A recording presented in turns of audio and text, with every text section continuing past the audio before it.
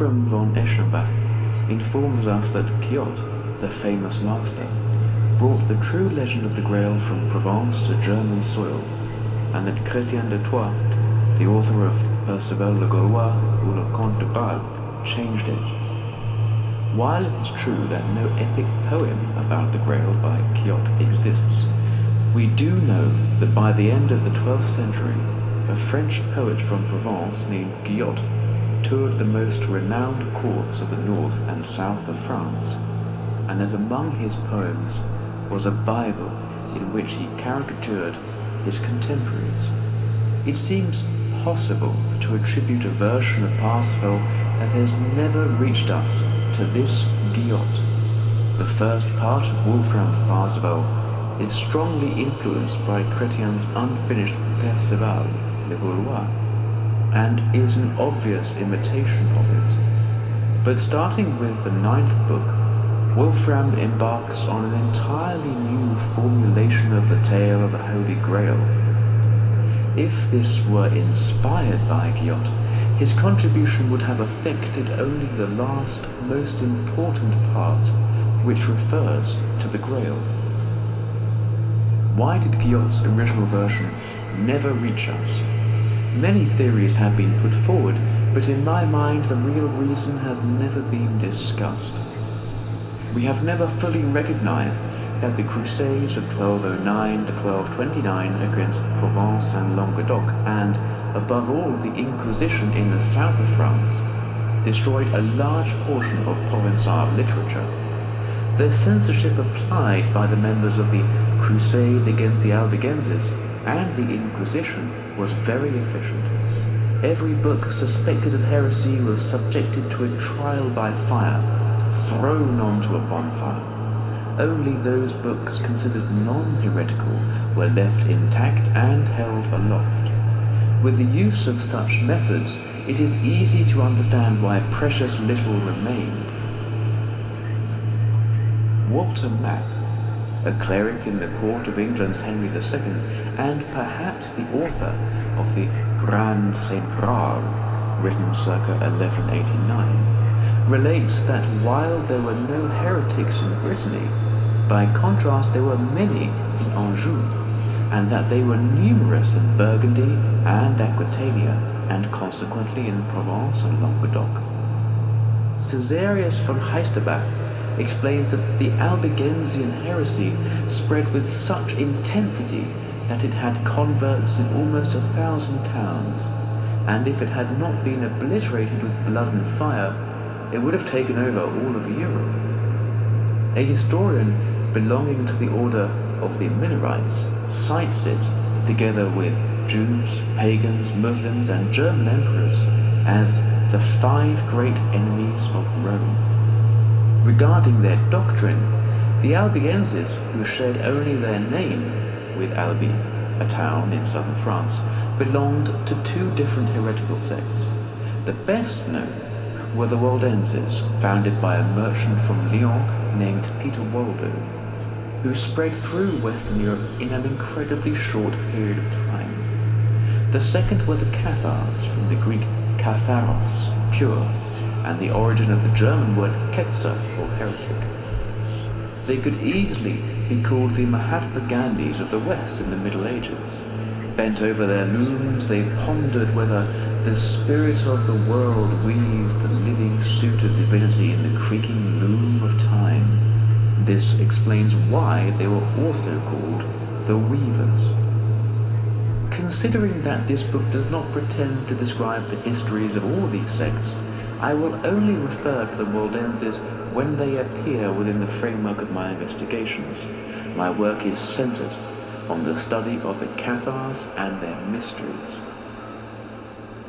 To this day, we know very little about the Cathars because almost all of their literary works were destroyed.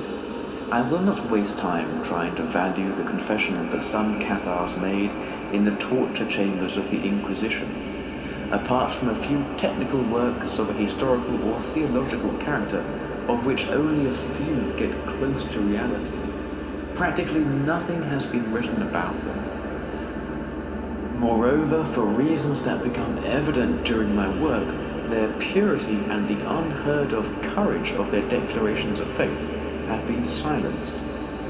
Maurice Macre, the amiable prophet of Hindu wisdom, to whom I would like to express my sincere thanks for his recommendations regarding his native region in southern France, dedicated a chapter in his book Magicien et Illuminé to the mystery of the Albigenses, le maître inconnu de l'Albigeois, the unknown master of the Albigenses. His hypothesis that the Cathars were Western Buddhists has a lot of adherents, and it is defended by some very respectable historians. For example, Jean Gouréat in his Cartoulière de Notre-Dame de Puy, 1907. Further on, we will deal with this in greater detail. Nevertheless, as fascinating as it appears, Magri's theory that a Tibetan wise man brought the Hindu doctrine of metempsychosis and nirvana to the southern regions of France does not withstand even the most benevolent scrutiny. While I decided to spend an extended period in one of the most beautiful and at the same time savage and inhospitable parts of the Pyrenees, it was not, as some French papers would assert, to prove that the theories of my friend Maurice Macre were correct. Rather, I wished to place in situ a subject that had captured my imagination. In the Bibliothèque Nationale de France, as I was re-examining and appraising the results of my investigations in the Pyrenees, an opuscule entitled Le Secret de la Troubadour, The Secret of the Troubadours, by Joséphine Pelledin, fell into my hands. The author suspected that the Cathar and Templar troubadours, the legend of Muntsalvaesche, and the ruins of the castle of Montsegur, the last Cathar stronghold to fall during the Crusade against the Albigenses, were secretly linked. I was lucky enough to have already discovered in Pyrenean caves the last traces of certain distinct periods, unknown until then in the heretic's tragic history. Corroborated by local legends, they led me to conclude that without a doubt, far more than an etymological relation existed between Muntsalvaesche and Montsegur. Catharism was a heresy, and only theology provides us with the key to deciphering its mysticism and its secrets. Only a historian of civilizations is capable of describing the birth and decline of Occitan culture with dignity. Only an expert in literary subjects can get a grip on the epic poems of King Arthur, Parsifal, Galahad, and Didurel. The caves, which were my most important documents, and very difficult and dangerous ones at that, require a speleologist and an expert in prehistory, and only an artist can supply the open sesame that permits access to the mystical and mythical circle of the Grail.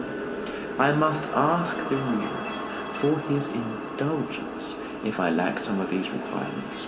My desire was nothing more than to guide the men of my time to a hitherto unknown world that I had uncovered with a rope, my miner's lamp, and a lot of effort, and at the same time tell my contemporaries the story of the martyrdom of the Templar heretics. I would like to conclude my podium with the words of Franz Campus, words that, together with my lamp, helped me at times to illuminate the dark labyrinths of the caves of the Grail. The word Graal was obscure from the beginning. The lack of clarity of the name itself and its origin indicates precisely how sacred was a moment in history when a majesty existed, known and understood, that was called Graal. Otto Rahn, 1933.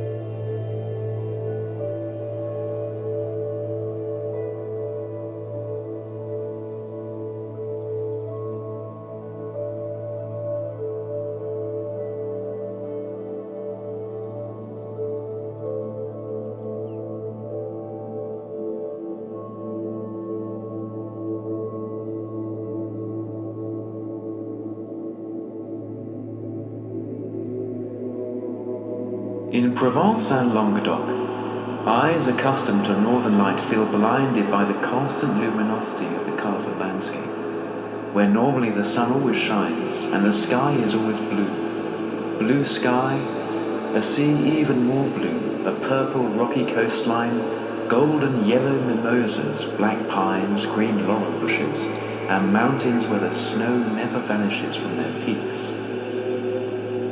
When night falls, titillating stars sparkle larger than life and seem so close that you could grab them with your hand. And the southern moon is not the northern moon. It is her twin sister, only more beautiful and seductive. The sun and moon in the south generate love and songs.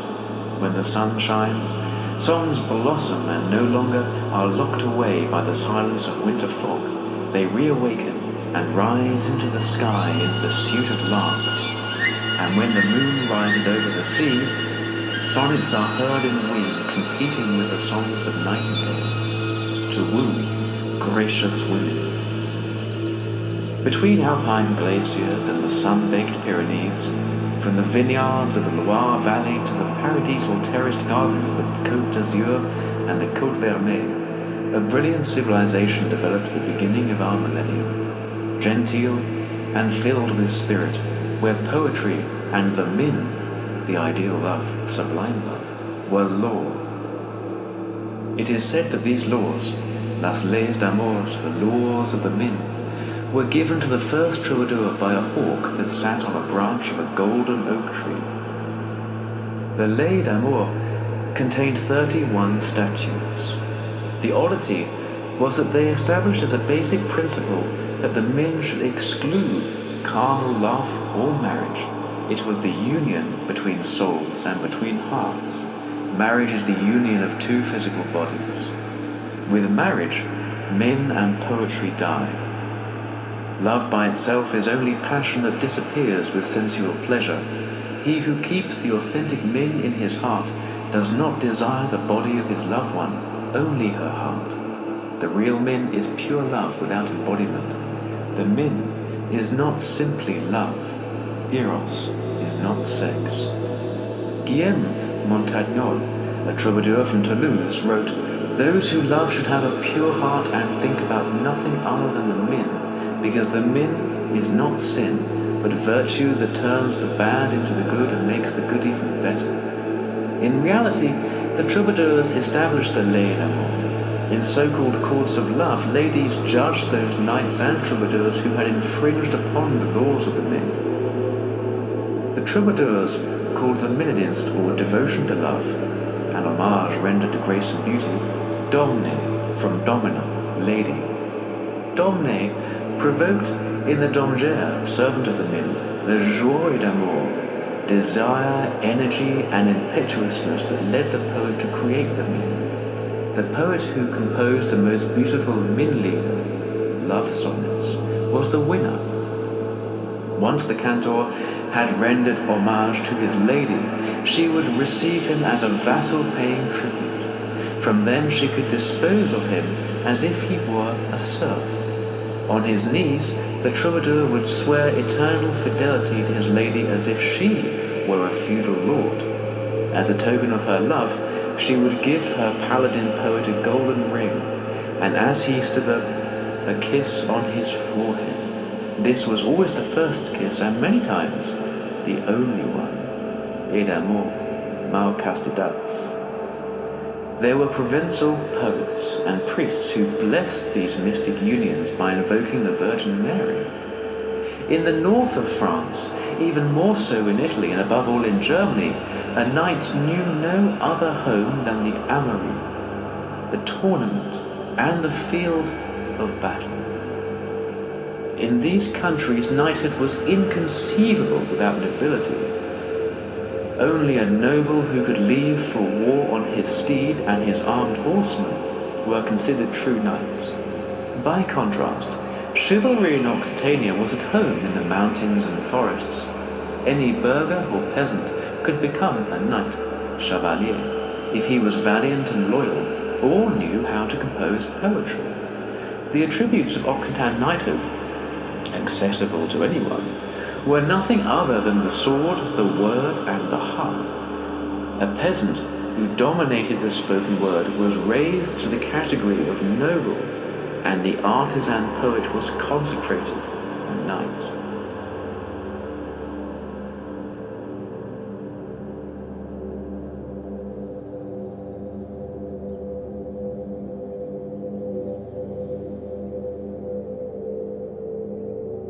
The troubadours led a happy but raucous life. When they were taken with a comely face outside of their pure dedication to their patrons, and entertained throughout the night without ever arriving at the castle where they were to dine, it was noticed. The weather in the south is very pleasant. Fruit can be found on any tree, and the water from the springs tastes as good as the sweet wine from the Roussillon. The Lay d'Amour required the troubadour be as pure as a prayer, but hot blood circulated in the veins of the men of the south, and before becoming old, the troubadours were also young, and the ladies with years no longer needed or found admirers. Poetry was the melodious voice of chivalry. Its gracious language, Provençal, is the primogenitor among Neo-Latin languages, interwoven like a colourful carpet with Iberian, Greek, Celt, Gothic, and Arab touches. From France, Italy, Catalonia, Aragon, and Portugal, the troubadours headed for Montpellier, Toulouse, Carcassonne, and Foix to learn new rhymes and to compete with poet kings and princes like Richard the Lionheart, Alfonso of Aragon, and Raimundo of Toulouse. Who hasn't heard of the intrepid Bertrand de Born, a combative troubadour whom Dante had decapitated in hell, or the eternally in love Arnaud Daniel, who tearfully sings and contemplates past insensitivities in purgatory, whilst begging the great Florentine to keep him always in his thoughts, and all the rest, some scatterbrained, others full of talent, such as Bernard de Ventadorn, Garcem de Faidit, Père Vidal, Marc Brou, Pierre Cardinal, Raymond de Mirveille, and the melancholic Arnaud de Mareux, chosen disciple of Arnaud Daniel and the unfortunate admirer of the Countess of Carcassonne. Michel de la Tour, an eyewitness who was better informed than anybody about these rhymers, described how the Occitan troubadours lived, laughed, and cried. I am going to make a free translation of some of his descriptions.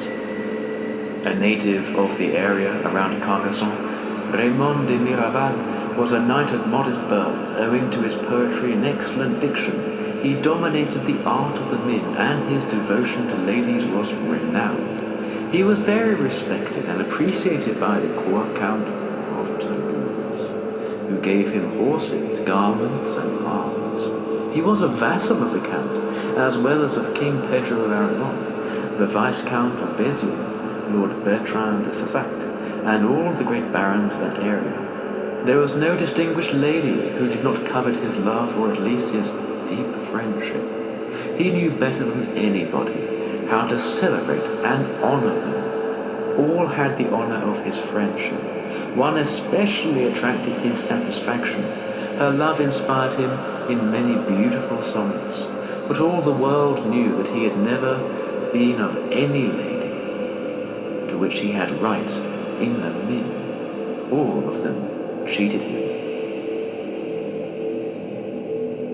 Gwion de Cabestan came from Roussillon, a region that borders with Catalonia and includes the area around Narbonne. He had a distinguished bearing and was well versed in weapons, chivalry, and pleasing the ladies. In his homeland there was a lady named Donna Seramonda, who was young, happy, noble, and quite beautiful.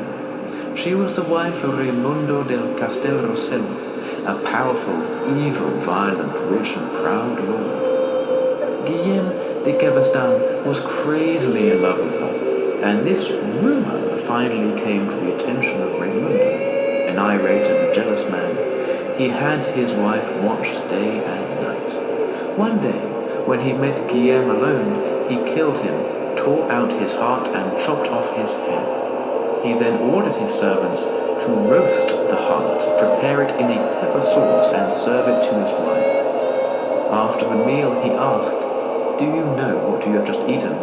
She replied, "No, but it was delicious." Then he told her that she had just eaten the heart of Gwion, and as proof he showed her the troubadour's head. When she saw it, she fainted.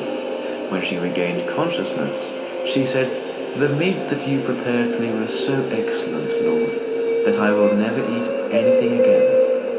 Then she ran to the balcony and threw herself to her death. The news of the miserable deaths of Gwion and Donna, and the story that Raimondo de Castelrossello had given the heart to his wife to eat, spread like wildfire throughout Catalonia and the Roussillon. Mourning and grief were everywhere. Complaints were lodged with the King of Aragon, Raimondo's lord.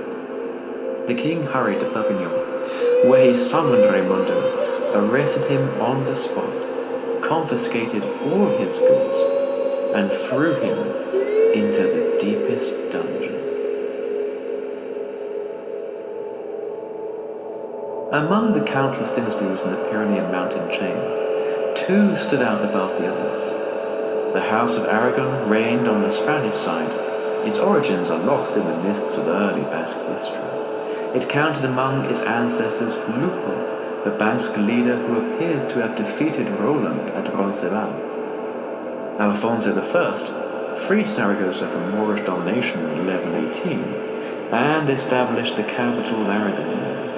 His brother, Ramiro II, had a daughter named Petronila, who married Raymond Berenguer, the Count of Barcelona, in 1137. Their son, Alfonso II, 1162 to 1196, who was also called the Chaste, brought Catalonia and Aragon together under his scepter. His power extended over Aragon, Catalonia, Valencia, and the Balearic Islands, over part of Provence to the south of the Durance, the counties of Urgell and Cerdagne, both bordering on Andorra, and the Roussillon, the part between the Mediterranean and the county of Toulouse. Alfonso the Chaste was a prominent patron of the gai savoir, the noble art of poetry, and one of the troubadours who composed in the province of language. The poet Guillaume de Provence, who was a native of the north of France, speaks of this Roi d'Aragon as his magnanimous protector, and celebrated his poetic talent and his chivalrous virtues with admiration. Alfonso competed with another troubadour, Arnaud de Mareux, for the favours of Adelaide de Brolatte, daughter of Raimondo V, Count of Toulouse, and wife of Roger Taillefer, Viscount of Carcassonne. The powerful counts of Toulouse dominated the north of the Pyrenees. Ursio, a Gothic prince, was their forefather. When Alaric II, king of the Visigoths, lost his residence in Toulouse to the Frankish king Clovis in 507, Ursio was obliged to remain as a marquis of the city. Little by little, Ursio's descendants became lords over the entire region between the Alps, the Durance, the Dordogne, and the Pyrenees as far as Gascony. Raimundo de Saint-Gilles, the 14th descendant of Ursio, left for the Holy Land in the First Crusade at the head of a huge army of Occitan pilgrims. Although he failed in his attempt to wrest the crown of Jerusalem from Geoffrey de Bouillon, he founded the county of Tripoli in Lebanon. The Syrian cities of Tripoli, Arado, Porphyre, Sidon, and Tyre were converted into Toulouse, Carcassonne, Albi, Laveur, and Foix of Asia Minor. Tripoli, the capital city, was a forest of palm and orange and pomegranate trees, and the wind played songs in the cedars of Lebanon, on the sloes of Sanir and the temples of Baalbek. The Count of Toulouse no longer missed his homeland. He sighed for his oriental paradise. Alfonso was 45 years old when Bernard, the abbot of Clairvaux, preached the Second Crusade. He took up the cross in Vézelay together with Louis VII of France and died, poisoned, just after he disembarked in Caesarea. Baldwin III, the King of Jerusalem, was accused of having masterminded the assassination. It would appear that the motive of the crime was the fear that Alfonso could take Balduin's crown from him. Princess India of Toulouse, who accompanied her father to the Holy Land, buried Alfonso next to his parents, Raimundo de Saint-Gilles and Elvira of Castile, on Pilgrim Mount in Lebanon. During the course of the Crusade, India was made prisoner by the infidels and taken to the harem of Sultan Nur ad-Din in Aleppo. The enslaved India eventually became his wife and reigned over the empire of the Seljuks after his death.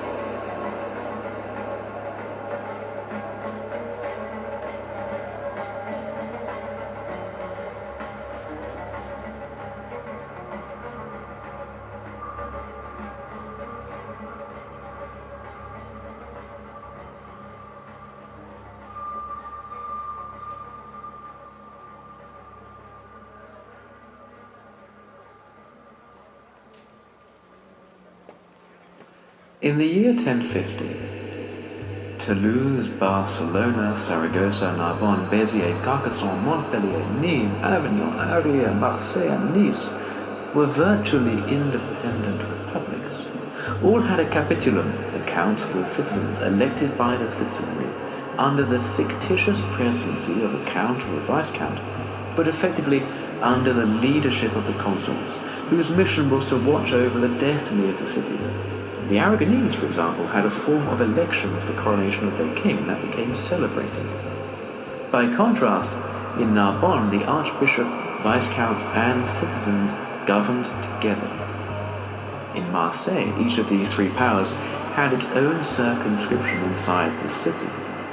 In Nice, Arles, Avignon, only the burghers governed. These rich and proud citizens had their palazzi complete with towers, and defended the rights of the city with sword and lance. If they desired, they could become armed knights and compete with the barons in tournaments. Without losing any of their dignity, these ennobled burghers dedicated themselves to overseas commercial transactions, as in the Greek city-states. The intermediaries between Occitania and the commercial cities of the Mediterranean were the exchange agents. In Occitania, Jews could live and work without being disturbed, and they enjoyed the same rights as the rest of the citizenry to hold public office and teach the university. Occitan nobility protected and encouraged them. The Trencavel of Carcassonne employed Nathan, Samuel, and Moses Caravita as their ministers for economy and finances. Some of the Jewish professors who taught classes at Occitan universities were famous in both the West and the Orient.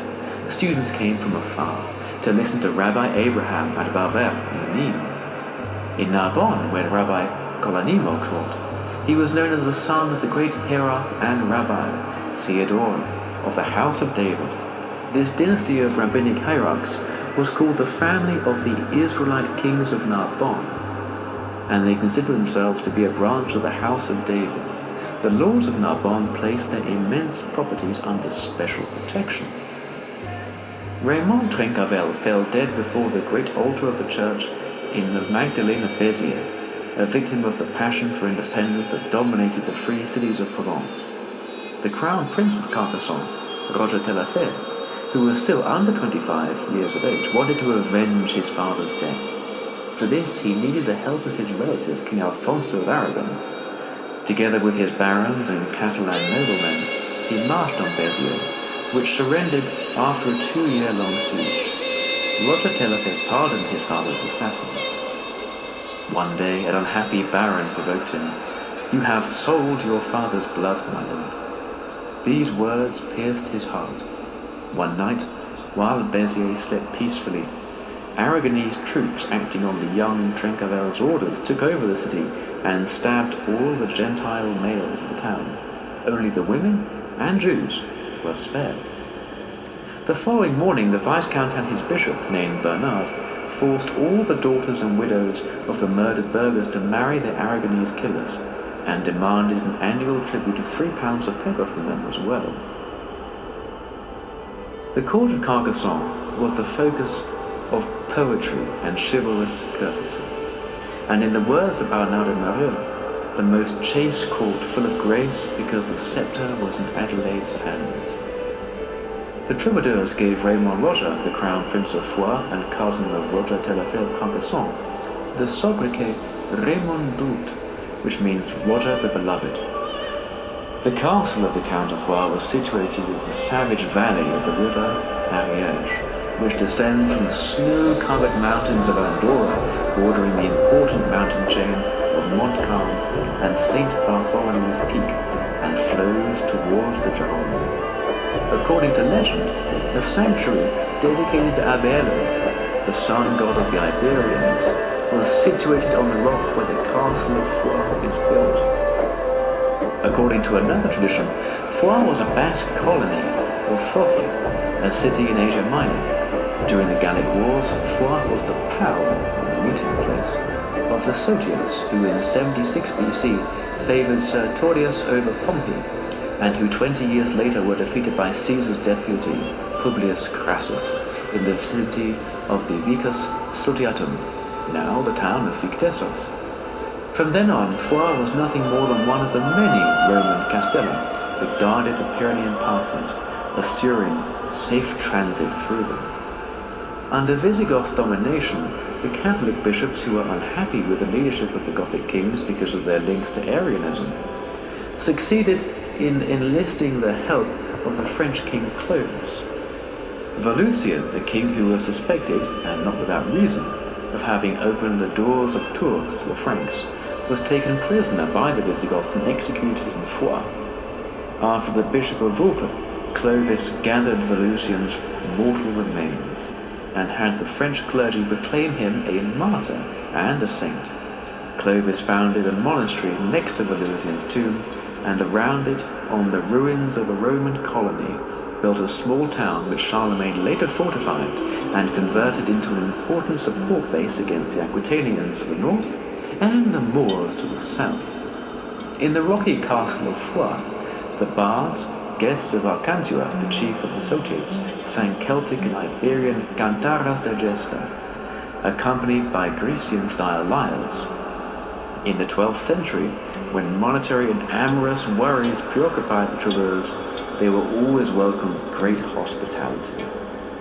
Roger Bernard I, Count of Foix, who died in 1188, and his wife Cecilia de Carcassonne had 4 children, a son, Raymond Roger, the Raymond Drut of the troubadours, and 3 daughters. We know the names of only 2, Cecilia and Esclamond.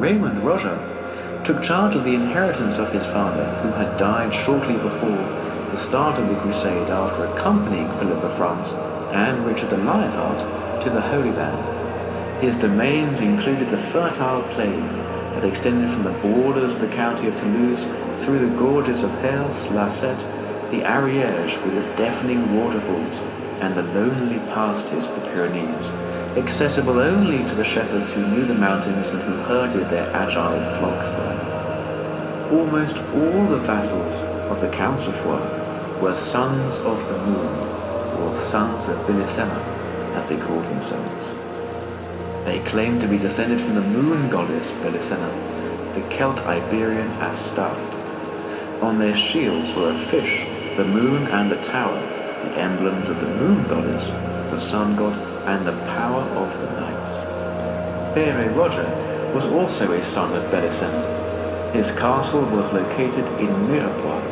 Mirabesque, contemplate the fish. From his tower, as his castle was called, he could watch the fish swim in the crystal clear waters of the Hers River, which originates on the majestic St. Bartholomew's Peak. He could also see the new moon rising above Belisena's forest to the east.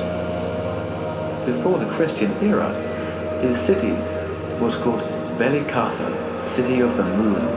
It was believed to have been founded by the Phoenicians who were searching for gold and silver in the neighboring Pyrenees. There was hardly a single castle in the Pyrenees that didn't belong to a son of Belisena. Above all stood the barons of Verdun, whose dominions under the mountains almost equaled their above-ground holdings in the area, and easily surpassed many in beauty.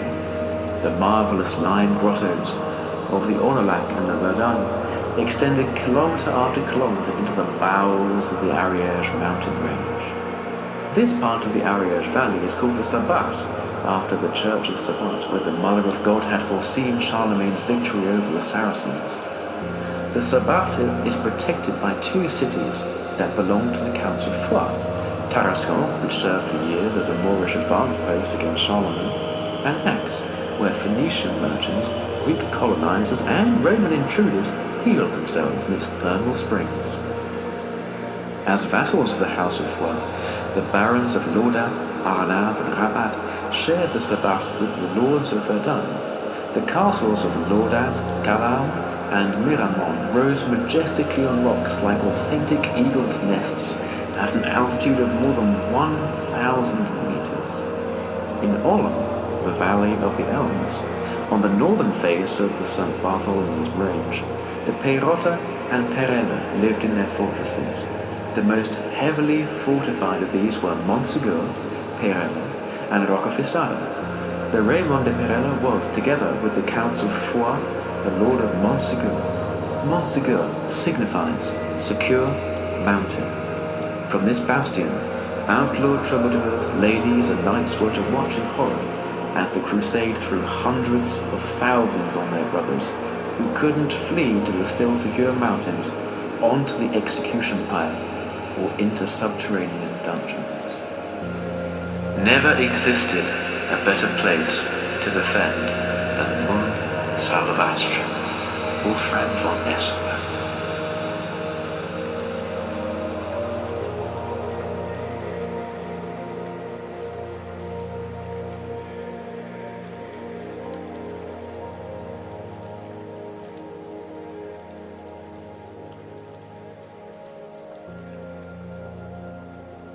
Now, Quixote la Chanteur was the name of one whose art compelled him to tell what shall gladden no few. Quixote is that noted Provençal who saw this tale of Parsifal written in that heathenish tongue, and what he retold in French I shall not be too dull to recount in German. Wolfram von Eschenbach. Wolfram cites Quixote, a Provençal, as the person who inspired his Parsifal, and claims that Chrétien de Troyes, the author of Perceval the Gallois, written circa 1180, has done wrong by this story. Coinciding with the very words of Wolfram, it is supposed that Quixote refashioned and completed the Perceval of Chrétien de Troyes, which was its sole model.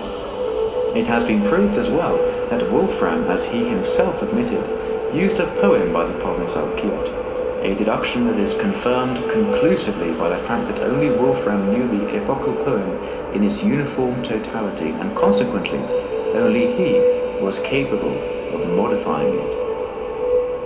We do not know the exact dates and the birth or death of Wolfram.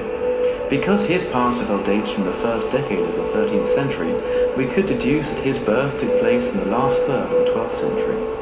Regarding his death, Püterich von Reichenhausen, 1400 to 1469, the author of a chivalrous poem entitled The Letter of Honor, confessed that he couldn't decipher the date of the death on his tombstone in the Church of Our Lady in the little town of Eschenbach. Wolfram was poor and went from court to court as a knight, travelling and singing. He did not know how to read or write. Because of this, somebody had to read Guillaume de Provence Parsifal to him, and in reality, if he were to succeed in composing his version of the poem. Wolfram learned to speak French during his relations with the Western poets of the NUMEN. He seems to have been proud of it because he never lost an opportunity to flaunt his knowledge of French in Parsifal, although his misunderstandings and mistakes are frequent, above all when the time came to translate names of places and persons, which can be verified with the original French version of the epical poems of the Grail and Parsifal. Nor should we be surprised by such mistakes in the verbal transcription, if we admit that Wolfram needed an oral translation of a subject so rich in its depictions. The formulation of his phrases shows such fidelity and expresses historical events with such clarity that the presence of an intermediary can be excluded. It is difficult to find an explanation other than that Quixote and Wolfram met. The German cantor took the subject of the author. It is possible that Wolfram and Gwion met on the occasions of the festivities organized by Frederick Barbarossa for knights in Maguncia, or on the Wartburg in the court of the Landgrave Hermann of Thuringia. As we know, the Wartburg was the German court most frequented by the poets of the Min, and Wolfram was there circa 1203. The intense relations between the Min singers, cantors of the idyllic love of Germany, France, and Occitania are surprising.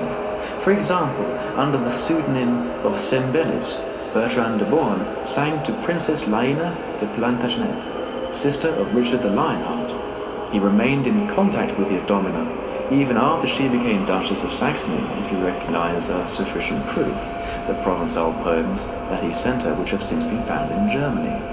Some have even come to the conclusion that Frederick Barbarossa, sovereign of the Kingdom of Ariès from 1178, composed poems in Provençal on the banks of the Verdun River. Whatever the case, multiple links certainly united the chivalrous and loving poetry of the North with the South, and they influenced each other. We will never know if the true legend came to Wolfram through the person of Gwion, or from others reading from a manuscript of his Parsifal, which may allow us to forgive Wolfram's confusion of Provence for Provenza. Along with the love poems already mentioned, conjectural poems appeared. It was the custom that a patron would entrust a troubadour with the composition of poetry that praised his grandeur, or expressed in poetic forms thanks for his hospitality and protection. For this reason, it is not strange that Gwion de Provence would have celebrated in Parsifal lines that have not survived. His Maecenas, Raimundo of Toulouse, his daughter Adelaide de Carcassonne, his granddaughter Esclarmonde de Foix, and the King of Aragon, the cousin of Roger Taillefer, Adelaide's husband. And that is the way it happened. King Alfonso II of Aragon and Catalonia, better known as Alfonso the Chaste, is Wolfram's Castis, who was promised to Herzeloid. In Wolfram, Herzeloid was the mother of Parsifal. To Gwion de Provence, Wolfram's source, Herzeloid is the Viscountess Adelaide de Carcassonne, the domina of Alfonso the Chaste. The son of Adelaide is Trevrizent, a name that Wolfram translated as pierce through the heart, the name of Parsifal. Raymond Roger, the Trencaval, served as Wolfram and Gwion's model for Parsifal. As we shall see, this deduction does not imply any violence. The court of love of the Viscountess of Carcassonne was renowned throughout Occitania. From Barcelona to Florence and Paris, there was no lady more celebrated than she. Her court was the center of poetry, heroism, and chivalrous courtesy, and at the same time, as the troubadour Arnaud de Malure said, the most chaste and full of grace, because the scepter was in Adelaide's hands. This Trobert was a poor cleric from the area around Périgueux. One day he hung up his habit, and thereafter went from castle to castle singing the songs he had learned behind the abbey walls. He arrived at the court of Carcassonne, saw Adelaide, and stole her heart. But the high position of the crown prince of Toulouse, the aim of the kings of France to destroy Occitania, frightened the humble harpist. Alfonso never believed that the Min should exclude marriage. In fact, he thought that one had nothing to do with the other. In this way, he killed the Min's enchantment, which demanded chastity as an absolute condition. He belonged to the world of profane knights, seeking a crown and a marriage bed, and by doing so, lost his knighthood according to the lei d'amour that the hawk had brought from the sky. Arnaud de Marolles also became unworthy of the kingdom of love. One day Adelaide kissed him, but he betrayed the grace he received by revealing this in 2 poems. In fact, this was a grave infraction of the rigorous laws of the Occitan world of the Min. Moreover, these kisses awoke feelings in him that had nothing at all to do with sublime love. Arnaud celebrated only Adelaide. He died of nostalgia. Love sickness was the mortal affliction of the troubadours. Its only remedy was the Min. While Adelaide resided in her castle of PYRE, which was surrounded by the splendid Pyrenean forests, Many princes and troubadours passed through. The most delicate love problems were submitted for her judgment. When Richard the Lionheart, Alfonso of Aragon, or Raymond d'Audefoy had sins against love on their consciences, it was Adelaide who had to administer justice. There was no way to appeal her verdict, and all had to submit to it. It was not for nothing that she was considered the most noble, chaste, and gracious lady of all Occitania. While in PYRE, troubadours honored the wine of Occitan and intoned songs to the happy torchlight, or filled the forests and fields with the sound of satires, jokes, and songs. She remained alone in her abode and prayed. She was a pious lady, but the God she prayed to was not our God. Her Christ did not die on the cross. For her, the threatening God of Israel was Lucifer. Adelaide was a heretic. This was not the only reason she had rejected the amorous proposals of troubadours and princes. Being a heretic and understanding that troubadours were not mutually exclusive, quite to the contrary. The greater part of the troubadours were heretics. All the Cathars were troubadours, and almost all the ladies of Occitania, once time had left its mark on their faces, became heretics. This was not the only motive that kept the Viscountess of Carcassonne far from the mundane activities of her court at PYRE. During her life, Adelaide became all too familiar with bitter tragedy. Her husband, Trevrizent, contracted a huge debt during the bloody reprisals against the burghers of Béziers, for which he now had to answer to God. The Trencavels were enterprising and chivalrous but impulsive people. She was afraid of the possible antics of her only son, Raymond Roger, along with the heretic Bertrand de Saissac, who was designated by her husband, Roger Telefé, as young Trencavels' tutor.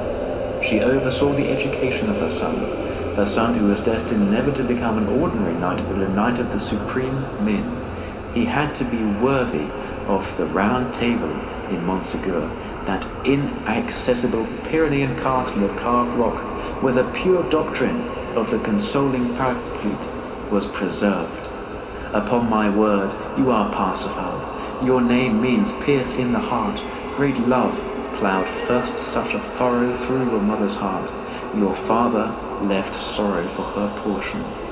Parsifal had to show himself worthy of the Knights of the Grail.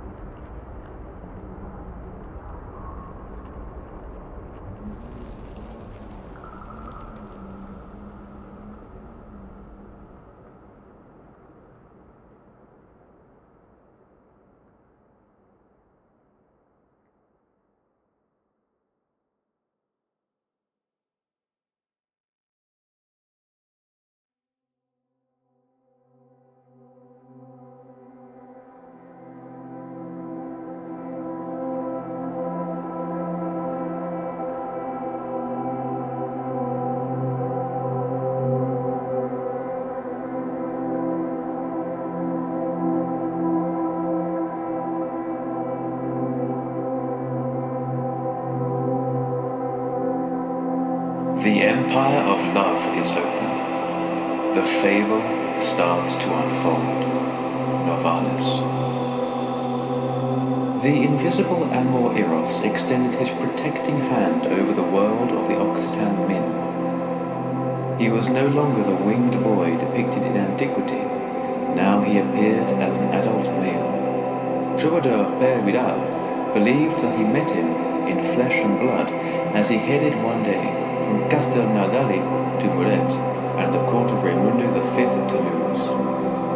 It was in springtime, when the bushes begin to take on colour, flowers bloom on the fields, and the birds trill jubilantly. An elegant and strong knight approached on horseback, blonde hair fell on his bronzed face, and his clear eyes glistened. The smile of his mouth revealed mother-of-pearl teeth. The shoe on one of his feet was adorned with sapphires and emeralds. The other foot was bared. The knight's cape was covered with violets and roses, and he wore a crown of marigolds on his head. Half of his horse was as black as night, and the other half white like ivory. The forepart of the horse was jasper, and the stirrups were of agate. On the harness shone 2 diamonds as beautiful and precious as any possessed by the Persian king Darius. On the bridle, a stone shone as splendorous as the sun. Alongside the knight rode a lady 1,000 times more beautiful than he. Her skin was white as snow, her pink cheeks were like rosebuds, her hair shone like gold. Behind the lady rode a servant and a lady in waiting. The servant carried an ivory bow and 3 arrows on a belt. One was gold, another steel, and the third lead. Regarding the lady in waiting, I only saw that her hair was very long and fell to the saddle of the horse. The knight and the lady sang a new song that the birds repeated. "Let us stop at a well in a field surrounded by forests," said the lady, "because I cannot stand castles." "My lady," I answered her, "there is a very lovely spot under a laurel tree, and a spring is there among the stones." "Père Vidal," said the knight, "you should know that I am Amor, and my lady is called Grace. Her lady in waiting and my servant are Modesty and Loyalty." Wolfram prefaces Parsifal with a long monologue about loyalty and infidelity. He doubts that God would ever endanger the salvation of the soul. Only the spirit of chivalry, that prize of the intrepid man, could provide this coveted salvation. Nonetheless, whoever is dominated by disloyalty is punished with hell. Wolfram did not need to explain the roles of man and woman to the Minnesingers of his time. We now know that the development of the world, the Min in Germany, closely followed its evolution in Occitania. According to the Mosaic dogma of Genesis, Yahweh first created an androgynous Adam who was both the father and mother of Eve. This doctrine was never well received in Occitania. According to Occitan myth, Adam and Eve were 2 fallen angels, condemned to wander from star to star with Lucifer before their earthly exile. Eve enjoys the same rights as Adam in heaven as on earth. She is not the female of Adam, rather she is his domina, because like their ancestors, the Iberians and Celts, the Occitans saw in womankind something prophetic and divine.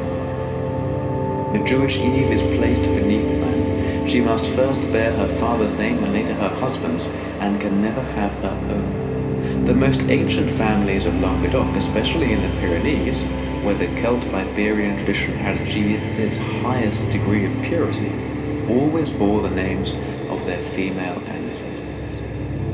It was said, the sons of Belecina de Nempiria, de Oliveira, these ladies' tools, were not the spindle and the cradle. They preferred the pen and the scimitar. The troubadours were poets, and all poets suffer from unsatisfied nostalgia. Those who couldn't find satisfaction in the Min knew the road that led them to the round table of nostalgia, where the consoler whom Christ had first announced through St. John the Evangelist could be found. The troubadours were poets in a country where the sun was more radiant than ours, the stars closer to earth, and it was easy to pray. These errant poets were no longer crazy rhymers, but pure ones, or Cathars, who, as we shall see a little further on, transported the lait d'amour to the world of the spirit. In place of their lady's favour, they sought freedom in God. In place of the Min, the consoler. To pray and compose verses were the same thing, and so it was in Occitania, whose inhabitants very well appreciated the gifts of poetry and prophecy, qualities identified today as intuition and inspiration. The prayers of the Cathars, the errant troubadours, were nothing other than stanzas of the hymn to the luminous divinity that they received day to day in the symphony of tones and colours of their homeland. They were truly poets, and like all poets, they felt themselves strangers on earth. They aspired to a better hereafter, where man, according to their mythology, had in his time been an angel, and where his real home could be found. The House of Songs, or the Kingdom of Light, of Ahura Mazda, as he was called in remote times by the Babylonians. The Cathars were so convinced of a better hereafter that they radically renounced this life, considering it only a preparatory period for the true life that they knew existed beyond the stars.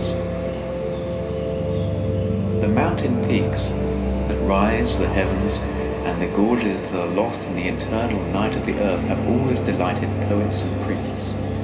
On the summits, poetry and prayer blossom instinctively. Mankind feels closer to God there. In all great myths, the divinization of man is achieved in the mountains. Hercules becomes Olympic on Mount Oeta. Christ was transformed on Mount Tabor. The troubadours knew all this perfectly well because in their time, the bridge that united the Orient with the West over the Mediterranean had not yet fallen. Its first arch extended from the gigantic mountains of Asia to the sacred paradise of the Greeks, and the second one from there to the Pyrenees, where Heliades had placed the garden of Hesperides, the luminous land of souls. Mankind came from the Orient, just as our great myths come from the Orient, the last of which were the good tidings. The sun rises in the east. When it disappears behind the clouds, the desire to follow it is awoken in more than one, but how? Man must be a fallen god, who feels an immense desire to return to the sky. Perhaps a poet's nostalgia is nothing more than the yearning for a lost paradise where man is the image of divinity, not his caricature. When the sun sets in Provence and Languedoc, it arches in golden ceiling over the intrepid and noble Pyrenees which rise into the blue of the sky. When night falls over the Provençal plains, they continue blessed, transformed by the rays of the setting sun for a long time. St. Bartholomew's Peak, one of the most beautiful summits of the Pyrenees, is still called the Mount of Transfiguration or Tabor by the people of Provence. The Pyrenean Tabor is located between the valley of the elm trees, known as the Olm, and the Sabbat, the valley of the Sabbat, where the Mother of God promised Charlemagne victory over the Saracens. A lonely and rocky pathway leads from the idyllic Olm to the cliffs and caves of the Sabbat, the path of the Cathars, the pathway of the pure ones. In the heart of the desert solitude of Tabor rises a rock whose ruggedness defies description. Its summit is sometimes enveloped by golden clouds, illuminated by the sun, and its walls fall precipitously to the fortifications of a castle called Montsegur. One day, as I was climbing the path of the Cathars to the summit of the Tabor, I met an old shepherd who told the following legend. When the walls of Montsegur were still standing, the Cathars, the pure ones, kept the Holy Grail inside them. Montsegur was in danger. The armies of Lucifer were before its walls. They wanted to take the Grail to insert it again in the diadem of their prince, from where it had broken off and fallen to earth during the fall of the angels. At this most critical moment, a white dove came from the sky and split the Tabor in two.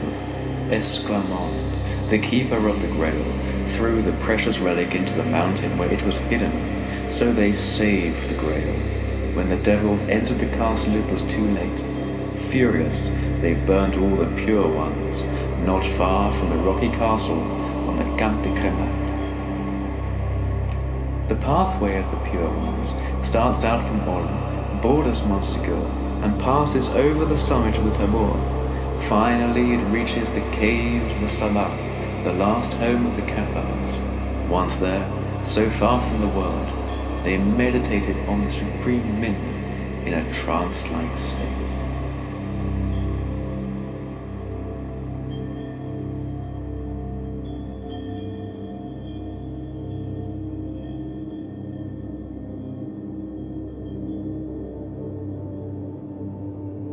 The Cathars left their hermetic life in the bowels of the mountains, only to bring the last consolation to the dying, or to recite ancient myths to noble ladies and gallant knights gathered in the great halls of castles. With their long black garments and Persian-style round caps, they looked like Brahmins or acolytes of Zarathustra. After they finished, they would pull out the Gospel according to St. John from a roll of leather that they carried on their chests. The pure ones would return to their caves, the cathedral, the glacis, the hermit's cave, and the cave of Fontanet. The caves of the Sabbat are so numerous that they could house an entire city of cave dwellers. Next to these large caves, which penetrate leagues and leagues into the mountains, are innumerable grottos. In the walls of these grottos, niches still clearly show where carpentry was installed, and how authentic hermitages existed. But because of fires, and the passage of centuries, only the burned limestone walls have survived, corroded by time, together with remains of tarred or burned wood, drawings, and inscriptions. Two of these grottos have kept their names, the Grotto of Jesus Christ and the Grotto of the Dead Man. Before the entrance to the first one, traces of a small garden and a small terrace remain, where the hermit who lived there must have meditated.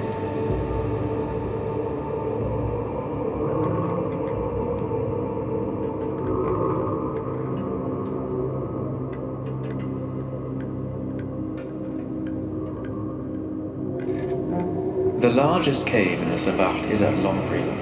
In very remote times, during a period whose night had hardly been illuminated by the science of history, it was a temple of Hilombo, the sun god of the Iberians. The simple shepherds and pastors of Ornolac, a nearby town, call it the cathedral. Ornolac is in the lateral valley where the path of the Cathars snakes its way up to the summit of the Tabor. A marvelous small Romanesque church dominates the town. On the square in front, a mother of God sculpted by peasant hands holds the baby Jesus in her arms and a tassel of wheat in one hand, a sign that her protecting cloak extends over the fields and vineyards. The steep pathway leads past menhirs, and then you arrive at the gigantic vestibule of the Cathedral of Lompri. This is the entrance to an amazing subterranean kingdom, where history and fairy tale have found refuge together from a world that has become dull and ordinary. The path leads into the depths of the mountain between stalactites of white, jasmine-like chalk, and the walls of dark brown marble, studded with brilliant rock crystal. The cavern became an authentic cathedral for the heretics. The earth, another creation of Lucifer, furnished the Cathars with their most precious home, where they could ponder the beauty created by the great artist beyond the stars. So they would not be forgotten, a heretical hand drew the sun and the silver disk of the moon on the marbled wall of the cave. As the water falls to the ground, drop by drop, from an arched ceiling lost in eternal night, it never changes its rhythm. Its stalactites still form church benches for those who wish to contemplate this wonderland. When there is a storm in the Ariège Valley, the whole mountain resonates with the din of thundering waters that wind in a passage through the limestone fissures in the rock. When Lucifer, the god of tempests and death, hits the trembling world, his hammer flashing sparks, the entire mountain shakes to its foundations. A stone stairway leads from the Cathedral of the Heretics to another part of the cave at Monmur. After a hike of several hours, the foot stops, seized by terror, before an abyss hundreds of meters deep. There, a gigantic stone can be found, upon which, drop by drop, the water has sculpted a marvelous stalagmite in the form of a hammer, which the peasants of Ornolac call the Tomb of Hercules.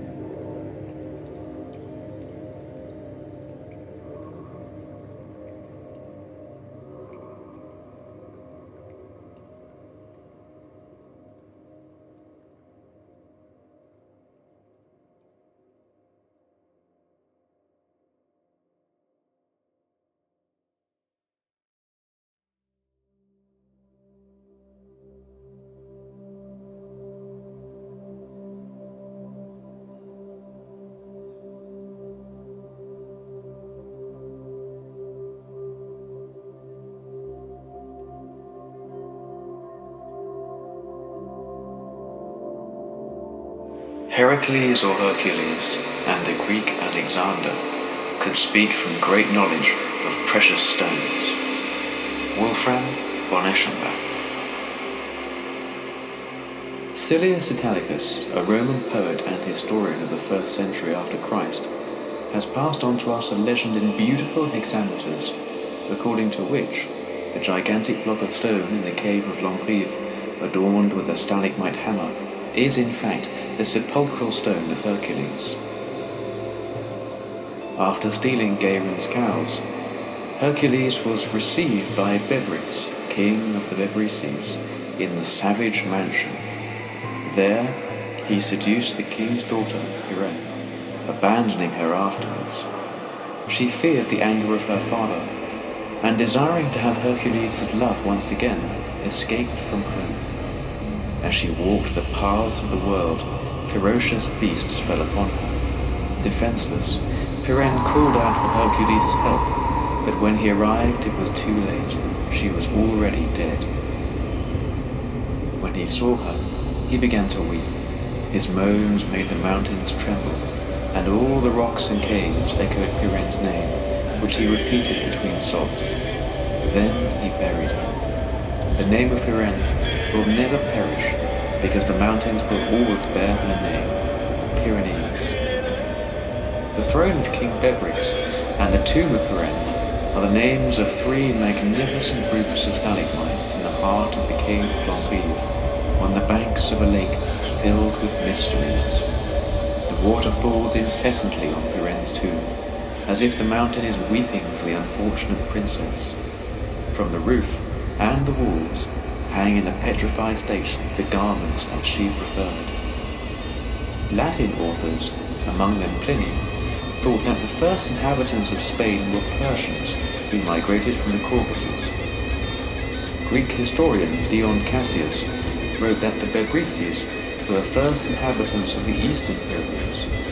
According to the Byzantine historian Zonaras, the Greek grammarian Stephanus of Byzantium distinguished 2 different Bebryci people, one that lived on the coast of the Black Sea, and another that was settled in the Pyrenees, not far from the Bebryci Sea, a primitive name for the Gulf of Leon.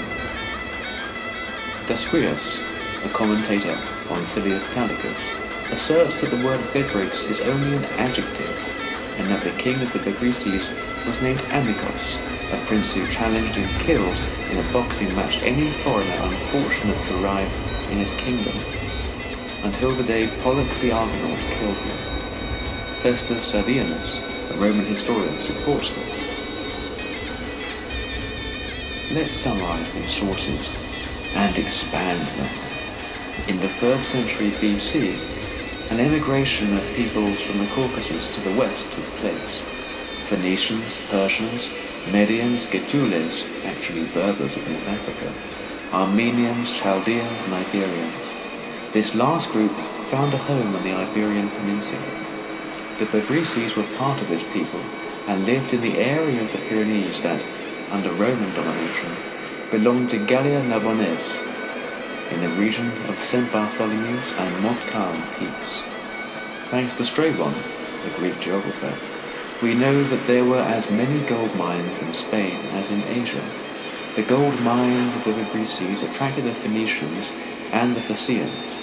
At the beginning of the 3rd century before Christ, the Phoenicians in the so-called Semitic migration found a new homeland in Syria. We still do not know if, from Tyre, their most important city, they were already in contact with the inhabitants of the Spanish and French coasts, or if they arrived there together with the Iberians overland. The most probable scenario is that they began maritime commercial trading from Asia Minor to the western Mediterranean coasts, and from there they returned by sea to Syria with all the riches of the Pyrenean subsoil.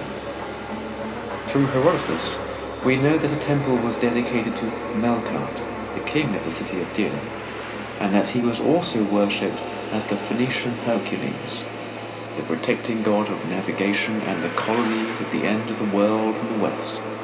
The Old Testament calls the god of Tyre Baal, or Lord. Originally, every god who was believed to inhabit a specific place where he exercised his power, and therefore was of local importance in contrast with other gods, was called a Baal. In this way there was a Baal Lebanon, a Baal Cherba, etc. Little by little, Baal Melkart of Tyre became the god-lord of Phoenicia, and Canaan, the Almighty, the masculine generator, personified in the solar disk. His complement, or wife as she was called in mythology, was Astarte, the feminine principle, receptive, enlightened and personified by the moon. An inscription uncovered in Malta gives Hercules the title of proto-god. It is well known that the cult of ancestors and mythology almost always has the same starting point. Consequently, we could suppose that the Phoenician prince may have served as a model for Melkart. Could this Hercules Melkart have led his people from the Caucasus to Tyre, or from Tyre to the west? We cannot prove it, and it doesn't really interest anybody. The only thing that matters is the fact that the Iberians had a Hercules Melkart who was their prototype, and they received orders from Tyre's colonists. In very remote times, the cave of Lombrive, where the legendary tomb of Hercules is located, was consecrated to Ilhondo, the Iberian Hercules. This local god of the Iberians, more precisely the Bequises, was also called Bel, Baal. Under the influence of Greek colonists, was converted into Abellio, Apollo. Phocia was a Greek colony on the Ionic coastline of Asia Minor. Its inhabitants, known as Phocians, were engaged in maritime commerce with the Iberians, the other continental Greeks, and the citizens of Argos. Apparently, circa 600 BC, they managed to overtake the colonial preponderance of the Phoenicians and assume the exploitation of the metal mines of the Pyrenees for themselves. When Phocia fell under the pressure of the Persian tyrant Papagon in 546 BC, they abandoned their homeland in Asia Minor and fled in ships to their western colonies, above all to Marsilia, Marseille, Portus Veneris, Port Vengeance in the French Roussillon, Kerberos, Cervorix on the Spanish border, and present-day Monaco, where they built a temple to Heraclius Monoikos. The tale of the Argonauts is the oldest epic poem of the Greeks. Not only is it the most ancient of the Greek mythological legends that we have, it is an amalgam of primitive Greek colonization and Hellenic ancestor worship. Homer assumed that everyone knew this as fact, and it also provides us with an interesting geographic concept of the ancient Greeks. 15 sailors, equipped with 50 oars, set out across the sea from Argos aboard the ship Argo in search of the Golden Fleece. The best known among them were Hercules, Orpheus, Castor, Pollux, and Jason. After many twists and adventures, they arrived at Colchis, where, with the help of Medea, the bewitched sorceress, they stole the Golden Fleece, which they found hanging from a branch of a sacred oak tree. This shows that there were ancient Greek authors who knew about the existence of the Repanse in Asia Minor and the Pyrenees, and who associated them with the legend of the Argonauts. But what meaning could the conquest of the Golden Fleece have? Let's take a leap through the centuries to the Middle Ages following the destruction of the original Mediterranean civilizations, when the center of intellectual gravity had moved north. What were those innumerable alchemists searching for when they mixed mysterious ingredients in their retorts and tried with mystical incantations to achieve the great world? The Philosopher's Stone, or what others call the Golden Fleece. What was Parsifal seeking for in Wolfram's poem that was referred to as the Grail? A stone, the lapsis exilis, the desire for paradise. For some, paradisal pleasure consists in the possession of everything beautiful and precious the world has to offer. For others, paradise can be found closer to the stars. Some alchemists who sought the Philosopher's Stone wanted to transform low-quality metals into gold. By contrast, the truly expert alchemists transferred their secret formulas to the realm of the spirit. For them, inferior metals were nothing other than human passions that had to be revalued. Instead of gold, they expected to find God. In the legend of the Argonauts in Nomos, the navigators see a cup floating on the mountain of the world with the Tree of Lights. The Argonauts found the Golden Fleece, and they were summoned like demigods to the stars with their prize.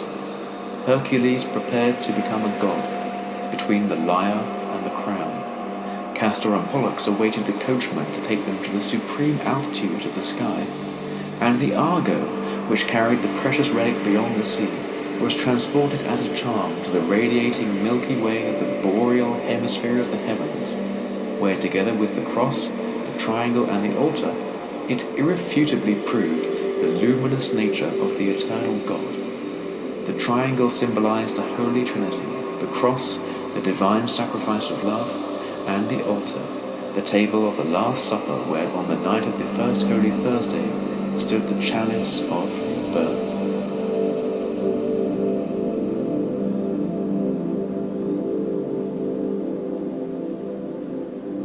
The celestial archway rotates from east to west. The moon and the stars move during the night, replacing the sun, the star of Helios, Apollo. Apollo was the god of pure solar light, who freed the earth in the springtime from the claws of winter. For this he was also known as the Soter, or Saviour, who purified the dead sinner and led him to redemption at the entrance of the luminous land of souls. This god brought help and benediction. In a boat pulled by the swans, he reached the land of the Hyperboreans. The cloud sang like the rainfall. The trickling of the water was the song of nature. For this reason, Apollo was the magister of the Muses, and his attributes were the lyre and the laurel, whose branches formed the crown of poets. When the rays of the springtime warm the earth, humidity in the form of vapor rises to heaven. These vapors and fogs were always seen as oracles, because their rise and fall foretold the weather. For this reason, Apollo was also a god with the gift of prophecy. To be a poet and a prophet is the same thing.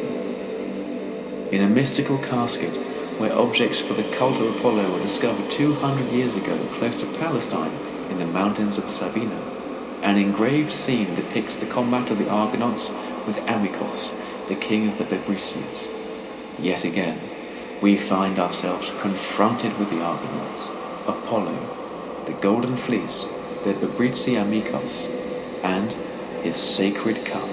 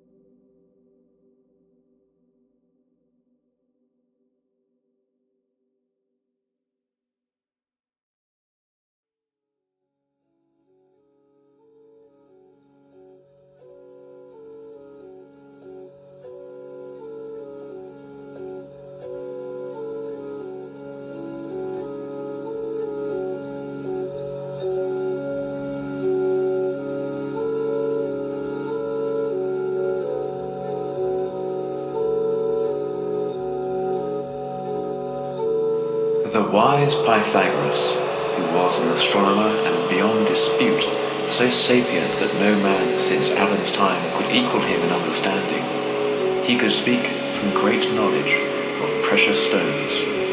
Wolfram von Eschenbach. The inhabitants of Cretonia, a city founded by the Apotheosis on the southeastern coast of Italy where Pythagoras lived and taught, assert that this wise man was Apollo in person, and that he had arrived from the land of the Hyperboreans to bring a doctrine of salvation to mankind. It is said that he died a martyr. He was the son of an artisan named Nisakas and the virgin Etheus. Still others saw him as the son of Apollo. Pythagoras taught that the soul was immortal, but banished in the body, and that as a consequence, it was obliged to transmigrate from body to body, even to those of animals, before it could achieve its definitive redivinization. Cicero believed that he had learned from a good source that Pythagoras had adopted the doctrine of the immortality of the soul and its transmigration from the Druids, the philosophers of Gaul. Druidism was more a philosophic doctrine than a religion, and comprised of theology, astronomy, natural sciences, medicine, and law.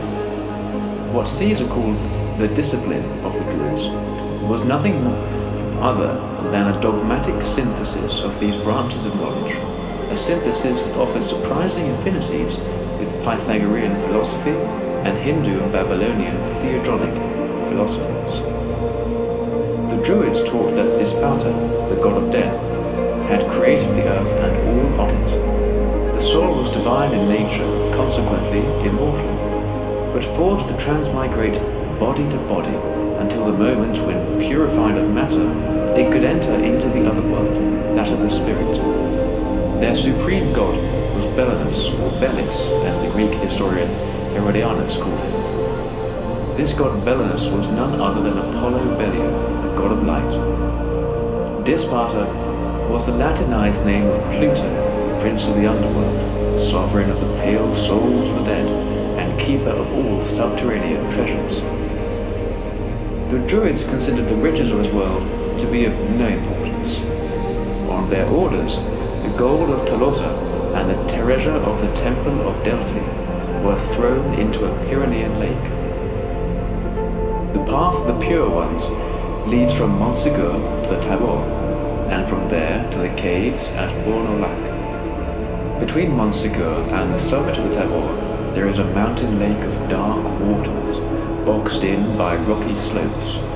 The inhabitants of the town of Montsegur, whose houses, like honeycombs, line the sides of the mountain that dominate the Lasette Gorge, call that lake Lac de Tuit, or Lake of Trout, or Estaing Mal, Pond of Sins. Don't throw any stones in, my peasant friends told me, because it is the cradle of thunder. If you throw a stone, it will provoke a storm and a lightning bolt will destroy you. Evil has its home in the lake. That is the reason why there are no fish in it. And why then do you call it the Lake of Trout, I asked them. They replied, properly it should be called the Lac Druid, or the Lake of the Druids, because the Druids were the ones who threw gold and silver and precious stones in it. It happened long before our Lord and Saviour was born. The people were dying en masse because of an inexplicable disease. A person who was perfectly well in the morning could be dead by the afternoon. Never before had such a disease devastated our mountains. The all-knowing Druids advised everyone in this desperate situation to throw all their gold and silver in the lake as a tribute to the powers of the underworld, the powers that were lords over sickness and death. In stone-wheeled carts, they transported their riches to the lake and threw them into the fathoms. Next, the Druids drew a magic circle around the Estaing. All the fish died, and its green waters turned black. From that moment the people were cured of their terrible affliction. All the gold and silver will belong to the person who is capable of breaking the magic circle. But as soon as anyone touches the gold and silver, they will die of the same disease that in another time killed so many before the gold was thrown into the lake.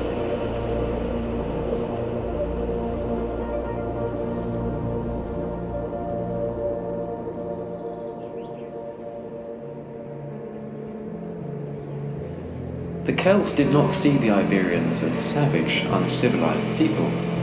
They were related to the Persians and Medians, both highly evolved, and during their 7,000 years of sedentary life, they had completely civilized their new homeland. The Celts, upon entering it for the first time, found the remnants of an extremely ancient civilization. According to some experts, the prehistoric pictures that can be seen on the walls of the caves in the Sabah of above all those at NUMEN, are close to 20,000 years old. The cave drawings of groups of wandering mammoth and deer hunters are proof of a fidelity to nature that presupposes a very developed intelligence and a very fine capacity for observation.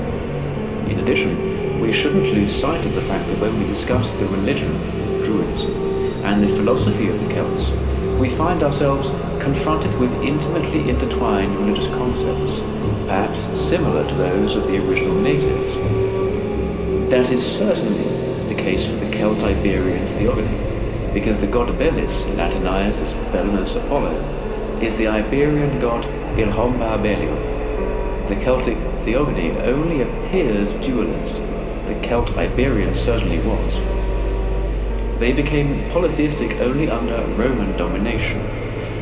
There can be no doubt that they could maintain themselves for centuries in their original form, in the inaccessible wild valleys of the Pyrenees and on the mountain tops. As we already noted, the Celt-Iberian Druids saw in this part of Pluto the Greek-Latin Zeus Chthonius, the god of death, storms and fire, and the creator of the earthly world.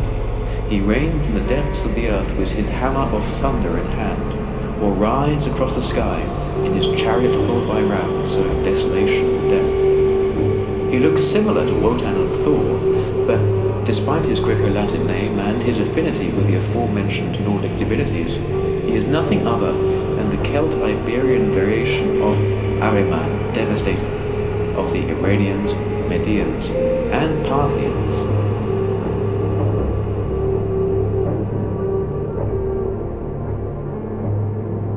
The fact that the Celt-Iberian-Iranian Dispata Ahriman exists also in Sanskrit under the name Diaspidar, in Greek under the name of Zeus Badar, and in Latin as Jupiter, indicates the richness and intensity of the relations between the Aryan Mediterranean world and the Oriental world of Hindu civilization, its neighbor. All the priestly castes of the primitive Aryans learned Celt-Iberian and Iranian dualism during the formation of the esoteric mysteries. We must keep this in mind when, in our considerations, we speak of dualist Manichaeism and its Western variant, Catharism, where the Cathars Druids who were converted to Christianity by the Manichaeist missionaries. The Druids engaged themselves with theological, philosophical, jurisdictional, and also pedagogical problems. The superior of each local caste was called Good Father. In the Pyrenees, as in Ireland, Druidism managed to survive for a long time against the unstoppable advance of Christianity. It was not so easy to penetrate into isolated regions where the native peoples, under the influence of their own priests, clung to their traditions. The votes were astrologers and soothsayers and medical doctors. For their time they had a profound knowledge of astrology. Many marvelous tales were told of their methods for curing illnesses. The bards were poets and cantors. They were also called rêveurs in Provençal, trouvère, in English troubadour or inventor. In religious ceremonies and palace festivities, they accompanied the songs of the gods and heroes with the grota, a type of lyre. They found copious material for their mythological epochal poems in Druidic theories of salvation. So it is that the Druids were not solely the keepers of dualist mysteries that we can only guess at, because they were transmitted orally from teacher to student. Like the oligarchy of princes and nobles, they constituted a closed hierarchy that included both the Vatis and the bards. The word Druid has three meanings, the first being seeing thinker, or tropid. The second meaning is wise man, or magician. The third, which is the best known, probably the most correct, comes from the Greek dris, or the Gallic drau, which means oak. From the Septentrion to the Indus, the oak was the sacred tree, linked to all the myths and cults that were close to nature. An oak was an object of special veneration in Dodona, in the north of Greece. The will of God was interpreted from the rustling of its leaves and the trickling of the holy well that sprang from its roots. When the Argonauts left in search of the Golden Fleece, which they would find hanging from an oak, they put a piece of wood from the sacred tree of Dodona on the bow of their ship. The druidic oak and the medlar tree, whose fruits were gathered by the druids during ceremonies, are referred to so frequently that we will examine them again.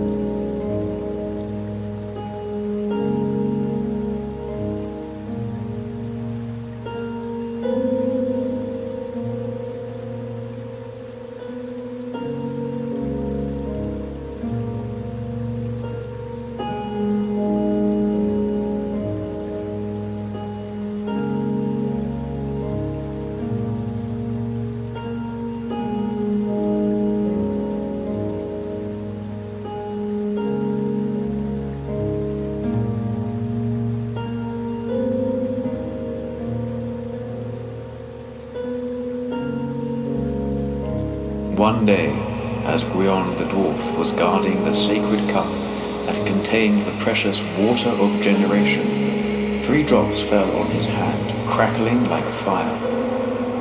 When he brought them to his mouth, the veil that shrouded the mysteries and the future of the world was lifted. The guardian goddess of the water then tried to kill him, but thanks to the magical virtues of the water, the dwarf was able to transform himself into a hare, a fish, and finally, a bird. To chase him, the goddess assumed the form of a hunting dog, a beaver, and a sparrow.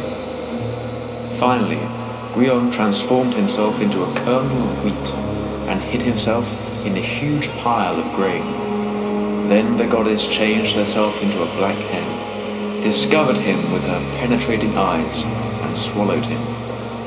Once inside her body, he impregnated her, and in 9 months she gave birth to the bard, Taliesin.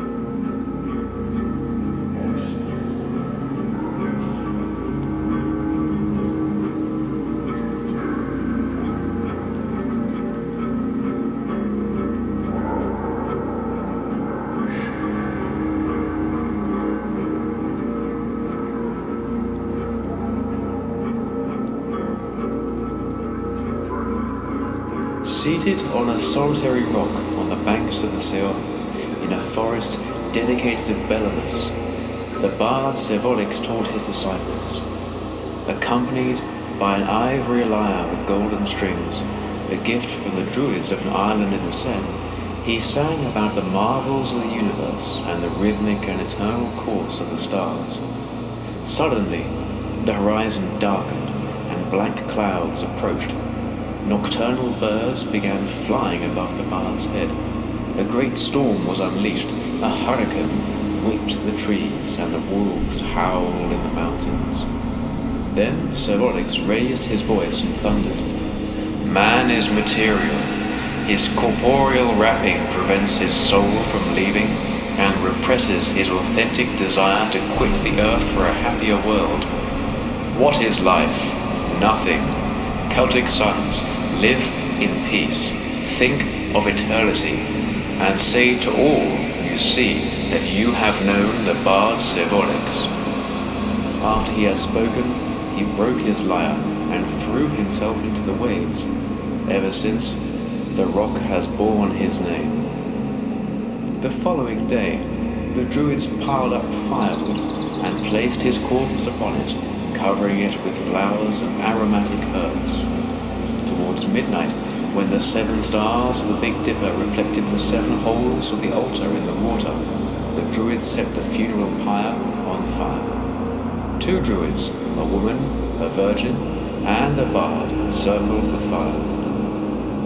One druid threw a cup of amber into it, the other an ivory lyre. The woman threw her veil, the virgin a locket of her blonde hair, and the bard his cape, white like irises. His ashes were gathered up and deposited in a crystal urn on which the druids engraved this inscription. Mortal man, don't forget from where you come and where you're going. Look at this dust. He was what you are, you will be what he is. Once a year, Apollo went to the land of the Hyperboreans and, as Holderlin said, was closer to the men who loved him. He crossed the sea pulled by swans in a chalice that Hephaestus had fashioned of precious gold, and fell asleep under the tree of the world. Its branches extend over the universe, and in its foliage the sun, the moon, and the stars rustle like golden fruits. It was thought that the garden of the Hesperides was in the land of the Hyperboreans, a mansion for the fortunate from which God always in his sacred chalice, symbol of eternal rebirth, leaves for the Orient to begin the day. It is said that Pythagoras was Apollo in flesh and blood, and that he had come from the land of the Hyperboreans to preach a new doctrine of salvation to mankind. As we have seen, there were other authors in antiquity who claimed that the Pythagoreans were none other than the Greek Druids. Could the Hyperboreans have been Celt-Iberians? We can answer this question affirmatively. To find the garden of Hesperides, you have to look to the land of the Hyperboreans.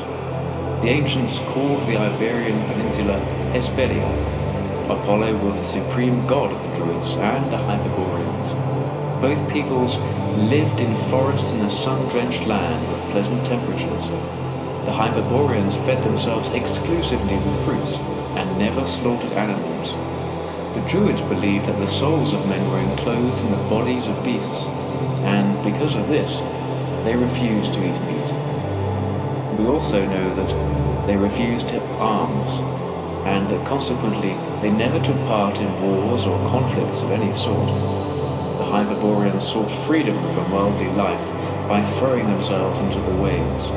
Regarding the bards, we already know how Cervorix died.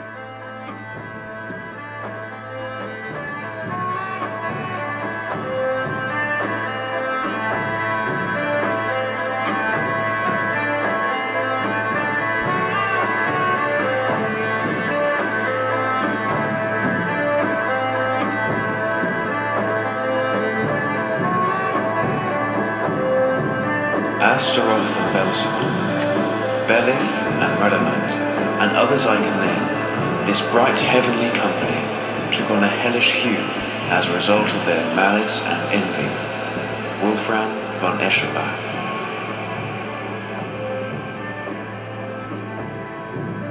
In the Apocalypse of St. John, what does the white horse ridden by one called Faithful and True resemble?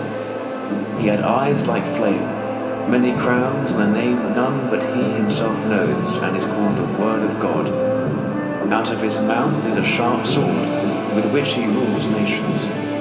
This vision, described by John on Patmos, corresponds in great detail to a representation of Mithra, the ancient Persian god of light. On his vesture is even written, King of Kings and the Lord of Lords. Christ, the solar god who descended to this world to be crucified for and by humanity, came, according to Paul, for both the Jews and the Gentiles. We should hang a thick veil on the first 4 centuries of our era, when the Christians sent more of their co-religionists to martyrdom than did the pagans. Although the first Christian persecutions of heretics could not keep up with the cruelty of pagan oppression of Christians, there was an aggravating circumstance. These cruelties were committed in the name of the man who had said that the house of the Father has many abodes, that you shall not kill, and that you should love your neighbour as yourself. By AD 400, the plains of Provence were already Christianized. Convents and basilicas had been built over the ruins of pagan temples, making good use of their stones and columns. Relics of the martyrs of the new doctrine were deposited in these churches. By becoming saints, the martyrs became more acceptable to the pagans, who were accustomed to numerous gods and semi-gods. Only the Druids in the Pyrenees continued their sacrifices to Oberon, their god of light, which had nothing to do with others' persecutions or cruelties.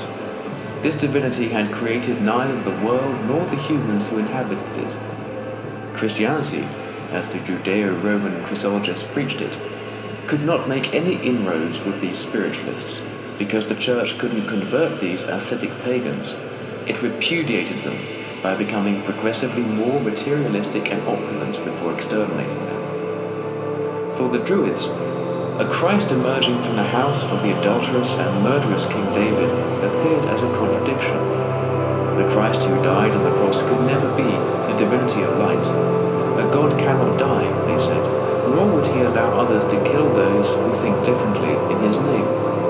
Persecuted and cursed, the Druids spent their nights on the most inaccessible mountaintops and in the deepest darkness of their caves, praising the universal Father according to their holy and ancient custom. And the Christians came to the Pyrenees. They were persecuted by their brothers, who declared them heretics in the councils of Saragossa in AD 380 and Bordeaux in AD 384. Together with 6 of his most famous converts, their teacher Priscillian was tortured and executed in Trevrizent in 385 by the Roman Emperor Magnus Maximus, himself a convert to Christianity, and Bishop Itacius. The Priscillianists, as the members of this Gnostic Manichaeist sect were called, were welcomed by the Druids, who assigned to them a new homeland in the Saralunga forest between the Sabbat and the Olm, in the mountain range of St. Bartholomew's Peak. The Priscillianists were the ones who finally managed to convert the Druids to Christianity. From the Druids and the Vaters, the soothsayers, emerged the Cathars, out of the bards, the troubadours. To understand the philosophical and religious doctrine of the Occitan Cathars with any sort of clarity, we should consult their literature, which was once very rich. It was destroyed in its entirety by the Inquisition as a source of contamination of a horrible heresy. Not a single Cathar book has survived for us. Only the Inquisitor's notes are left, notes that we can complete by examining similar doctrines such as the Gnosis, Manichaeism, and Priscillianism. The Occitan Cathars taught that God is spirit. For all eternity, love, Amor, is absolute, perfect in itself, immutable, eternal, and just. Nothing evil or transitory can exist in it or come from it. Consequently, its works can only be perfect, immutable, eternal, just, and good, as pure in the end as the fountain from which they flow. If we contemplate this world, its imperfection, impermanence, and changeability are self-evident. The matter from which it is made is perishable, and is the cause of innumerable evils and sufferings. This matter of life contains within it the principle of death, a death from which no one can escape. Out of this opposition between imperfect matter and God's perfection, between a world full of misery and a God who is love itself, between creatures who are born only to die and a God who is eternal life, the Cathars came to the conclusion that an incompatibility exists between what is perfect and what isn't. Don't the foundations of modern philosophy establish the principle of cause and effect? If the cause is immutable, so are its effects. Consequently, a being with a contradictory nature could not have created the terrestrial world and its creatures. If the creation is the work of a good God, why did he not make it perfect like himself? And if he wanted to make it perfect and couldn't, isn't it obvious that he is neither all-powerful nor perfect? If he could have made it perfect and didn't want to, he would be in conflict with the perfection of love. Consequently, for the Cathars, God did not create the terrestrial world. If so many things that happen in this world have nothing to do with divine providence and the desire for God, then how can we believe that God is happy with so much disorder and confusion? And how to explain that all the creatures whose only purpose is to disturb and torture mankind come from a creator who is pure kindness for man? How can the fires and floods that destroy crops and cause the death of so many people, or destroy the shacks of the poor, be ascribed to this God? A God who is used by our enemies to justify our destruction, we who only wish for and seek the truth. Such were the thoughts of the Albigensian Cathars. And how could a perfect God give man a body whose ultimate destiny is death, after having been tortured by all types of evils? The Cathars saw far too much intent in visible creation to somehow deny it an intelligent origin. From the analogous principle of cause and effect, they deduced that bad effects came from bad causes, and that our world, which could have never been created by a good God, had to have as its creator a bad principle. This dualist system, which we have already found in Mazdaism, Druidism, and Pythagorean philosophy, bases itself in the fundamental opposition between good and evil. Seizing on the New Testament, the Cathars believed that they could refute the opinions of the doctors of the Church, to whom evil was without any doubt the antithesis of good, but really nothing other than the negation or absence of good, with no basis in a special principle. When the devil tempted Christ, "All these things I will give you if you fall down and worship me," how could he offer it if it did not already belong to him? And how could it belong to him if he wasn't his creator? When Christ speaks of the plants that his celestial Father did not plant, it is proof that they were planted by somebody else. For the Cathars, all passages of the New Testament that mention the devil, or the fight between the flesh and the spirit, or the old man who should be cast out, or the world submerged in sin and darkness, these were sufficient to demonstrate the antithesis between God, whose kingdom is not of this earth, and the true prince of this world, Lucifer. The kingdom of God is the invisible world, absolutely good and perfect, the world of light and eons, the eternal city. God is the creator of all things, because to create signifies producing something that did not exist before. He also created matter, which before was non-existent. He created it from nothing, but only from principle. It was Lucifer, himself a creature of God, who gave shape to matter. This was his principle. Who is the cause of this world? Can you resolve this question? The spirits are of God. The bodies are of the evil. The Cathars believed that Lucifer, whom they also called Uzbel, had created everything visible, material, and perishable. Not only do all terrestrial things belong to him, but he also governs them and tries to keep them under his dominion.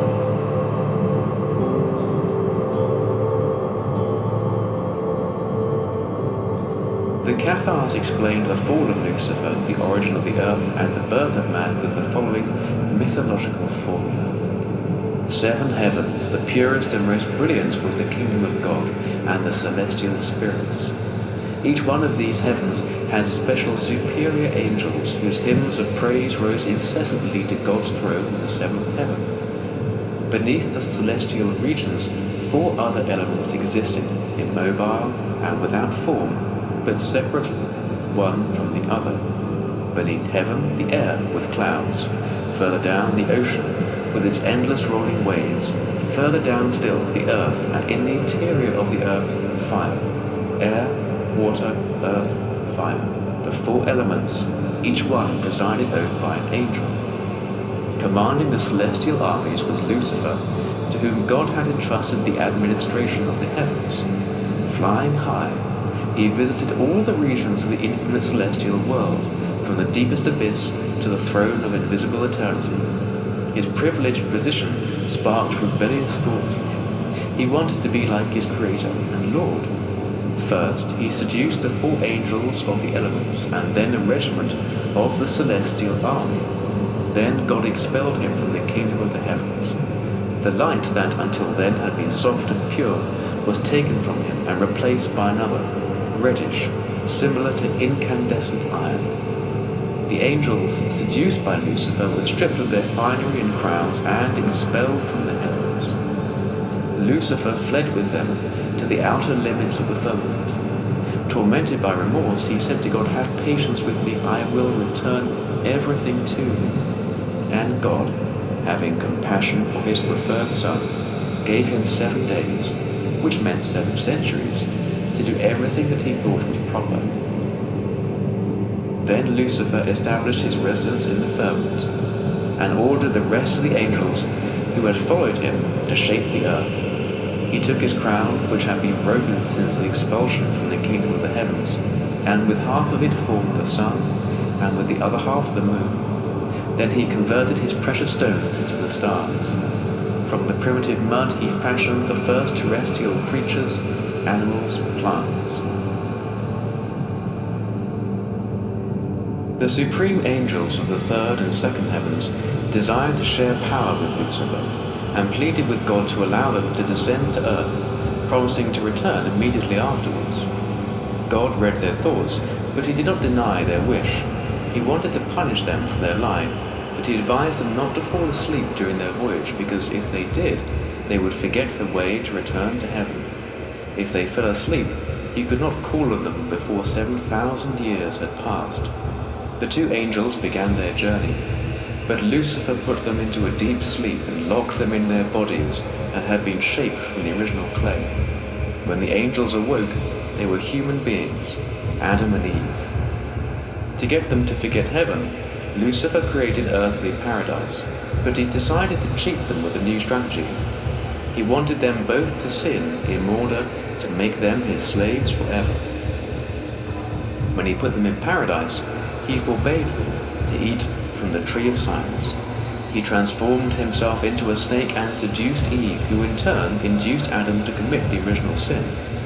Lucifer knew very well that God had also forbidden the first pair to eat the wretched fruit. Because God would never want to see the multiplication of Lucifer's nature, Lucifer acted as if the prohibition of eating the fruit came from himself, to triumph in this way with greater certainty. For the Cathars, the apple of the tree of science was the symbol of the original sin, the sexual union of man and woman. Through carnal sin, Adam and Eve were disobedient. The sin of the flesh, however, was and continued to be the most serious grievance, because it was committed with their full approval and represented a conscious rebellion of the soul against God. Humanity had to reproduce because Lucifer needed fresh souls. In the new bodies produced by Adam and Eve, he confined all the angels who had abandoned the celestial regions with him. After a while, God had compassion with the fallen angels who had been expelled from heaven and transformed into humans. So he decided to reveal himself to them and sent his most perfect creature down to earth, his supreme angel, Christ, who would assume an outwardly human appearance. Christ came to the world to indicate how they could return to heaven, to the kingdom of eternal light. Christ did not become a man, a creature of Lucifer. He only appeared as one. He only gave the impression that he ate, drank, taught, suffered, and died, revealing to humans a sort of shadow of his real body. This is the reason he could walk on water and transform himself on Mount Tabor, where he revealed to his disciples the real substance of his body. Since the fall of Lucifer, Jesus Christ was the greatest of all angels, and for this reason he is called the Son of God. The Cathars did not recognize the reality of the miracles of Jesus. How could he cure physical illnesses when he considered the body to be an obstacle to the redemption of the soul? When he cured the blind, he was curing men who were blinded by sin and allowing them to see reality. The bread that he divided among the 5,000 was his word, the bread of the soul that gave real life. The storm that he calmed was the storm of passions unleashed by Lucifer. In this respect, it is possible to apply the words of Christ. The written word kills, but the Spirit breathes life. Because the body of Christ was not of earthly nature, his crucifixion was only an apparition. This was the only way possible that he could rise to heaven. A heavenly ascension with a body of flesh and blood appeared absurd to the Cathars. The human body cannot go to heaven, and Eon cannot die. For the Occitan heretics, the Passion of Christ represents nothing other than the grandiose myth of the sacrifice of love that renders divine.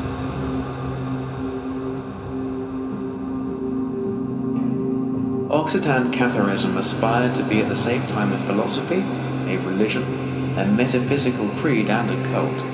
As a philosophy, it was the result of speculation on the relations between God and the world, between good and bad. From this philosophic system, the Cathar troubadours fashioned a real mythology. According to Albigensian dualism, the confrontation between good and bad was not eternal. There would be a last day when God's victory over Lucifer would be consummated as the final victory of spirit over matter. Then Luzbel, as the repentant prodigal son, would return to his Creator and Lord. All the souls of mankind would convert back into angels, and the situation would be re-established exactly as it was before the fall of the angels. Good fortune would be as eternal as the kingdom of God. As all souls would re-encounter God, eternal condemnation would not exist, because it would be in contradiction with the absolute love of God. As we can see, Cathar dualism was linked to metaphysical and religious mysteries of Pythagoreanism, Orphism, and Mazdaism. Despite everything, the Occitan heretics never stopped insisting that they were Christians. But the abyss that separated Catharism from the Christianity of Wittenberg and Geneva was considerable. Although not expressly dualistic, neither was it monotheistic. As we have already seen, the Cathars rejected the Old Testament, and regarding Jesus Christ, they said that he was not the Jewish Jesus of Nazareth and Bethlehem, but instead the hero of the mythology, transformed by a divine halo. Cathar morality, as pure and rigorous as it was not the same as Christian morality.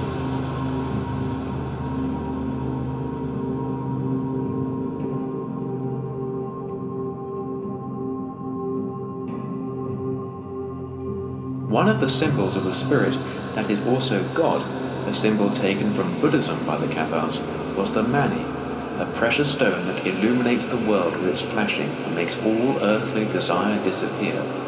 The mani is the emblem of Buddhist law that disperses the night of error.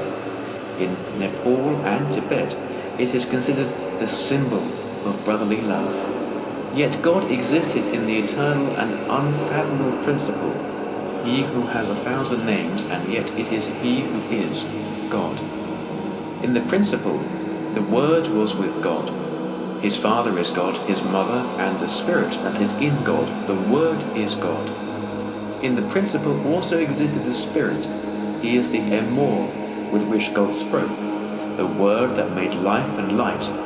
The Spirit is Amour. The Spirit is God. The Amour is God.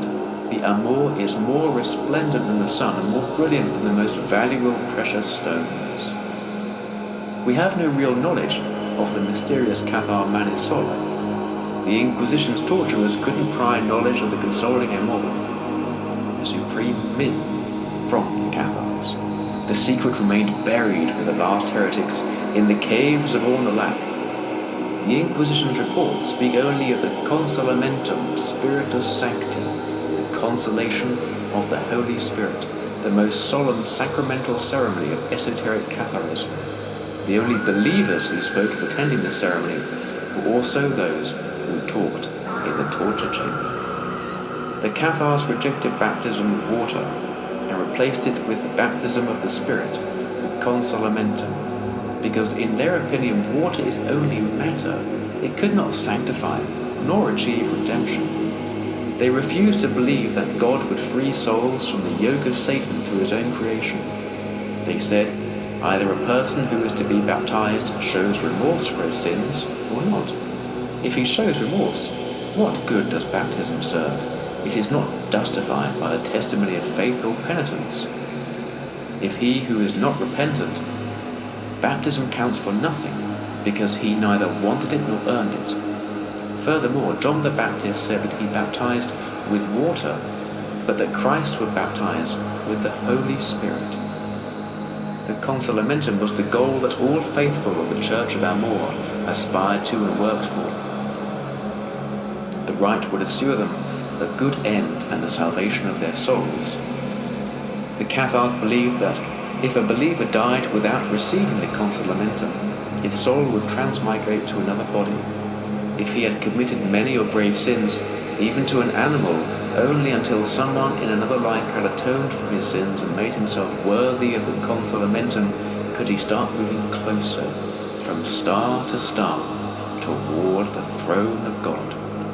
This is the reason why the consolamentum was celebrated with such solemnity, a solemnity that contrasted enormously with the simplicity of the Cathar cult. Once the neophyte had overcome the long and hard preparatory period, he was taken to the spot where the consolamentum would be imparted. Quite often, it was in a cave in the Pyrenees, the Montagne Noire. The way was illuminated with numerous torches along the walls. In the middle of the chamber rose the altar, and upon it was placed the New Testament. Before the start of the ceremony, the perfect ones and the faithful washed their hands so that no impurity would profane the sanctity of the place. All the participants would form a circle in absolute silence. The neophyte would stand in the middle of the circle, a short distance from the altar. Then the perfectus, who was officiating at the sacramental function, would remind the credent, the believer, that he was about to be consoled by Cathar doctrines, which meant that he was going to assume special responsibilities and face dangers in case of persecution. If the neophyte was married, his wife was asked if she was prepared to break their marriage bonds to donate her husband to God and the gospel. If a woman was going to receive the consolamentum, the questions were directed to the husband. The priest asked the believer, "Brother, do you wish to embrace our faith?" "Yes, Father." Then the neophyte would kneel, touching the ground with his hands and saying, "Bless me." This was repeated 3 times.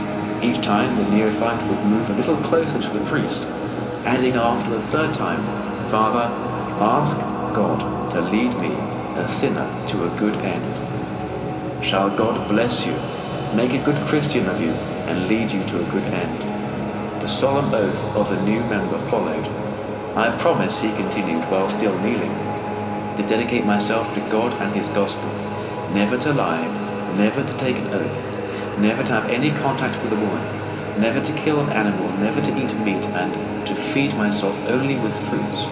Furthermore, I promise never to travel, never to live or eat without one of my brothers, and in the case that I should fall into the hands of our enemies or be separated from my brothers, to abstain for 3 days from all nourishment. In addition, I promise never to betray my faith, whatever death awaits me." He then asked for a benediction 3 times, as all those present fell to their knees. Then the priest would come up to him and let him kiss the Bible, which was then placed on his head. Then all the perfecti entered. Some put their right hand on his head, others on his back, and all those present said, "Let us pray to the Father, the Son, and the Holy Spirit." The officiating priest asked God to dignify the neophyte by letting the Holy Spirit and Consoler descend upon the new brother. The assembly recited the Lord's Prayer, and the priest read the first 17 verses of the Gospel according to St. John. Then they dressed the consoled brother with a plaited sash, which was symbolically called the habit. Finally, the perfecti gave the new pure one the kiss of peace. This was done by giving it to his closest neighbor, who in turn gave it to the next one, and he to the next, until the end. When the ceremony was ended, the neophyte retired to solitude to fast on bread and water for 40 days and nights, although the ceremony, no less rigorous fast, had also been performed prior to it. The fasting just prior to and after receiving the consolamentum was called the endura. When the consolamentum was conferred on dying believers, 2 Cathars accompanied by a few faithful would enter the death chamber. The eldest asked the sick person if he wanted to consecrate himself to God and the gospel. Then the usual ceremony proceeded, the difference being that they placed a white towel on the chest of the dying, while one Cathar stood at his head and another at his feet. Often after receiving the consolamentum and during the endura, Cathars would voluntarily kill themselves. Like the Druids, their doctrine permitted suicide, but demanded that it be done not out of fear, suffering, or boredom, but instead in a state of perfect disengagement from matter. This class of endura was permitted only at the moment of mystical vision of divine beauty and generosity. A suicide who ended life out of fear, suffering, or mere boredom would, according to the Cathar doctrine, continue to suffer from fear, suffering, and boredom. Because the Cathars prophesied that real life began after death, suicide was allowed only when someone wanted to live. From the fast to suicide, there is only one small step. The fast demands courage, but the supreme definitive act requires heroism. The transit from one state to the other is not at all as cruel as it may appear.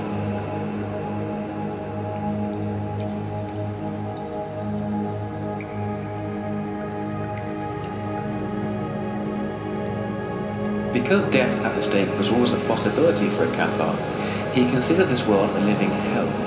After receiving the consolamentum, he would let himself die, as it was said, to escape this hell of burnings that were a light, for to this world he was already dead. If God is better and more intelligent than human beings, shouldn't he have reserved for all the heretics all they aspired to and yearned for in hereafter? For this they were capable of withstanding the cruelest of self-denials and displaying the most extraordinary force of will to perform unheard of heroism. What they wanted was the divinization of the spirit. What they pined for was the kingdom of heavens. In other words, life after death. Those who received the consolamentum were henceforth known as perfect ones, perfecti. The name Cathar can correspond only to them. They were also called bonars, or good men, weavers, or consolers. Their life in solitude was rigorous and monotonous. It was only interrupted when they went preaching in the countryside or the cities, attended to their faithful, or imparted the consolamentum to those who asked for it and were worthy of it. We live, he said, on one occasion, a hard and errant life. We flee from city to city. We are like sheep among wolves. We suffer persecution like the apostles and martyrs, but despite all this, all we want to lead is a pious, severe, and abstinent life, to pray and work. But all this is no longer a worry, because we are no longer of this world.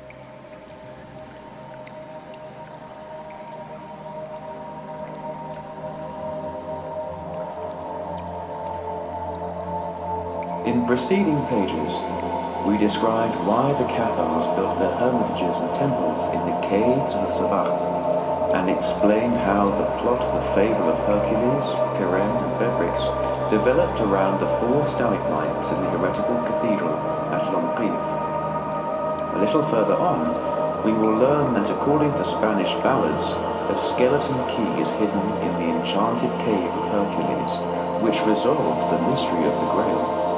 But before this, we are going to penetrate into another, no less mysterious cave in the Sabbat, so that we may finally reach Montsegur. Before leaving for the Grail castle, Muntsalvaesche, Parsifal makes a visit to a pious hermit named Trevrizent in the cave of the Fontaine de Salvaesche. Trevrizent was a heretic because he never ate bloody foods, meat or fish. In the 12th and 13th centuries, any Christian who abstained from eating meat was instantly suspected of Cathar heresy. Quite frequently, the pontifical legates who were entrusted with exterminating the heresy and the heretics gave anyone suspected of Catharism the choice between eating meat or being thrown into the fire. Doesn't Trevrizent's desire to overcome the devil's power nested in meat by fasting, and his belief that life is a period to prepare the soul's return to heaven from whence it came, make him a Cathar? Trevrizent the hermit lived in a cell next to the Salvaesche fountain. He led young Parsifal to a second cave in which an uncovered altar was located. One cave in front of the cathedral of Longrive is called the Hermit's Cave, and not very far away, a second one is called the Cave of Fontanet. In its deepest chamber stands a snow-white stalagmite, the altar. Just 30 years ago, 4 young men went into that cave and disappeared forever. Their bones must have found an eternal resting place in one of the still undiscovered Phoenician or Phocian funeral chambers. Or did the 4 find the pathway that leads to the summits of the Montmur and Montsegur? Was it one of these young men who wrote the question on the wall in the cave's entrance in big letters? Why did I not? In the caves of the Sabbat, a question comes to mind, but there is no known answer. When, as if by magic, my lamp conjured the altar out of the darkness of the cave of Fontanet, I would ask myself, what sort of reliquary was placed on the altar in Trevrizent's cell, before which Parsifal was initiated in the secrets of the Grail? Was this reliquary casket part of Solomon's treasure, which was taken by the Visigothic king Alaric from Rome to Carcassonne in AD 410? According to Procopius, it was filled with objects that had once belonged to Solomon, the king of the Hebrews. Removed from Jerusalem by the Romans, the largest part of this treasure was moved to Ravenna by Theodoric, and later from there to Byzantium by no other than Belisarion, the celebrated general of the King Emperor Justinian. Nevertheless, a portion remained in Carcassonne. According to multiple Arab accounts, the table of the Hebrews was part of this treasure. Did the great king of the Jews, whose tomb according to legend is situated between the Altai and the Hindu Kush, know of the Grail? Trevrizent kept the reliquary in his cave as well as the Grail legend. The two were inseparable. Were the reliquary's treasure and the original source of the legend brought to his cave to protect them from the infidels? According to Spanish ballads, the Table of Solomon, also known as the casket or reliquary, was kept in the enchanted grotto of Hercules. It was said that the Gothic king Rodrigo penetrated the cave and found the casket in a dark corner with 3 chalices in it. Before taking young Parsifal to the casket in the cave, in order to initiate him in the mystery of the Grail, Trevrizent dressed him in a coat. The coat, or tunic, the fish, the bridge, and the boat are all elements that appear in poetic contemplations of sacrosanct relics, not solely in Wolfram von Eschenbach's epic. In all myths and epics about the Grail, it is easy to find similar images. Let's examine how the greatest German poet of the NUMEN relates Parsifal's visit to the castle of Muntsalvaesche, where the Grail was kept. In the evening he came to a lake. Some sportsman, whose lake it was, had anchored there, One of those he saw in the boat was wearing clothes of such quality that had he been lord of the whole earth, they could not have been finer. Parsifal set off and moved into a brisk trot along the right path, as far as the moat. There he found the drawbridge he raised. "The fisherman sent me," said Parsifal, "to follow the path up to the castle. Seeing that it was the angler who said so, you are welcome, sir." "My lady, the Princess Repanse de Schoye, was wearing it," said the discreet master of the wardrobe. "It is lent to you from off her person." Invariably, a vast expanse of water and an enchanted mountain appear in all these legends and myths. In the vision of Gregory the Great, a magnificent countryside leads to a bridge, which is open only to the good. It is a reminder of paradise and the bridge of Tinvat in Babylonian mythology. Everyone who wants to reach the magical mountain has to cross the waters in a canoe, which, above all in ancient mythology, is a chalice, a ride on a fish, or the crossing of a bridge. Once there, they find a magnificent field. The Argonauts leave in their ship, the Argo, for the land of the Golden Fleece. Apollo is transported across the seas in the chalice to the Hyperborean and eventually to the Hesperides, the garden of the golden apples. According to the Greeks, the souls of the dead are taken to the land of light in a boat. This is why so many drawings of boats are found on the walls of Greek tombs. The same custom is repeated in Christian tombs. Many times, a fish, or specifically a dolphin, replaces the boat. In this way, Homer speaks of the Phocian Orpheus, who captures the sacred fish. The first Christians used the symbol of their Savior, Jesus Christ, who accompanied human beings to heaven, as a fish. The Cathars used the symbol of a canoe as a means of transport to celestial life, the vessel of the dead whose candle is the sun, symbol of the enlightened Savior. For them, as for the first Christians, the fish was the emblem of Jesus Christ, Son of God, Savior. In epic poems of the Grail king Amfortas is described as the king of the fishermen. Chrétien de Troyes calls him the roi pêcheur. This name probably has its origins in Christ's words, "I will make men into fishermen." We should remember that after receiving the consolamentum in the Occitan Church of Love, a Cathar would dress in a new tunic and cape, symbolic new garments in place of old clothing, which represented Lucifer's intrigues and the imprisonment of the soul. Trevrizent's cell was Salvaesche, rugged, and at the same time Salvat, saved, secure.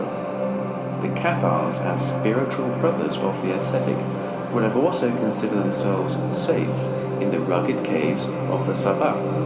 When the Inquisitors became lords over the Cathedral of Lombrive and the Hermit's Cave, the Cathars still managed to resist the besiegers in their spulgers until well into the 14th century. Until now, science has largely forgotten about the spulgers of the Sabbat, and yet, once past the small springs of Orlac-Ousset-les-Bains, on the Toulouse-Barcelona highway near the pass of Puy-Moron, you cannot miss, halfway up to the right, on an embankment carved out with pickaxes, the impressive entrance to a number of caves, surrounded by walls that are crowned with pyramids. That is where the best preserved spulga can be found, the fortified cave of Gwion. In it you find all the fundamental elements of a medieval castle: keep, water tank, stairways, casemates and watchtowers. The spulga of Gwion is only different from other castles in that it is composed exclusively of subterranean galleries. On the opposite bank of the Ariège River, between the Hermitage and Fontanet, is the spulga of Ornolac, located not far from the houses of the half-demolished baths of Ossat, which are teeming with snakes. After a difficult, rutted approach, you arrive at an impenetrable thicket of fig trees and brambles, behind which stands the demolished door of a castle. The pathway runs along the rocky walls blackened by fire to the ruins of this spulga, where a rock juts out above like a snow overhang. It is no longer possible to determine the exact location of the entrance to the deep entrails of the mountain in times past, because it was buried when the heretical castle went up in flames. The grandeur of its proportions can still be seen in the holes of the supporting beams driven into the rocky walls and had to support 4 stories.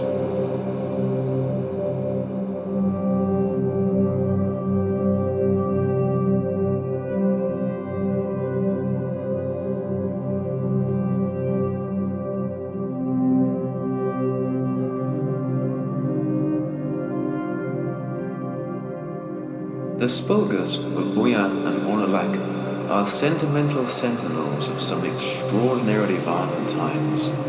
First, they served as a refuge for the Celtiberians, who were exterminated by the Roman legions here after the fall of their capital, Vicus Soleatum. Later, the Romans converted them into impregnable fortresses.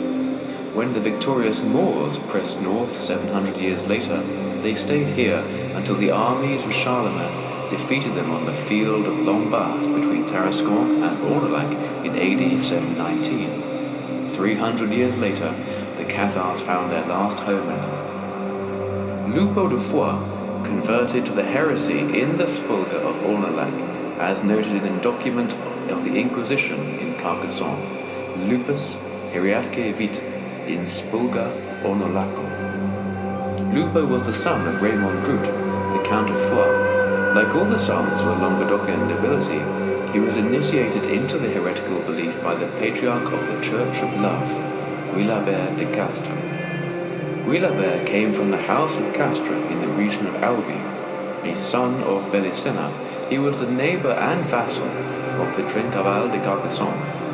Although documents of the era say nothing in this regard, it is probable that Guilabert also received Raymond Roger, the young Trencaval, as a believer in the Spulga of Prologue. When the Inquisitors began to assemble their now sadly famous registries, Trencaval was already long dead, poisoned.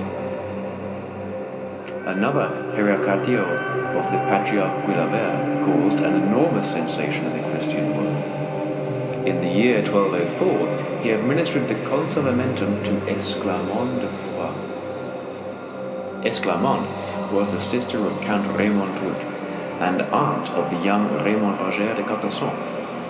From the tower of her father's castle in Foix, she could contemplate the snowy summits of the Tabor, the gorges of the Sabart, and the pastures of Orne. While she was still just a girl, her heretical parents consecrated her to the Holy Spirit.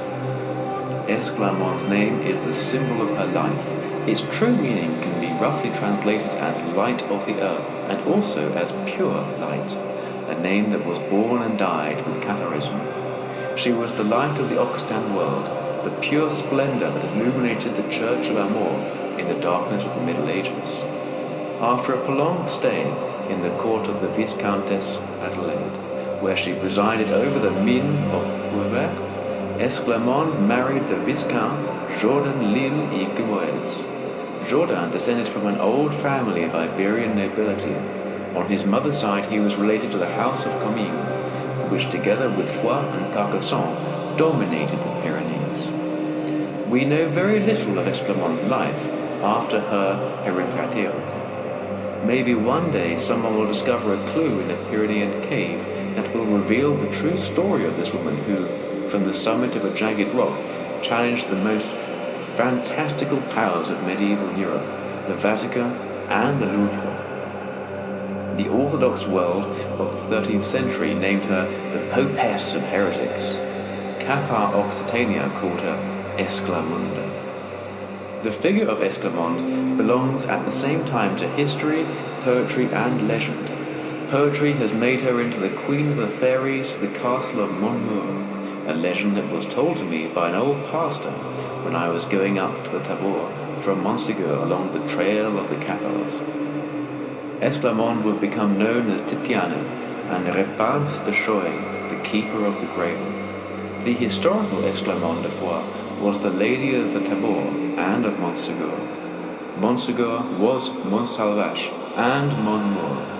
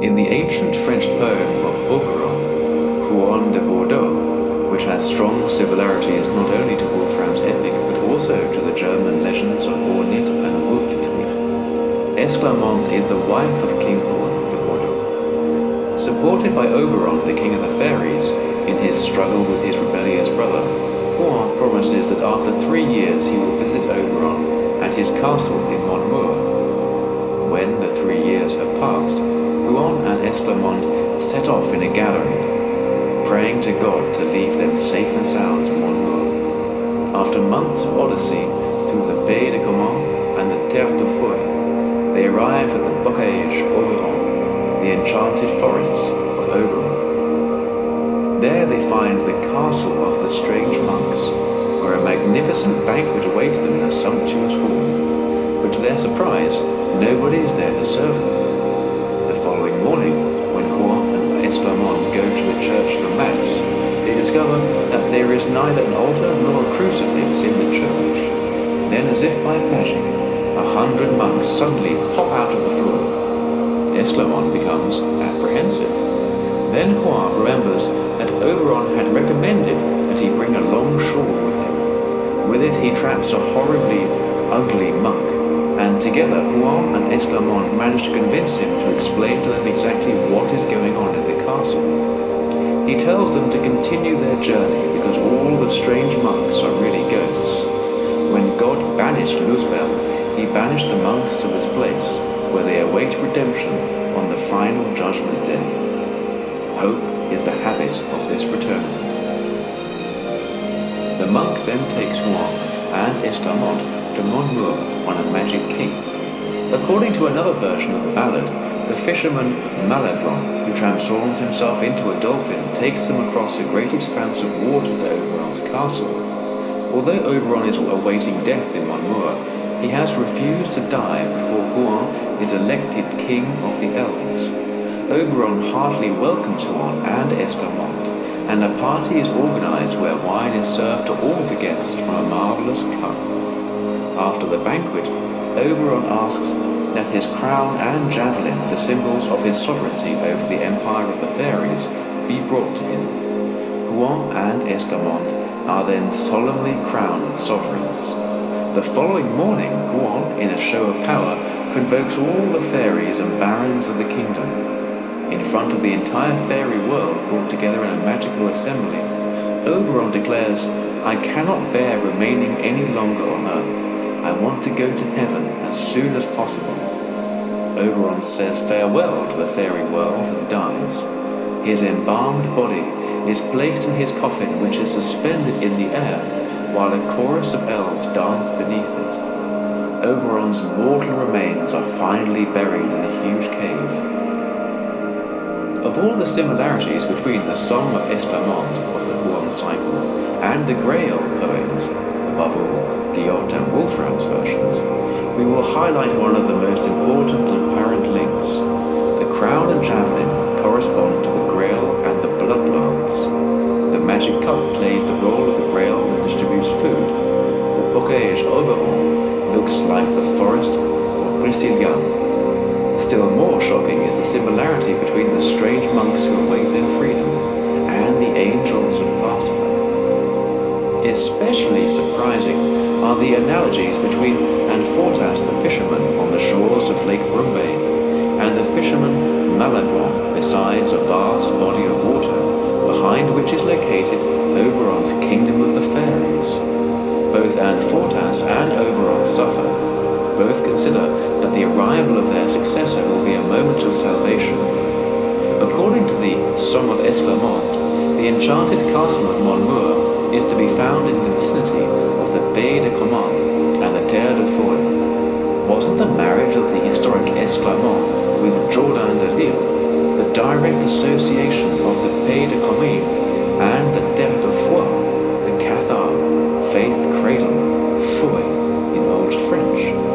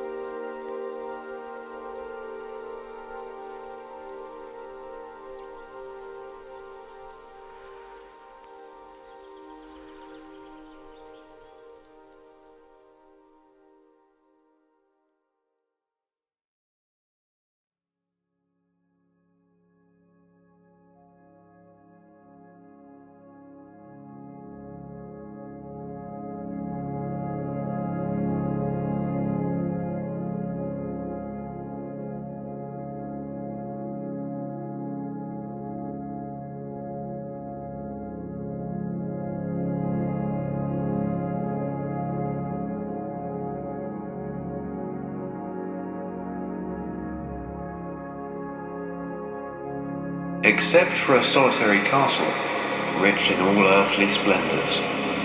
If any seeks it out of set purpose, alas, he will not find it. Nevertheless, one sees many who attempt it. I presume it is unknown to you, sir. Its name is Muntsalvaesche. Wolfram von Eschenbach. The Templar Knights kept their precious relic, the Grail, in Muntsalvaesche.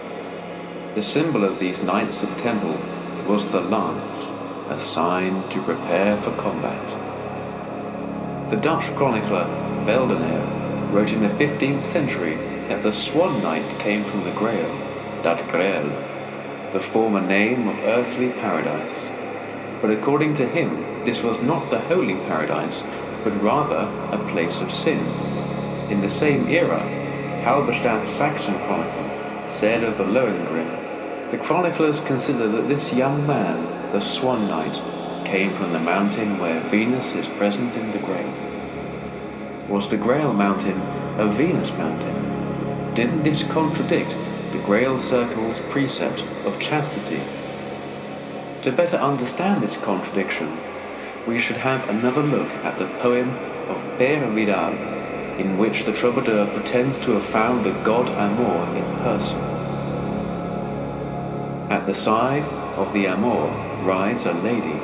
Venus? No, Grace. The laids d'Amor prohibited simple love, carnal love. The troubadours found solace in the grace of their ladies, and the Cathars aspired to a consoling Mani, the help, a feminine principle with purpose. But the chroniclers we just quoted were right when they saw in the Grail Mountain a mountain of Venus, sinning and heretical. In remote times, Montsegur was a sanctuary dedicated to the goddess Belicina, the Astarte Artemis Diana of the Celt-Iberians. Astarte was the Paredra de Baal in Phoenician theogony, Artemis the sister of Apollo in Greek mythology, and Belicina the wife of Abelio in the Celt-Iberian cosmos of divinities. In the sanctuary of the divine twins Castor and Pollux in Delphi and Didyma, as in all the important spots where Apollo was worshipped, temples were consecrated to Artemis. Her priests and priestesses had to take an oath of chastity. A small troop of nymphs accompanied the inaccessible goddess in her hunts in the woods. Her symbol was the half-moon. For their part, the Druids had their own sanctuaries dedicated to Belisena in places that were consecrated to Abellio, not far from present-day Mirepoix, whose lords, the sons of Belisena, wore the tower, the fish, and a half-moon on their coat of arms, is the sacred forest of Belena. Present-day Belesta, just a few hours from the path of Montsegur, was consecrated to Belisena. The sanctuary dedicated to Belisena has been found close to another dedicated to Abellio in the La Valennette, at the foot of the promontory of Montsegur, where Ramon de Pereda, a son of Belisena, commanded the fortress.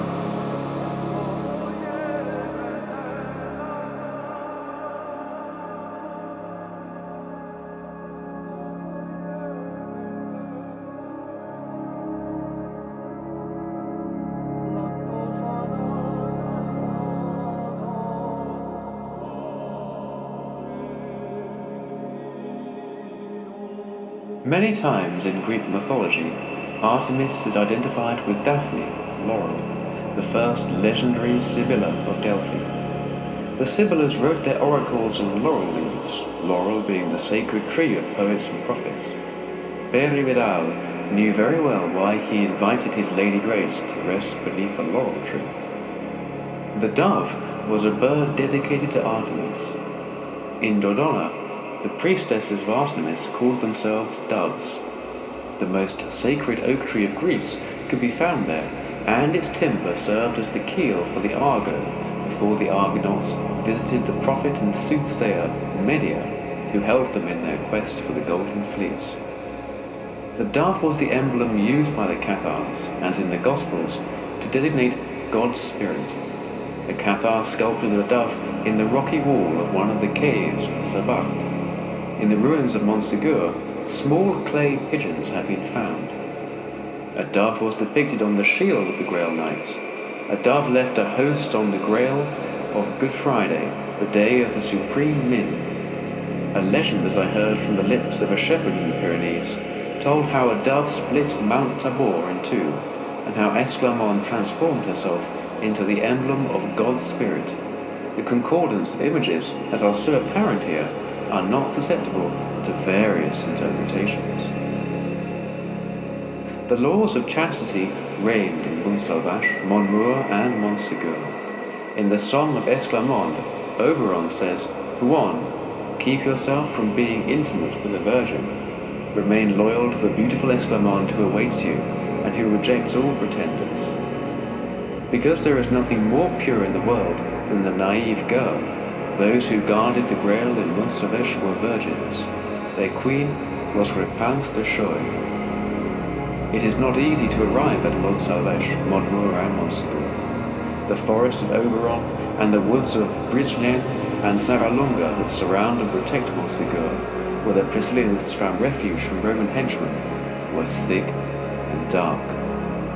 In a remote country, far from your steps, a castle exists and is called Muntsalvaesche.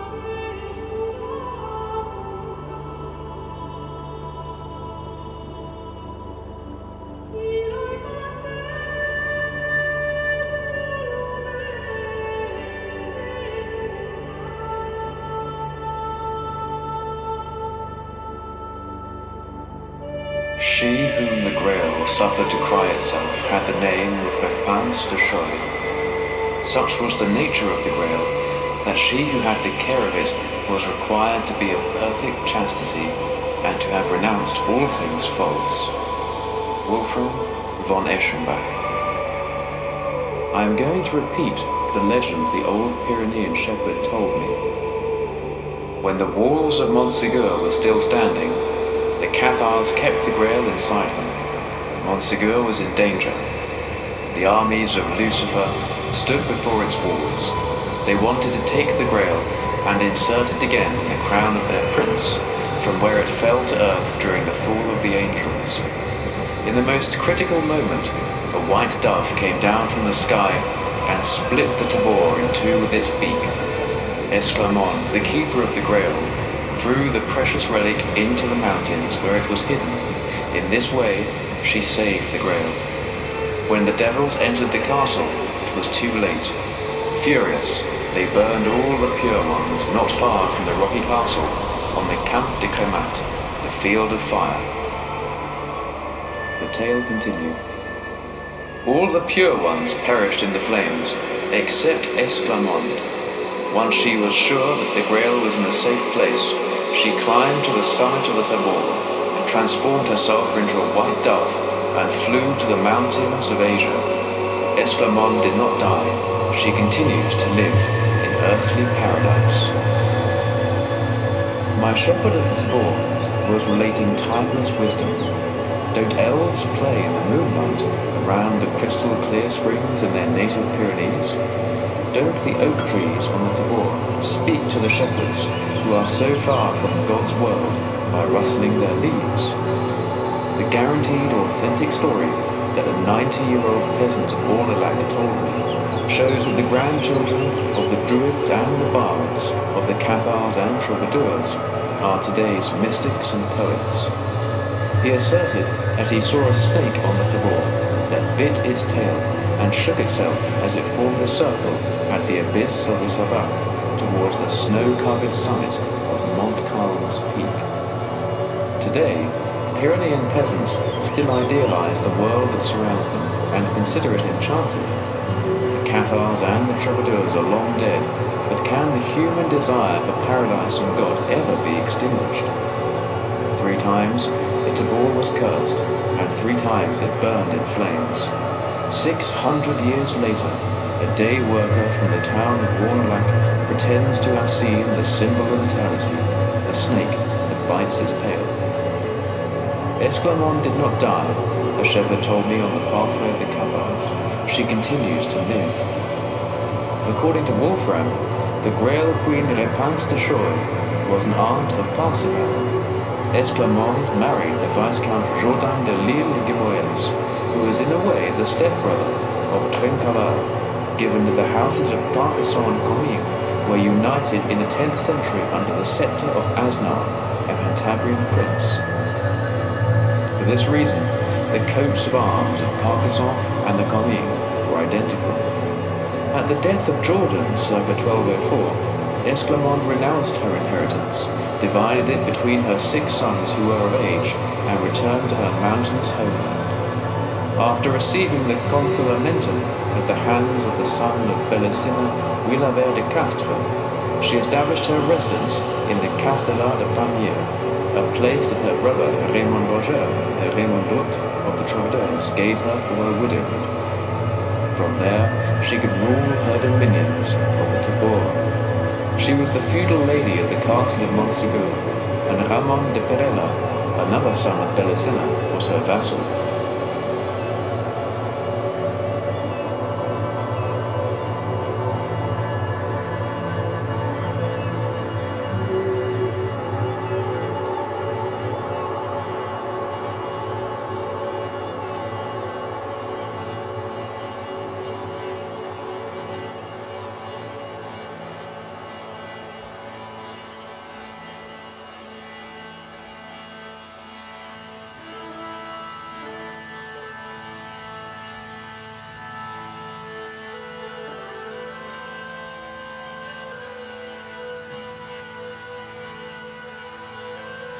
The Romans called Montsegur castrum Montes Securi, their most secure and inaccessible Pyrenean bastion.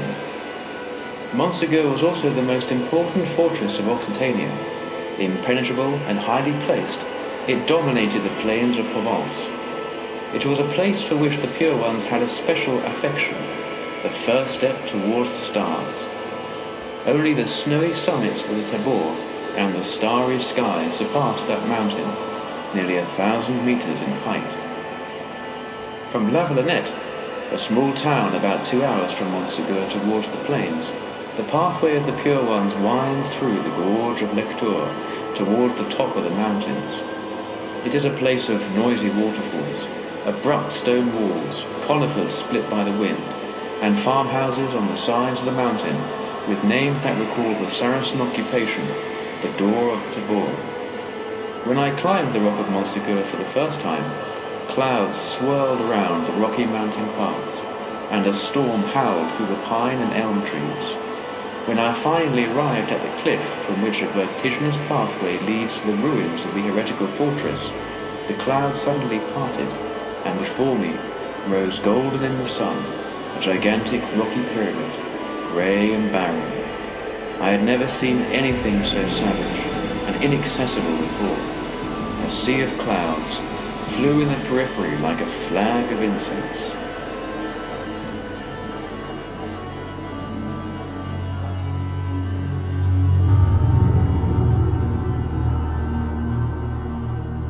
In Montsegur, only the noblest knights of Occitania protected the church of Amour. The mountains, where myths and fables were woven together over thousands of years, the caves, where the memory of ancestors and ancestral civilizations lived on in their magical labyrinths, the woods and springs, that inspired songs and prayers, all were sacred for the Occitanians.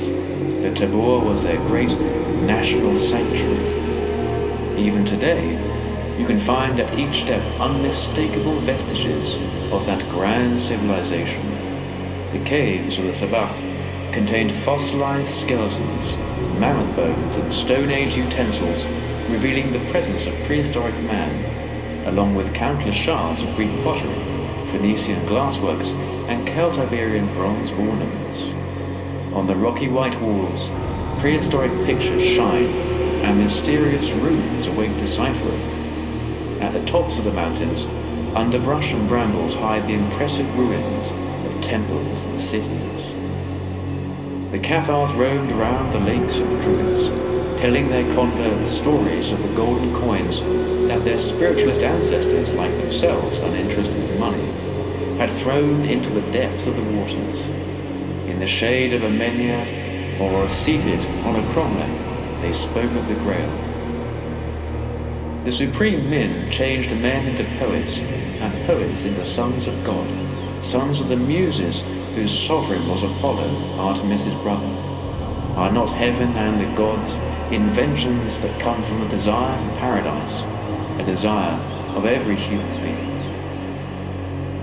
Troubadours, knights and ladies who ascended Montsegur to await the kiss of God, as the Talmud calls the sign of death, lived in an immense monastery, whose doors were protected by strong castles, whose walls were the rocky walls of the Tabor, whose roof was the blue of the sky, whose cloisters were caves, and whose collegiata was the cathedral at Longrive. The Church of Amour was religiously the faithful counterpart of the empire of the Occitan men, whose lay d'amour, as was said, were brought to earth from the sky by a hawk. The Grail, in turn, fell to the earthly world when Lucifer was expelled from God's throne. The Lay d'Amour and the Grail were two symbols of the religious and temporal Min that heaven presented as gifts to the earth. The laws of the Min established as its fundamental thesis that it should exclude bodily love and matrimony. The Min is the union of souls and hearts. Love is passion that dissipates with sensual pleasure. The troubadours were the legislators of the Lay d'Amour. The law of the Min of the Church of Amour was the gospel of the disciple whom the Lord loved.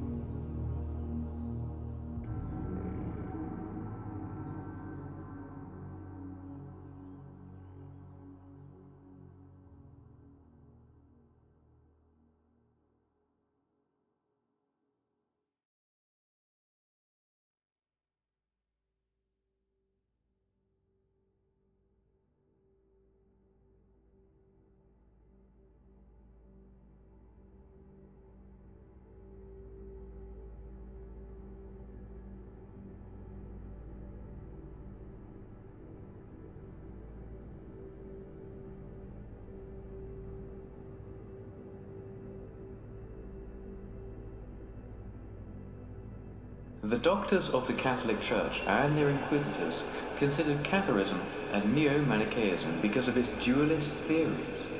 In reality, like the heresy of Manet, it was a Manichaeism adapted to a Western mentality. The Mani, the symbol of Buddhist faith, found its faithful Cathar transcription in the Holy Spirit. Following the example of the Hindus, a stone that fell from the stars, a lapis ex coelis that illuminates and consoles the world, symbolized the pure doctrine, which signified nothing other than Catharism. Esclamon, the light of the world, kept the oriflamme of the Cathar faith in Montsegur.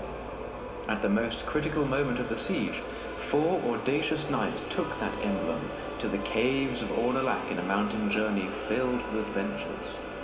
If we find a reference to the Grail in the treasure of the heretics, we will have found several points to support our hypothesis. As superficial as our reading of the poems in question may have been, it is clear that the Grail of Chrétien de Troyes, Gwion and Wolfram has nothing to do with the Last Supper or a Christian relic. Priestly interventions appear nowhere in its story. The Grail was a heretical symbol. Those who venerated the Christian cross cursed it, and Crusade pursued it. The cross undertook a holy war against the Grail. The Cathars saw in the veneration of the cross an insult to the divine nature of Christ. The repudiation of this symbol was such that we can cite the cry of one of the sons of Belicena: "I would never want to be redeemed by such a sign." The son of a rich Genoese merchant from Marseille, Fulk was a bad troubadour, but when it came to fanaticism and greed, even the most bloodthirsty enemies of the heresy could not be compared to him. Over a long period, Fulk celebrated the wife of the Viscount Barral de Marseille in his songs. She accepted his impetuous demands for plaisir d'amour. Throughout his life he ran after money and fame. When he found himself abandoned by all his patrons because of his immoral conduct, he took the priest's habit because this was the fastest way to advance in medieval life. He was not mistaken. Shortly after entering the Cistercian order, he was named a prior of a monastery at Floreja. 5 years later, he was Bishop of Toulouse. When a pontifical legate who arrived in Provence to eradicate the heresy learned that the ex-troubadour had been chosen Bishop of Toulouse, he exclaimed, "All is saved, because God has entrusted the church to such a man." Soon his parish income was insufficient to satisfy the demands of this troubadour in a cassock, and he sank into debt. The townsfolk held the despicable priest in such contempt that he could not go out in the street without someone jeering or insulting him. It is told that one day in a sermon, when Fulk compared the heretics with wolves and the Catholics with sheep, one of those whose eyes had been gouged out and whose nose and lips had been cut by Simon de Montfort, the butcher of Occitania, got up, pointed to himself, and said, "Has a sheep ever bitten a wolf like this?" Fulk answered that Montfort had been a good dog. Esclamon's brother, the Count of Foix, accursed this bishop before Pope Innocent III of causing the deaths of more than 500,000 persons. Through a fateful turn of events, Occitania and its tabor were inundated with hatred and damnation. Obeying a deadly law, the powerful of the world rewarded the supreme men of the Cathars with the most violent hatred. During the second half of the 12th century, the pure doctrine marched triumphantly across the Occitan provinces of the south of France.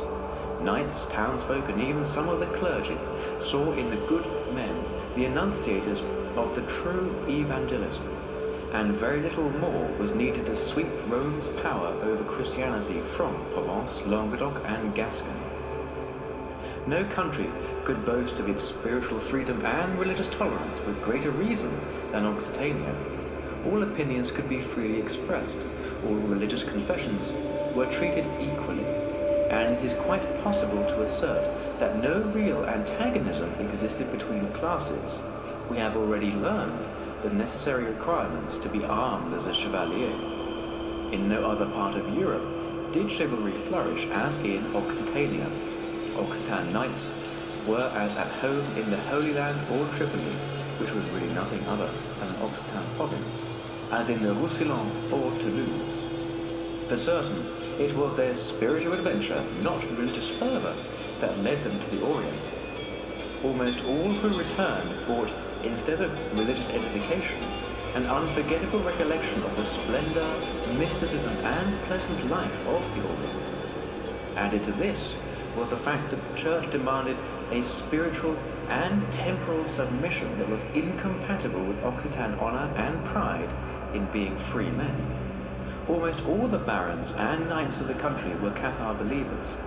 With great respect, they welcomed the perfect ones to their castle, served them at their tables, and entrusted the education of their children to them. At last, after a long and brutal fight against feudalism, the burghers of Occitanian cities had achieved their autonomy and freedom. Enriched, proud, and of extensive commerce compatible with Oriental ports, they defended their municipal privileges with ever-growing success. The burghers imitated the customs of the nobility and competed with them in bravura and palatial spirit. Like them, they dabbled in poetry, and if they wished to, they could easily become knights. Jealous of their independence, they rejected the influence of the clergy and temporal authorities, although they shared the latter's antipathy for the church and its clerics.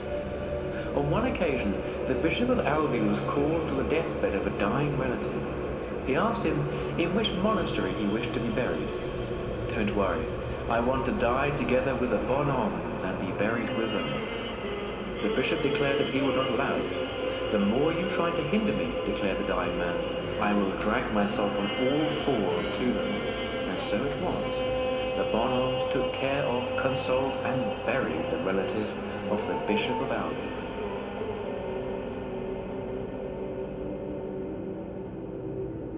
Without any doubt, the rampant corruption in the church was primarily responsible for the anti-Rome movement in Occitania. Many bishops visited their dioceses only to collect arbitrary taxes, and for this purpose they retained entire armies of tax collector robbers. The disorder that reigned among the clergy was indescribable. They fought and excommunicated one another. To avoid recognition, priests hid their tonsures and wore lay clothing. If they managed to escape the glares and taunts of the people in the street, they could not silence the revilement of the troubadours. When a heretic preached, people came in throngs and listened enthusiastically. If by chance a Catholic priest spoke, the crowd would ask him ironically how he could dare to preach the word of God. The church recognized that the heresy's progress was stimulated by the clergy's depravity and failure at their duties. Pope Innocent III declared that the responsibility for the depravity of the people's customs belongs fundamentally to the clergy, and that from there flowed all of Christianity's problems. To combat the sects efficiently, the clergy had to enjoy the esteem and confidence of the populace, but for some time it had ceased to deserve them. Peter Waldo, a rich merchant in Lyon, had the New Testament translated into his mother tongue around 1170 so that he could read it. Soon he realized that the angelic life as Christ and his apostles had taught it was nowhere to be seen. Consequently, he started to preach the gospel as he conceived it. Soon he had numerous followers, whom he sent as missionaries on all the pathways of the world. It was rare indeed if a noble adhered to the Waldensian sect. Its converts were almost exclusively from the lower classes. Its preachers preferred to announce the new doctrine in the streets and town squares. Discussions between the Waldenses and Cathars were frequently organized, but a perfect harmony reigned between the two heresies. Rome, which often confused the Waldenses of South France with the Cathars, classified both under the name Albigenses. They were two different and independent heresies, and the only thing they had in common was that the Vatican had sworn to exterminate them. Inquisitor Bernard Gwion, in his Inquisitor's Manual, gives us a description of the Waldensian doctrine. Contempt for ecclesiastical power has been, and still is, the main heresy of the Waldenses, an error that earned them excommunication and their conversion to Satan. They argue against all oaths, whether in law or elsewhere, in the name of God, and they think that they can back up their claims by alluding to texts of the Holy Gospel. Again, the followers of this sect hold in contempt the sacrament of penitence and the power of the keys of the Church. They affirm to have received from God the right to listen to confessions, to forgive sins, and impose penance. Publicly they manifest that they have not received this power of the keys from the Church because they were expelled from her, and outside of her there is neither true penance nor the possibility of salvation. Again, they err regarding the sacrament of the Eucharist, because they maintain that the bread and the wine cannot convert into the body and blood of Christ if the consecration is performed by a sinning priest. Again, the Waldenses affirm that purgatory does not exist after this life, and that the alms and masses of the believers serve for nothing for those who have died. Again, they hold in contempt prelates, priests, monks, and nuns of the Catholic Church. They say that they are authentically blind, and that they lead other blind who in no way preach the pure gospel, and who do not know the real apostolic poverty. Again, they presume to be the successors of the apostles, and to practice true apostolic and evangelic poverty. Again, the Waldenses eat and drink like everybody else. He who wants and can fast does so on Mondays and Wednesdays, and all eat meat, because they say that Christ did not forbid eating meat. Again, they recommend to their followers continence, but permit to appease the ardor of passion, although through shameful carnal relations. They affirm with the sacred scripture, it is better to marry than to suffer the ardor of passion. Again, their perfecti do not work and hold money in contempt, not that they don't recognize it and fall into its claws. Again, they call each other brother, and call the poor of Christ or the poor of Gwion. Again, the only prayer that they teach and recite is the Lord's Prayer. They do not know either the God Save You Maria, nor the I Believe in God the All-Powerful Father, because they say that both prayers were not introduced by Christ, rather the Catholic Church. If you wish to know if one is a Waldense, it is sufficient to ask him to recite the Credo as the Catholic Church teaches it. He will answer, I don't know it, because nobody taught it to me like that. While Occitania's clergy remained inactive, either from indolence or a justified fear of the powerful protectors of the sects, the progress of these heretics of Toulouse and Albi engendered genuine consternation among the prelates of northern France. At their urging, Pope Alexander III convoked the Council of Tours in 1163. The Pope, 16 cardinals, 184 bishops, and more than 400 abbots issued the following decree. An abominable heresy has taken hold in the country, and from there has poisoned Gascony and the rest of the southern provinces. Consequently, we forbid, under the penalty of excommunication, all bishops and clerics to receive the heretics or to sell or buy a single thing from them. 2 years later, it was the Catholic Occitan clergy's turn to stop the expansion of the heresy, but they were in far too weak a position to contemplate outright persecution. The only solution they saw was to invite the Cathar leaders to a public debate. To this end, the Bishop of Albi invited the most distinguished heretics to the town of Lombos. Constance, the sister of King Louis VII of France and wife of Raimundo V, Count of Toulouse, and Raymond Trencaval, Viscount of Albi, Béziers, and Carcassonne, all the vassals of the Count of Toulouse, agreed to attend. The Cathars who were summoned to the conference energetically refused to be interrogated by the prelates and demanded a debate. The clergy had no other choice than to agree to it. A little bit of everything was discussed until the Cathars declared that they could not find in the New Testament a single passage that would permit priests to live a more sumptuous life than princes and adorn themselves with luxurious garments, jewels, and trappings. When the abbots of Albi launched an anathema against the Bonhommes, they replied, "You are the heretic, and we can demonstrate it with the gospel and the epistles." Because a safe conduct pass had been guaranteed, the Cathars could return to their woods and caves in safety.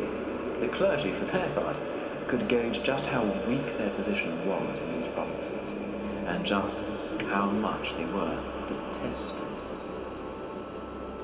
Toulouse was the bulwark of the heresy. The Cistercian monks tried to convert the laymen, but instead of conversion, all they collected were derision and insults.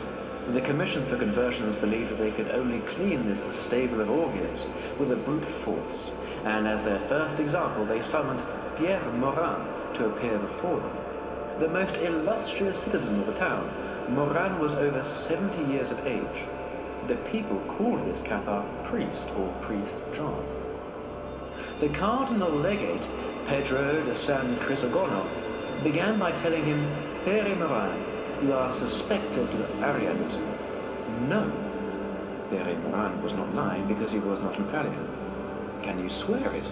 "My word is enough. I am a knight and a Christian." Pere Morin was firm for a long while. But when they threatened to confiscate his assets, ruin his palazzo and his castles, his strength subsided and he swore. They led him naked through the streets of Toulouse to the church of Saint-Estève. The cardinal had him flogged before the altar. Then he promised him absolution for his sins if, in a period of 40 days henceforth, he would abandon the country as pilgrim to the Holy Land, where he should serve the poor of Jerusalem for 3 years.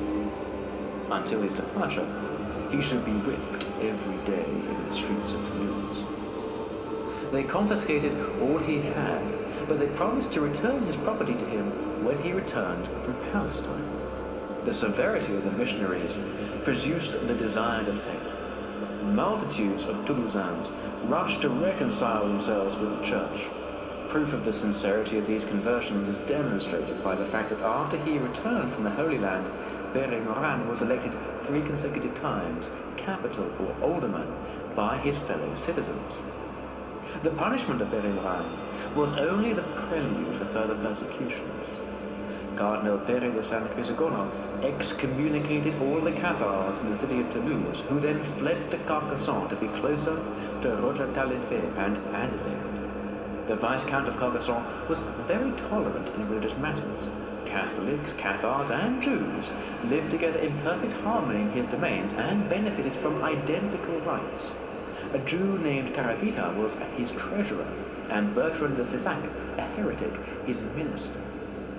When the missionaries demanded that Roger Taillefer extradite the fugitives, Adelaide retired to Castres with the outcasts.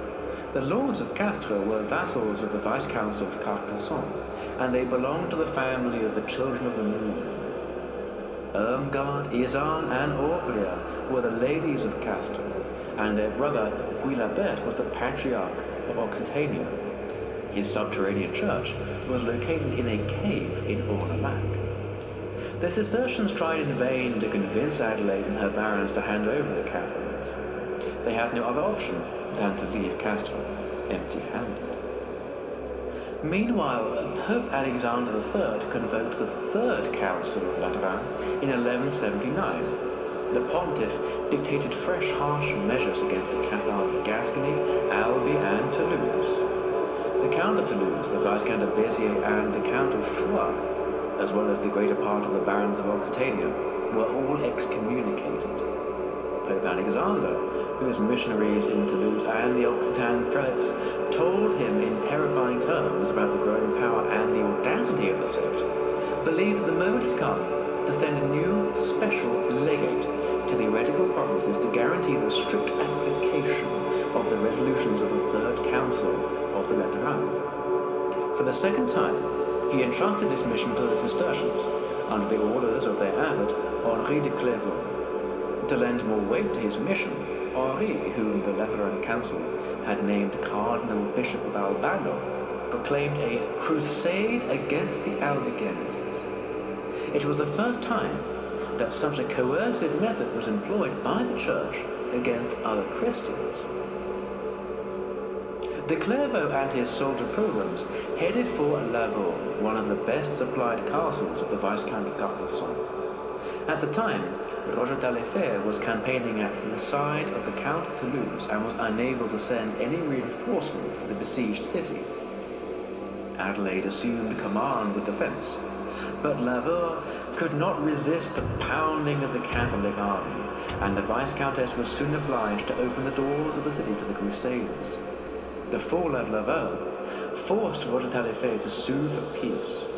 Although he renounced the heresy, we shouldn't attach great importance to this. He only wanted to avoid further disasters for his country, which was left in ruins by the Crusade.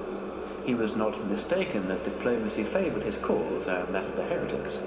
Thanks to this act of submission, his country was spared the missionaries from Rome for a while.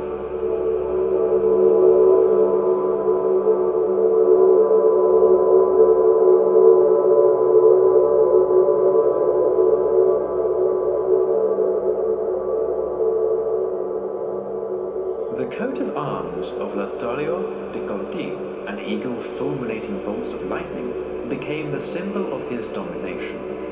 Urbi et Orba, to the city, Rome, and the world. Under the name of Innocent III, he became God's vicar, for the Cathars, not the god whose angelic choruses announced the good news on the evening of Christmas, but the god of tempests who, from Sinai or Mount Olympus, has his lightning ready for those who scorn his majesty. Without beating around the bush, on the day of his papal coronation on February 22nd, 1198, de Conti defined the powers that he believed to have received from heaven. In his ritualized speech, he said, "God has placed me above the peoples and kingdoms to root out and exterminate, but also to build and plant. To me, these words were sent. I will give you the keys of heaven, and what you bind to earth will be bound in heaven. I find myself between God and men, smaller than God, but larger than man." With growing anger, he contemplated the expansion of the Cathar heresy, and realized that his church was in danger, a church outside of which there is no salvation. Innocent believed that Catharism was so dangerous he had to tear it out by the roots and throw it into the fire. 2 months after his enthronement, the Pope wrote to all prelates, princes and nobles, and the French people in general, ordering them to dispossess and burn all heretics who did not return to the true faith. Furthermore, 6 months later, he had given full powers to his legate, Renier Sacoli, to radically reform the Church and re-establish ecclesiastical discipline in Occitania for the purpose of eliminating this source of evil. The Occitan clergy did not look favourably upon Renier's reforms. With all the means at their disposal, they tried to thwart his mission, almost to the point of allying themselves with the heretics against the Holy See. Renier fell ill in the summer of 1202, and was replaced by Pere and Raoul, 2 monks from the Cistercian abbey of Fontfroid, not far from Narbonne. They began their mission in Toulouse. Raimundo VI had just succeeded his illustrious father, the patron of the troubadours, as count. Only 2 years after coming to power, Pope Celestine III excommunicated Raimundo because of his ransacking of churches and convents. Innocent III rescinded the excommunication in 1198. Raimundo VI had always maintained intimate contacts with the Cathar sect. A number of prefecti accompanied him on his travels and military expeditions. He always carried, and this is what the Church always threw in his face, a copy of the New Testament with him, to be able to receive the consolamentum in case of illness or fatal wound. He regularly attended heretical meetings for which the best halls of his castle were used.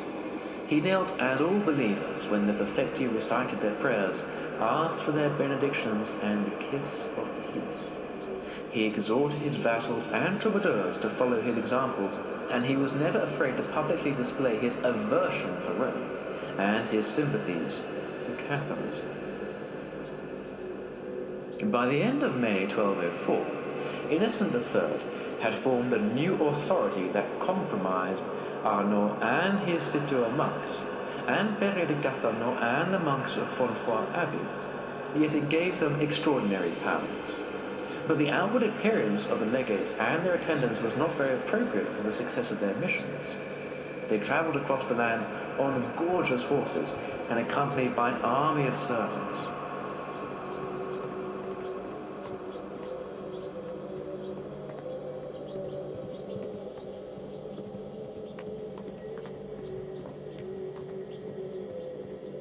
"Look," the people shouted. "These people want to speak with us about our Father Jesus Christ, who was poor and walked barefoot." When the Cistercian monks attempted to convert them, the listeners turned and left, shrugging their shoulders and smiling ironically. The legates quit their endeavours, understanding that their efforts had been in vain. Completely demoralized, they were more decided than ever to request their dismissal from the Pope. As luck would have it, they met Diego de Acevedo, Bishop of Osma, and his sub-prior, Domingo de Guzman, in Montpellier. Both were returning from Rome, where Pope Innocent had denied them the permission they needed to leave the bishopric of Osma, so they could devote themselves to the conversion of heretics. When de Acevedo learned that the Cistercians were thinking of breaking off their mission, he recommended that they renounce their sumptuous retinue and mix among the people, barefoot and poor like the apostles. They might thus have more success. The idea was so new that at first instant the legates vacillated, but when he declared that he was ready to set a good example and help them in their mission, they followed his advice. Roman legates, Cathars and Waldenses at the same time and place claimed to be the true successors of Christ. Poor like him, they proclaimed the gospel, outside of which there is no salvation. 2 by 2, 3 by 3, the Roman legates crisscrossed the southern provinces, preaching. Their results left a lot to be desired. They were forced to accept the challenges of the Cathars, who believed that they could resolve who was closest to the evangelical doctrine through public debates. Many debates and conferences took place, but the most important was the one that took place in Pamiers in 1207. Pamiers is a small town on the banks of the Ariège, located in the northern part of the county of Foix. Since 1204, it had been the residence of Esclarmonde, who was Princess of Foix and Viscountess Jourdan y Guignols.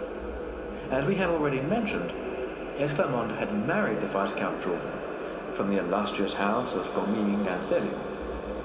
After her husband's death, she renounced the favourable clauses in his will and left Gascony to take up residence in the Castellar de Pamiers, a place that her brother Raymond Roger had given her for her widowhood.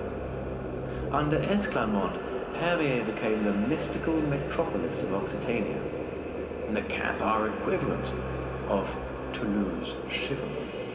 From the caves of the Sarthe and the Montagne Noire, the heretical philosophers streamed there to discuss with her the philosophy of Plato and the wisdom of St. John the Evangelist. It was there that Esclarmonde, with the permission of her brother, invited the pontifical legates and the most erudite Cathars. Our knowledge of the particulars of the conference is insufficient. Nevertheless, a detail exists that reveals for us the difficulties of the Roman legates. When Esclarmonde reproached Rome for the bloody crusade of Albano, a monk shouted in anger, "Madam, you should be with your spindle. Everything is lost on you in such a meeting." The Bishop of Osma and Domingo de Guzman spoke on behalf of Rome. We don't know if Domingo participated in the discussion. Perhaps the moment for miracles had not yet arrived for the future Saint Dominique. The Pamiers conference made evident once again the extraordinarily grave situation the Cathars were in. A year earlier, Gargelli, patriarch of heretical Aquitaine, had brought together a congregation of hundreds of defecti and innumerable believers in the tower of Pierre Roger de Mirepoix. They harbored the suspicion that the Church, faced with the impossibility of eradication of the heresy through conferences and missionary work, would soon resort to violence. As a consequence, they decided to request from Esclarmonde and her vassal Raymond de Perella the castle Montsegur as a supreme refuge during emergencies. With an escort of heretical bishops, deacons, and knights, the patriarch went first to see Ramon de Perella and then to Castellar de Pamiers to speak with Esclarmonde, because the entire mountainous zone of the Tabor belonged to her widow estates. Raymond, one of the sons of the moon, was immediately willing to put the castle at Montsegur in shape and refortify it with advanced works. By giving her acquiescence, Esclarmonde did nothing other than see her own desires satisfied, that the knowledge that the safety of the castles of the Paraclete and the Tabor would be guaranteed. This is how Montsegur, the Temple of Avelio, the Castellum Monte Securi, the citadel protecting the sacrosanct mountain of the Tabor, the Parnassus of Occitania, was fortified and made ready. Over half a century, this Noah's Ark would be able to resist the waves of blood and crimes that would suddenly flood Occitania, destroying its culture and civilization. Domingo de Guzman established his residence on Fanjul, where he could observe Montsegur. It was in Fanjul where Domingo, through the intervention of the Rosary, finally succeeded in moving the Virgin Mary to exterminate the heresy. It was also from Fanjul that the Inquisition would extend itself around the world, tormenting it for centuries like a horrible nightmare. In the meantime, Pierre de Castelnau launched his fulminating excommunication of the Cathars, putting his lands under papal interdiction. On May the 29th, 1207, the Pope confirmed the sentence of his legate. Innocent III announced the punishment that God had in store for the Count of Toulouse in this life and the next. He added that in the name of God, he himself would exhort Christian princes to expel him from Toulouse and authorize them to divide his county between them, so as to be free of the heresy once and for all. Events were clearly leading to a catastrophe. In a vain attempt to move the legates towards indulgence, Raimundo declared that he was ready to accept all the conditions of the Church. They no longer listened to his plea. They publicly called him coward and liar. Against this background, an unknown knight assassinated Pierre de Castelnau. The emissary of the Vicar of God in Rome had fallen, murdered. Rome would know how to avenge his death.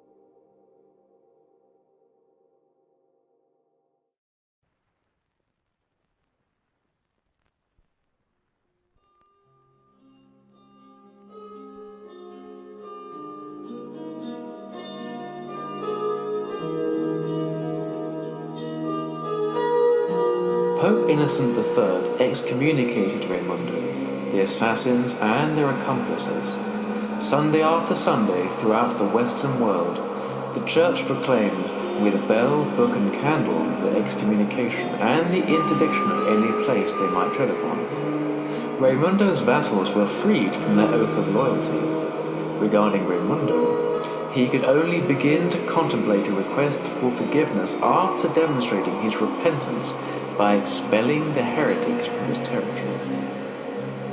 The Pope called on all Christianity to take up arms. To make the recruitment of soldiers for this holy war easier, the Pope promised indulgences that were similar to those given to the participants in the Crusades in the Holy Lands. Also, the participants in the struggle against the Albigenses were assured eternal salvation. The Vatican called up all loyal Christians to defeat the heresy. Forward, brave soldiers of Jesus Christ. Fight the agents of the Antichrist. Until now, you have fought for mundane glory. From these moments on, fight for celestial glory. I call upon you to serve God not for an earthly reward. I call upon you so that you can win the kingdom of the heavens. For your prowess as warriors, I promise you this reward with a tranquil conscience and with the most absolute conviction. The imminence of the storm shook the Count of Toulouse. He earnestly implored the Arch-Abbot of Citeaux to give him absolution. Arnaud refused him on the pretext that he did not have the power to lift his excommunication and referred him to the Pope.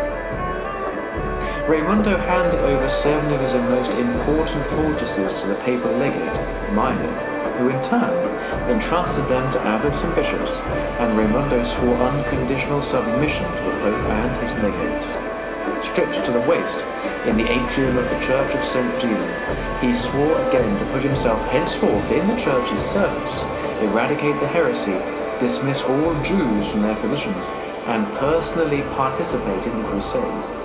Then the legate whipped the count's back with a cane and led the penitent to the altar where, in the name of the Pope, his excommunication was lifted. From this moment on, the Count of Toulouse took up the cross against his own vassals.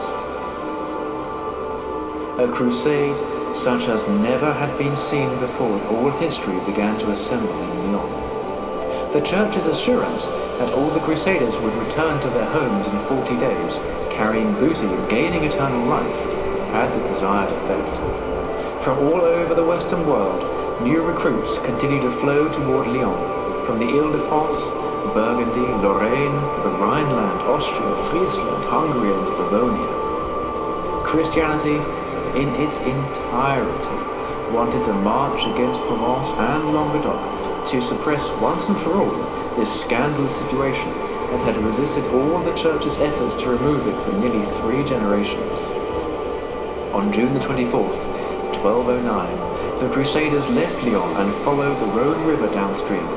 20,000 knights and more than 20,000 citizens and peasants, not counting the clergy and the merchants, headed for Occitania.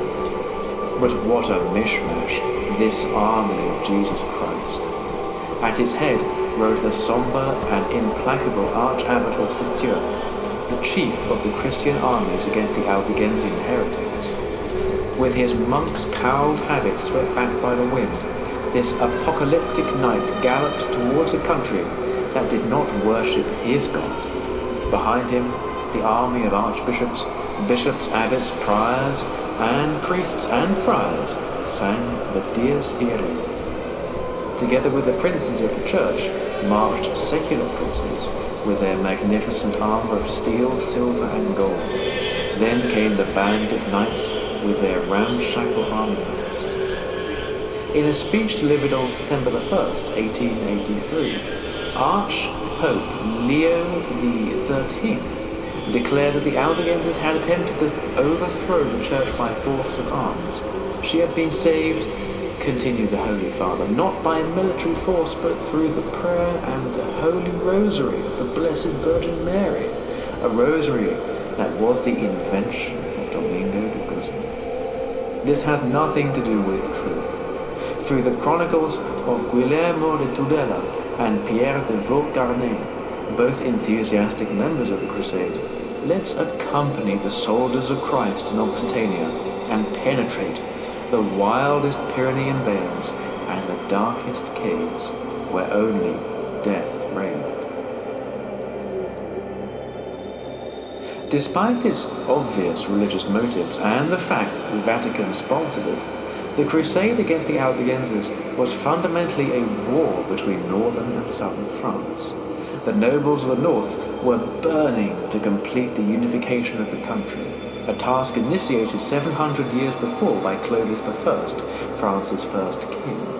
And the people of the south, both Catholics and heretics, unanimously opposed such an invasion, despite the multiple venalities of which their own nobility and cities were capable. There was no religious hatred between the Catholics and the heretics in the Midi. Heretics and Catholics lived side by side in peace. Very rarely did Orthodox Occitanians give any help to the Crusaders. It would have been logical for Occitanian Catholics to receive the Crusaders as liberators from the domination or tyranny of some hated enemy belief, but this was not the case. For the Occitanians, secular tolerance had become a custom, and the love of the land was stronger than religious contradictions.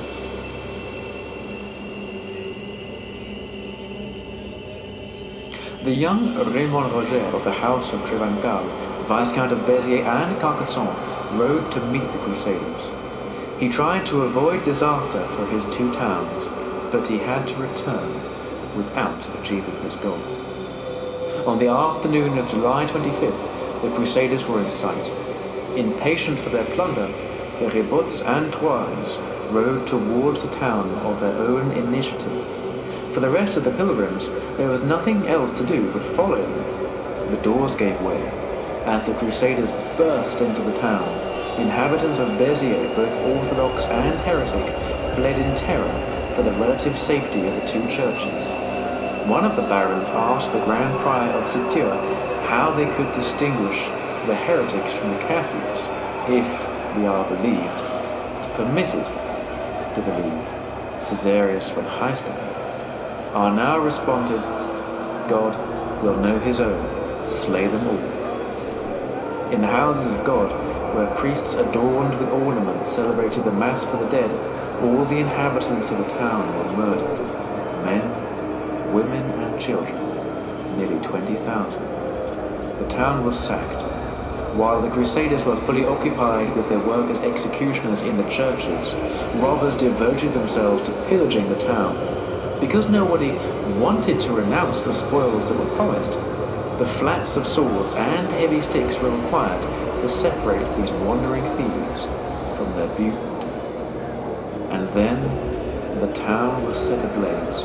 The thick black smoke blackened out the sun on this horrible day in July, a sun that, on the tableau, was just about to set.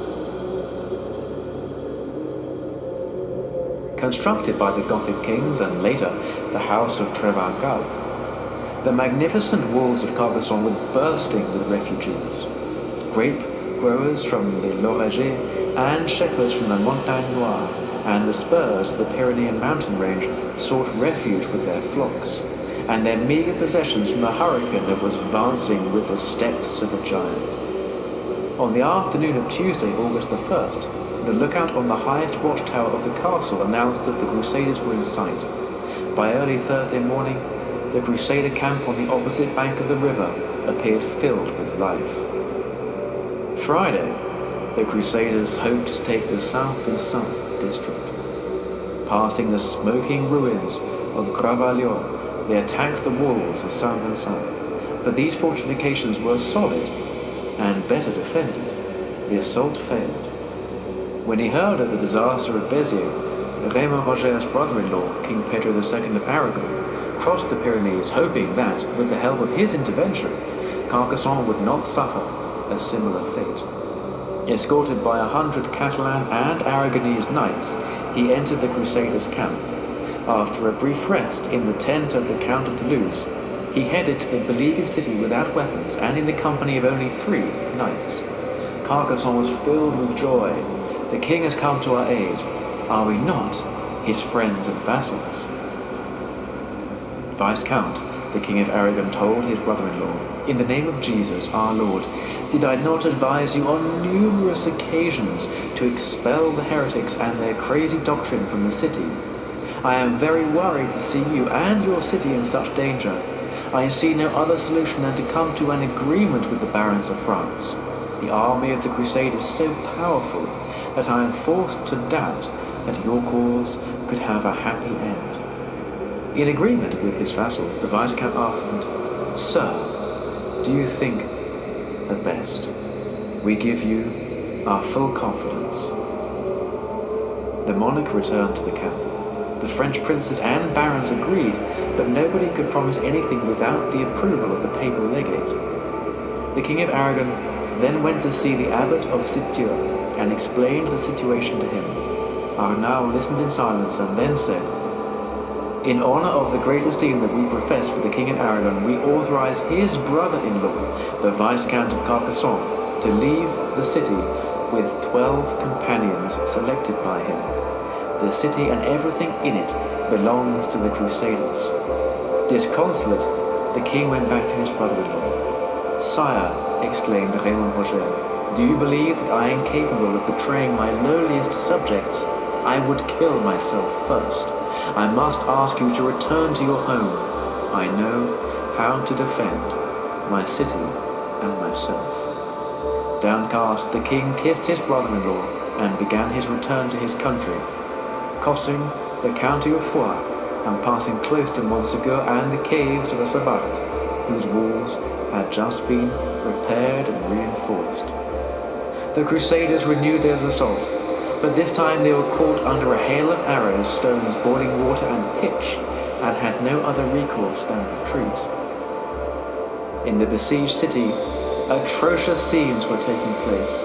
The accumulation of people and animals, the stench of open animal carcasses, clouds of mosquitoes, and the horrendous lack of fresh water provoked an epidemic.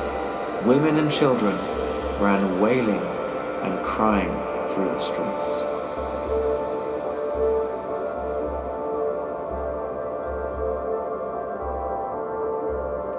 One day, a knight presented himself to the eastern door of the city. He said that he wanted to parley with the Viscount. He had come from the King of France, and he asked Raymond Roger to go to the Crusaders' camp to discuss terms under truce. They would guarantee the Viscount safe conduct. After a brief discussion with his barons and consuls, Raymond Roger decided to go to the Crusader camp. In the company of 100 men on horseback, he rode to the tent of the Abbot of Citeaux. The French barons observed the most famous and valiant knight of Occitania with curiosity and admiration. The Viscount presented himself before the Abbot of the castle. "Your Eminence desires." "Arrest him, and all his knights," exclaimed the Arch-Abbot Arnaud. In this way, through betrayal, the Viscount of Carcassonne and his 100 companions were neutralized. Intentionally, the Crusaders let a few escape so they could announce the arrest of the Viscount to the city. When Carcassonne learned of the loss of their leader, they knew that their fate was sealed, and that the same horrible fate of Béziers awaited them. The following morning, the Crusaders awaited the surrender of Carcassonne, but the drawbridges were not lowered and the doors remained closed. Oddly, there were no lookouts on the watchtowers or on the lake. The city was as silent as a graveyard. The Crusaders suspected some trick. Cautiously they approached the walls. They listened. No noise. Then they smashed open the eastern door. The city was completely empty. Even the main fortress had been evacuated. With this news, the legate, barons, priests, and monks came running. The first thing that they did was to throw the Viscount into one of the deepest dungeons of his own castle. The second was to install themselves in the castle as if in their own home. And the third was to let the soldiers pillage the city.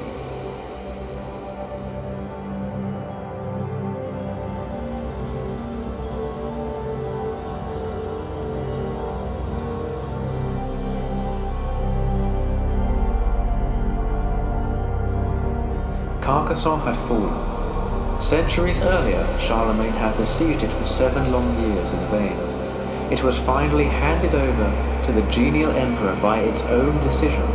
This was how a city of knights paid chivalrous tribute to the first knight without fear or stain. And now, Carcassonne had fallen through betrayal.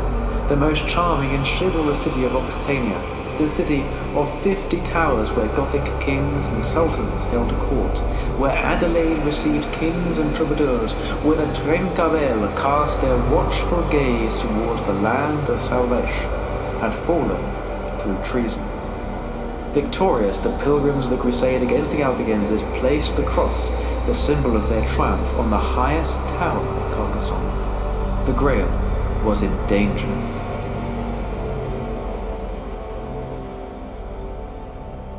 When the Holy War was proclaimed against the Albigenses, a Cistercian abbot visited Simon de Montfort in his castle at Rochefort, hoping to convince him to join the crusade. At first, he did not accept. Casually, he picked up his psalm book and haphazardly opened it. He asked the abbot to translate what he had before him. These were the words where Simon had put his finger. Psalm 91 of the Old Testament. For he shall give his angels charge over thee, to keep thee in all thy ways. They shall bear thee up in their hands, lest thou dash thy foot against a stone. Thou shalt tread upon the lion and adder, the young lion and the dragon shall thou trample under feet, because he hath set his love upon me. Therefore will I deliver him. I will set him on high, because he hath known my name. Simon de Montfort took up the cross against the Albigenses for the glory of God, honour of the Church, and the extermination of the heresy.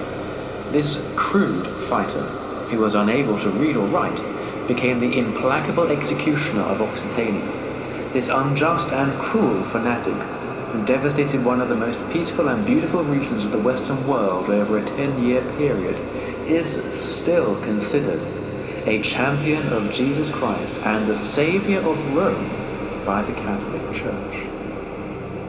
On November 19th, 1209, Raymond Roger, the noble scion of the Trencaval, suddenly died. He was poisoned, lamented the Occitanians. Cursed shall be those who think so, exclaimed the pilgrims of the Albigensian Crusade. But even Pope Innocent III had the courage to write in a letter that the young Viscount had been miserabilis infectus, miserably poisoned. With the arrival of Simon de Montfort on the scene, Trencaval, or Parsifal, had no other options than to end his days in the deepest dungeons of his own castle. The noblest knight of Occitania was forced to drink from the poisoned chalice, just as Socrates, that most distinguished thinker of ancient Greece, had too. The first to abandon the crusade was the Count of Nevers, as well as his vassals.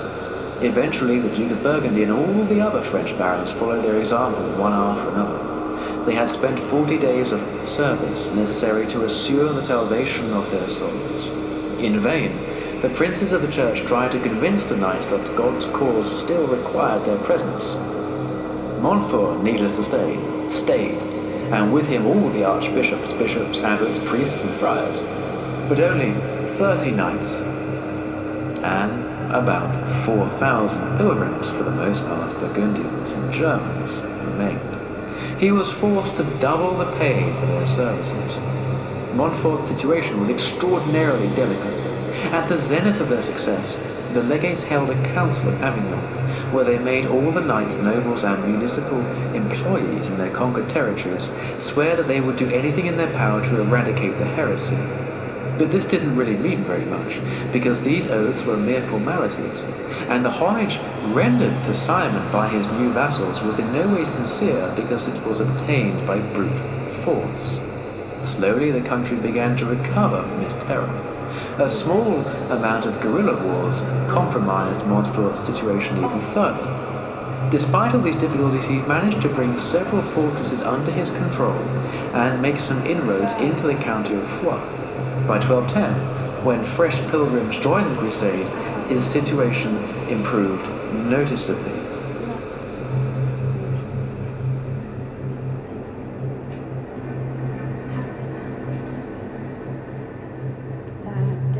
Termes should be razed. Termes was an impregnable fortress, an admirably fortified city with a periphery encircled by strong walls and surrounded by a flowing river whose bed was washed granite. Raymond, the elderly lord of the castle, a son of Belisena, was ready to defend it. The army of God did not lose any time. But the situation became serious only after the arrival of the Bretons, the French, and the Germans. Months went by. The besieged made fun of the vain efforts of the besiegers. Our city is strong, you are wasting your time, and we have more food than you. The beleaguered townsfolk knew that hunger was wreaking havoc in the Crusader camp. Leaves and grass substituted for the bread they needed, but God took care of his pilgrims in arms. He prohibited the clouds from raining on the heretics. The wells of the besieged city began to run dry. "Tomorrow we will surrender," Raymond, the lord of the city, told the Crusaders. But Raymond let the whole morning pass. From the keep of his castle he looked toward the Corbière and saw a small, pale cloud floating over the Bugarache. He knew what it meant. The cloud got progressively bigger and darker until the sky was covered. Then a cloudburst brought down a deluge of water. Those half dead from thirst drank buckets of divine liquid. This would bring their destruction. Dysentery broke out across the city and began to cut down its inhabitants.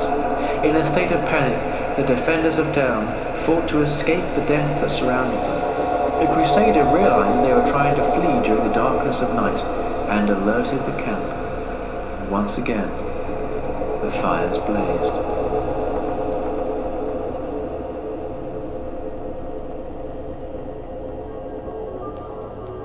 If metempsychosis exists, the soul of Diocletian must have reincarnated in Pope Innocent III. The god for whom the pilgrims of the Crusade fought against the Albigenses was not Yahweh, Baal or Thor, nor even Lucifer. It was Moloch, the god of the valley of the son of Hinnom. Until the Albigensian Crusade, Provence and Languedoc resembled a tranquil island, happy and flourishing in the heart of a sea of storms. The bloody atrocities of the Holy War against the heretics constituted one of the largest and most horrible tragedies that the world has ever witnessed. The crusade against the Albigenses continued rumbling for a long time. I only wanted to relate the facts up to this point, and I did so despite my limitations in the most faithful way that I could. Raymond Roger de Carcassonne, Amélie de Montreal, and Donna Geralde de Lavour are only 3 of the hundreds of thousands of martyrs of the Languedoc. But Raimundo de Toulouse, Pedro de Aragon, and Simon de Montfort remained alive. The walls of Montsegur were still standing, and Esclarmonde continued guarding the Holy Grail. Pedro de Aragon, who enjoyed the sympathy of the Vatican, came down openly in favor of Toulouse. As an Occitan monarch, he could not remain impassive at the Vatican's crimes against Raimundo. Moreover, faced with the ever-growing power of Simon de Montfort, his own interests were now in danger. Simon assigned the conquered estates exclusively to the French and organized the subjugated provinces in a French way. What may have finally determined Pedro's anti-Rome attitude was the terrible end of Raymond Roger. As we know, Béziers was a vassal of King Pedro of Aragon, who, at the same time, connected to the young Viscount by family bonds and deep friendship. Pedro was revered as the Occitan knight without fear or blight. He showed his religious fervor in 1204 when, in the company of a brilliant retinue, he sailed to Rome and swore fidelity to Innocent. He was crowned with unleavened bread and received from the Pope the scepter, cape, and other items of royal insignia, with which, with great veneration, he deposited on the altar of St. Peter. He gave him the gift of his kingdom, which inspired the Pope to present Pedro with a sword and the title of flag-bearer of the Church. The manner in which the Pope proceeded, together with the energetic mediation of Pedro, produced a profound impression upon the legends and galvanized the entire hierarchy of Languedoc into action to overcome the crisis.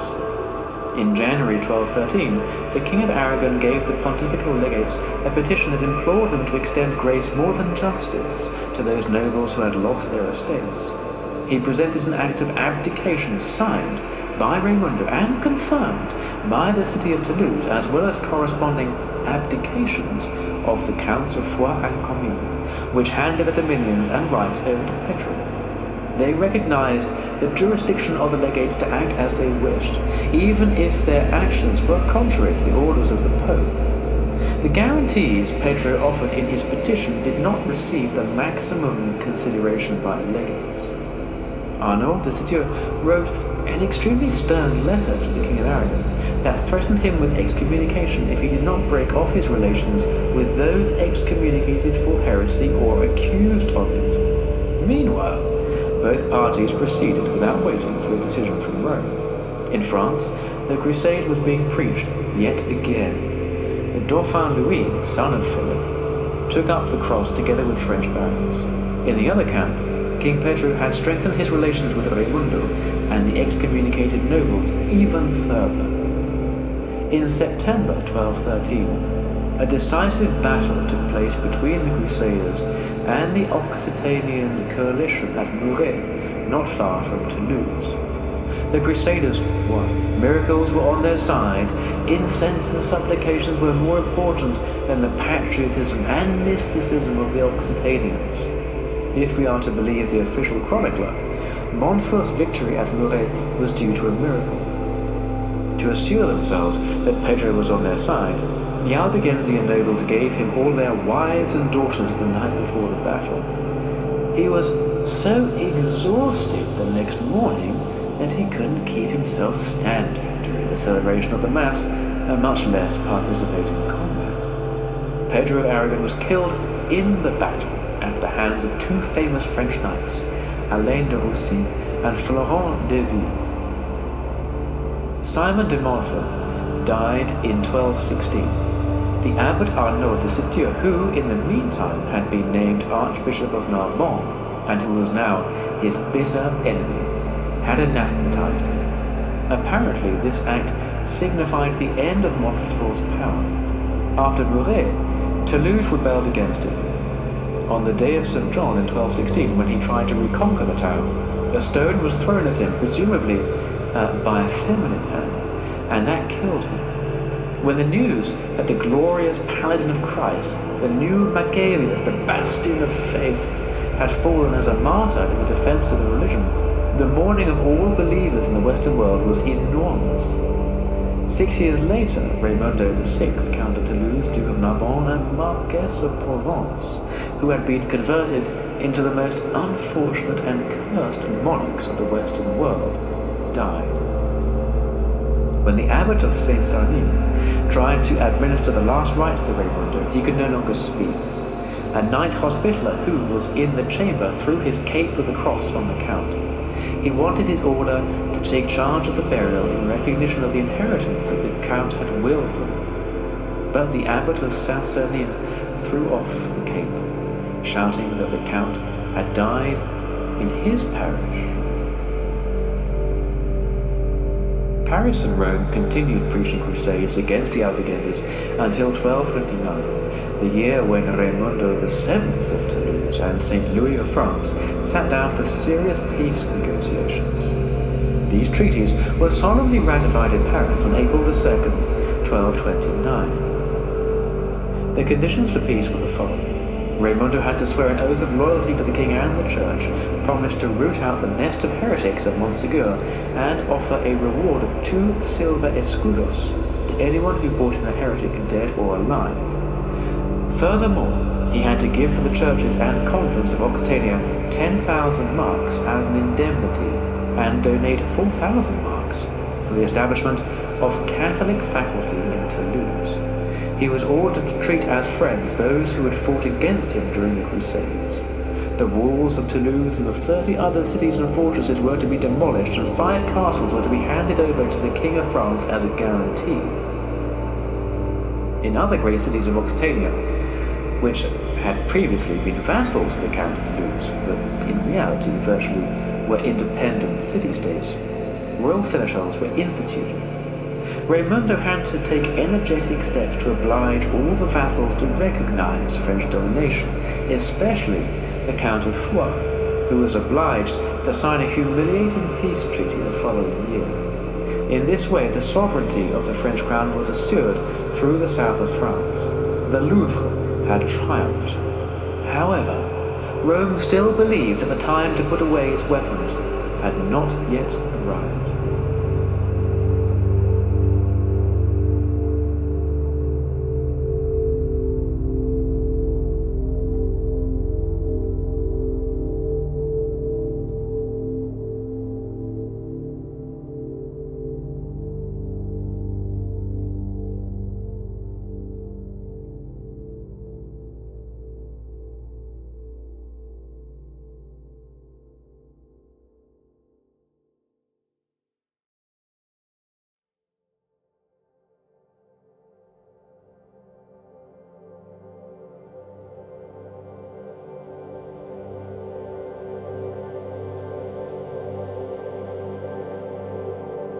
Immaculate and free, the holy citadel of Occitania continued to dominate the Provençal plains, where the victorious crusaders sang their Veni Creator Spiritus in blazing cities.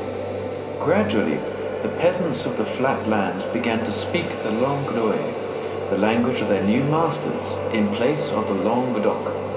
Only at Montsegur and on the tabor that protected it did the last remnants of a civilization that descended from the Greeks, Iberians, and Celts survive, a thorn in the heart of Christian Occitania, which had condemned it to death.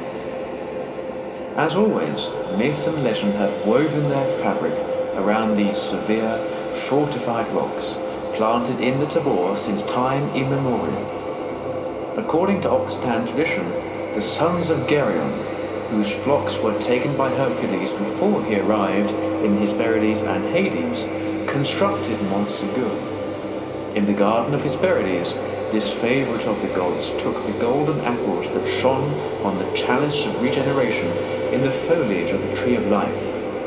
In Hades, Alcides, similar to the sun, tamed and kidnapped Cervorix, the god of hell, because neither death nor hell could scare this proto-leader.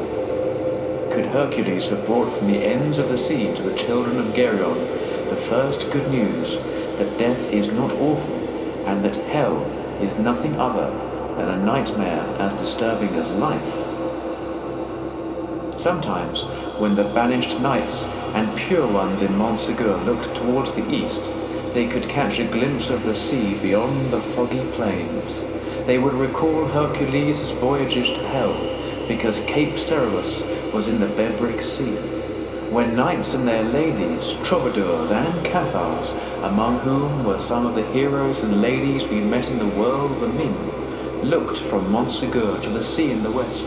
They knew that Port Vendres was there, the port of Venus where Argo, the ship of the Argonauts, had moored.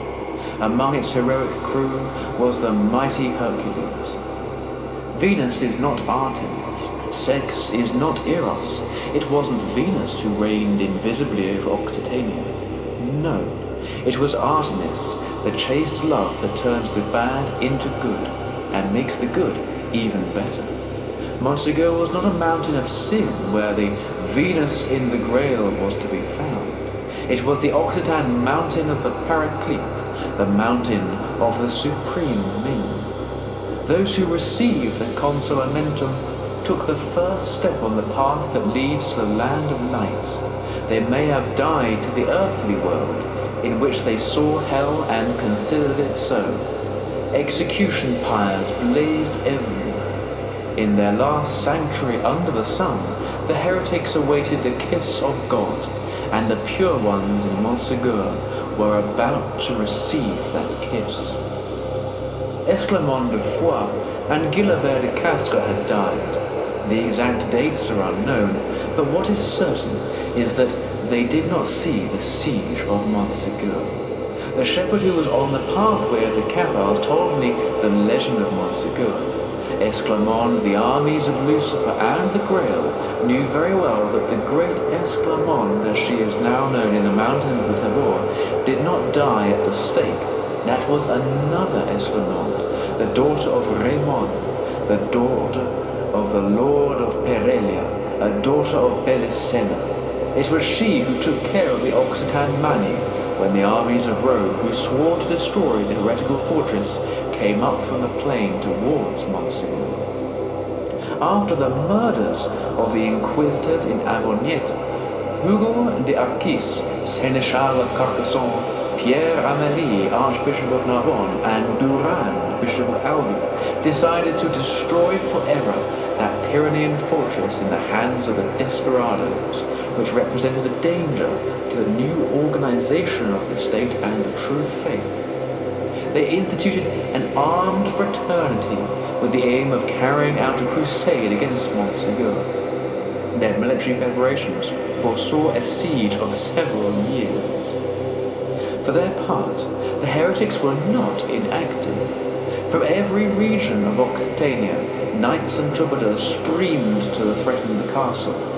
With the consent of the Count of Toulouse, the valiant Bertrand Rocca sent a constructor of siege machinery, Bertram de Bacalera, possibly the same man who had fortified the walls of Montsegur at the beginning of the Great Crusade, to inspect the fortress. From all over came donations of money, supplies, and arms. Throngs flowed to the sermons of the Perfecti, who infused the besieged with valor and put their medical knowledge at the disposal of the defenders.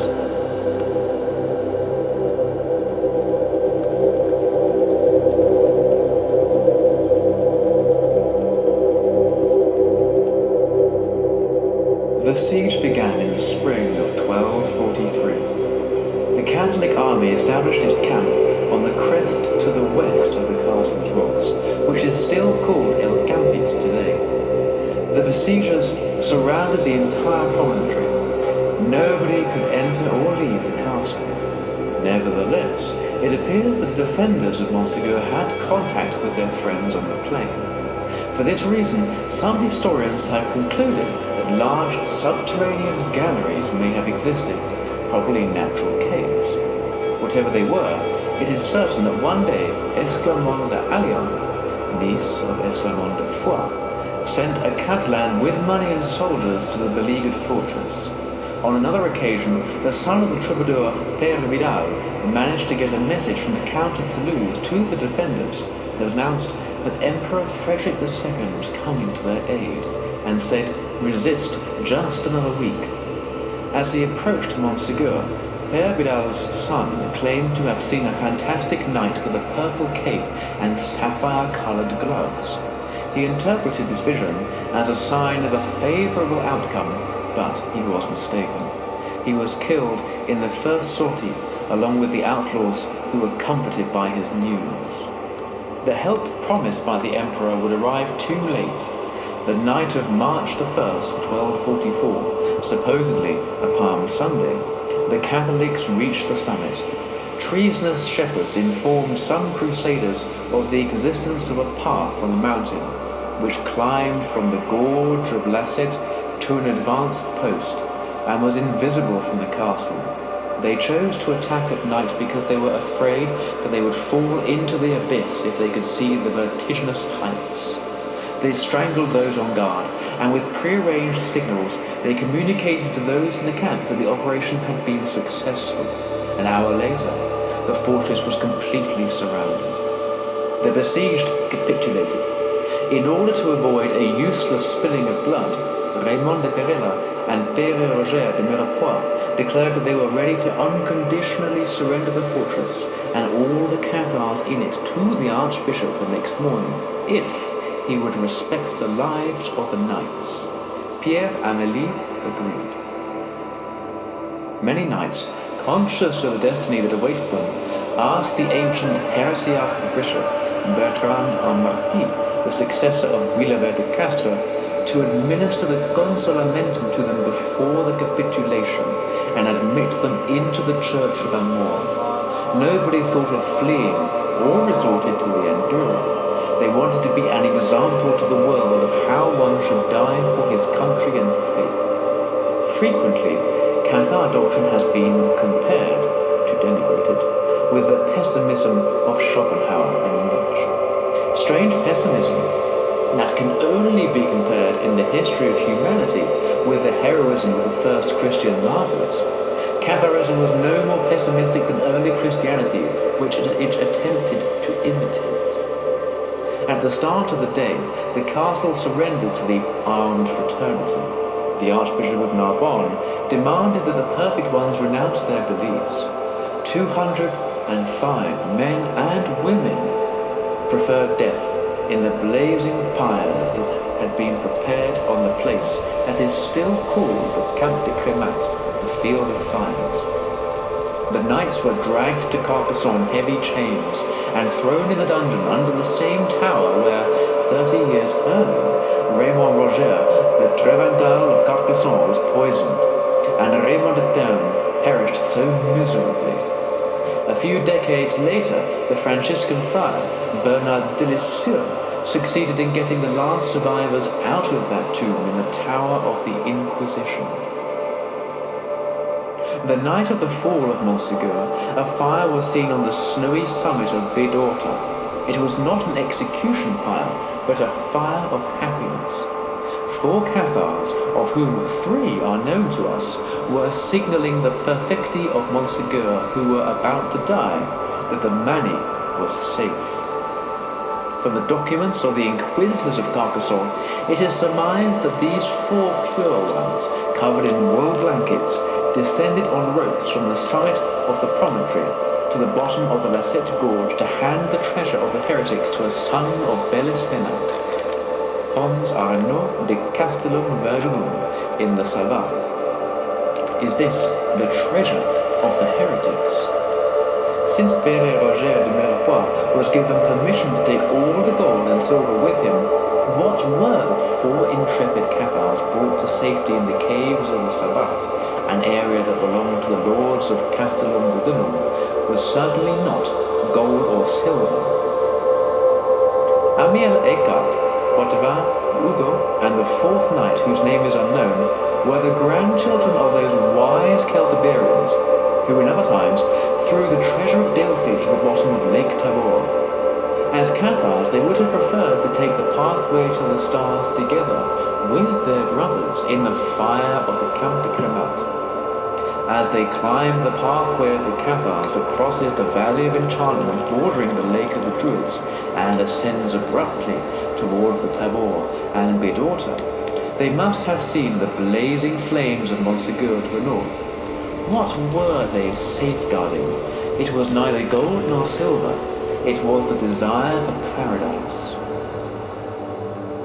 The peasants of the little village of Montsegur, a beehive at the foot of the rock upon which the castle sits suspended above the gorge of Lasette, tells the story that on Palm Sunday, when the priest celebrates the Mass, the Tabor rips itself open in a hidden place in the thickness of the woods. That is where the treasure of the heretics can be found. Unfortunate is he who has not left the mountain before the priest intones his Ite Missa Est. In those words, the mountain closes, and he who is searching for the treasure will die from the bites of the snakes that guard it. The peasants of the Tabor have not forgotten that this treasure can only be found when all others are in the church. And despite its power and cruelty, the Inquisition could not erase the memory of what those mountains contemplated 700 years ago. This is how the Grail, the Occitan Mani, was brought to safety in the caves of Orne-le-Lac. No tree flowers there, the sun never shines, the nightingale doesn't sing at dawn, and no fish swims beneath the sun. The walls of the cavern are the empire of night and death. Before their exit to the luminous land of light and souls, the last priests of the Church of Amour, the last pure ones, had to descend to the hell of pitiless reality. In the caves of the Savoie, the Cathars found themselves submerged in a frequent and deeply astral nostalgia. Perhaps it was nothing other than a form of endura that led them to make a pilgrimage to Montsegur on moonlit nights. In order to reach the stars, it is necessary to die, and in Montsegur, death was inexorably waiting for them. The new lord of the castle, Guy de Lévis, a comrade in arms and friend of Simon de Montfort, left a guard in the ruins of the heretical fortress and a pack of hounds trained to hunt down the heretics. By moonlight, the pure ones, emaciated and pale, would climb in proud silence through the forest of Serralonga to the spot where the owl's cry is louder than the wind that resonates in the gorges of the Tabor, that gigantic Aeolian harp. From time to time, in forest clearings bathed in moonlight, they took off their berets and pulled out the roll of leather that they carried on their breasts containing the gospel of the discipline, whom the Lord loved.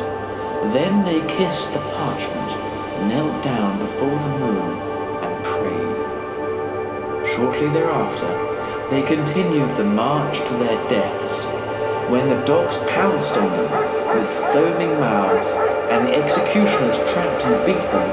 They gazed down to Montsegur, then toward the heavens, to the stars, where they would find their brothers. Then they were burned alive. After the fall of Montsegur, the only places left to the outlaws were the forests and caves.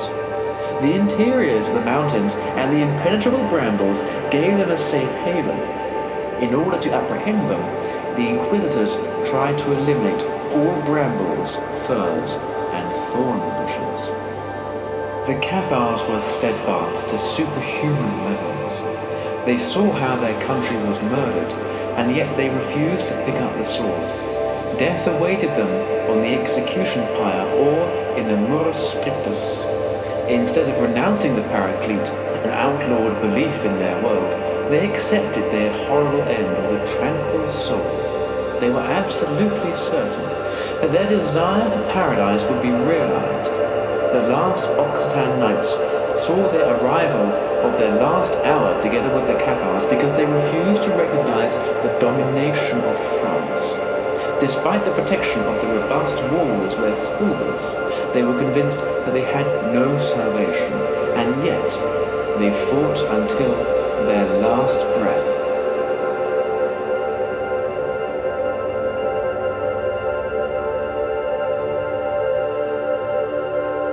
Clement V had been Bishop of Comminges and Archbishop of Bordeaux. Elected Pope in Lyon at the urging of King Philip, he agreed to stay in France and never set foot on Italian soil. During his pontificate, the so-called Babylonian captivity began in Avignon, and the haughty order of the Knights Templar was exterminated. One of its founders was a Cathar, who was denounced by a noble and a burgher, both from Béziers, to King Philip, greedy as ever for Templar treasures. The Knights Templar, far more powerful and richer than many emperors and kings put together, had to watch on the sadly famous night of October 13th, 1307, as their majestic temple was demolished. In it, according to their accusers, they had worshipped the satanic head of Baphomet in place of the crucifix.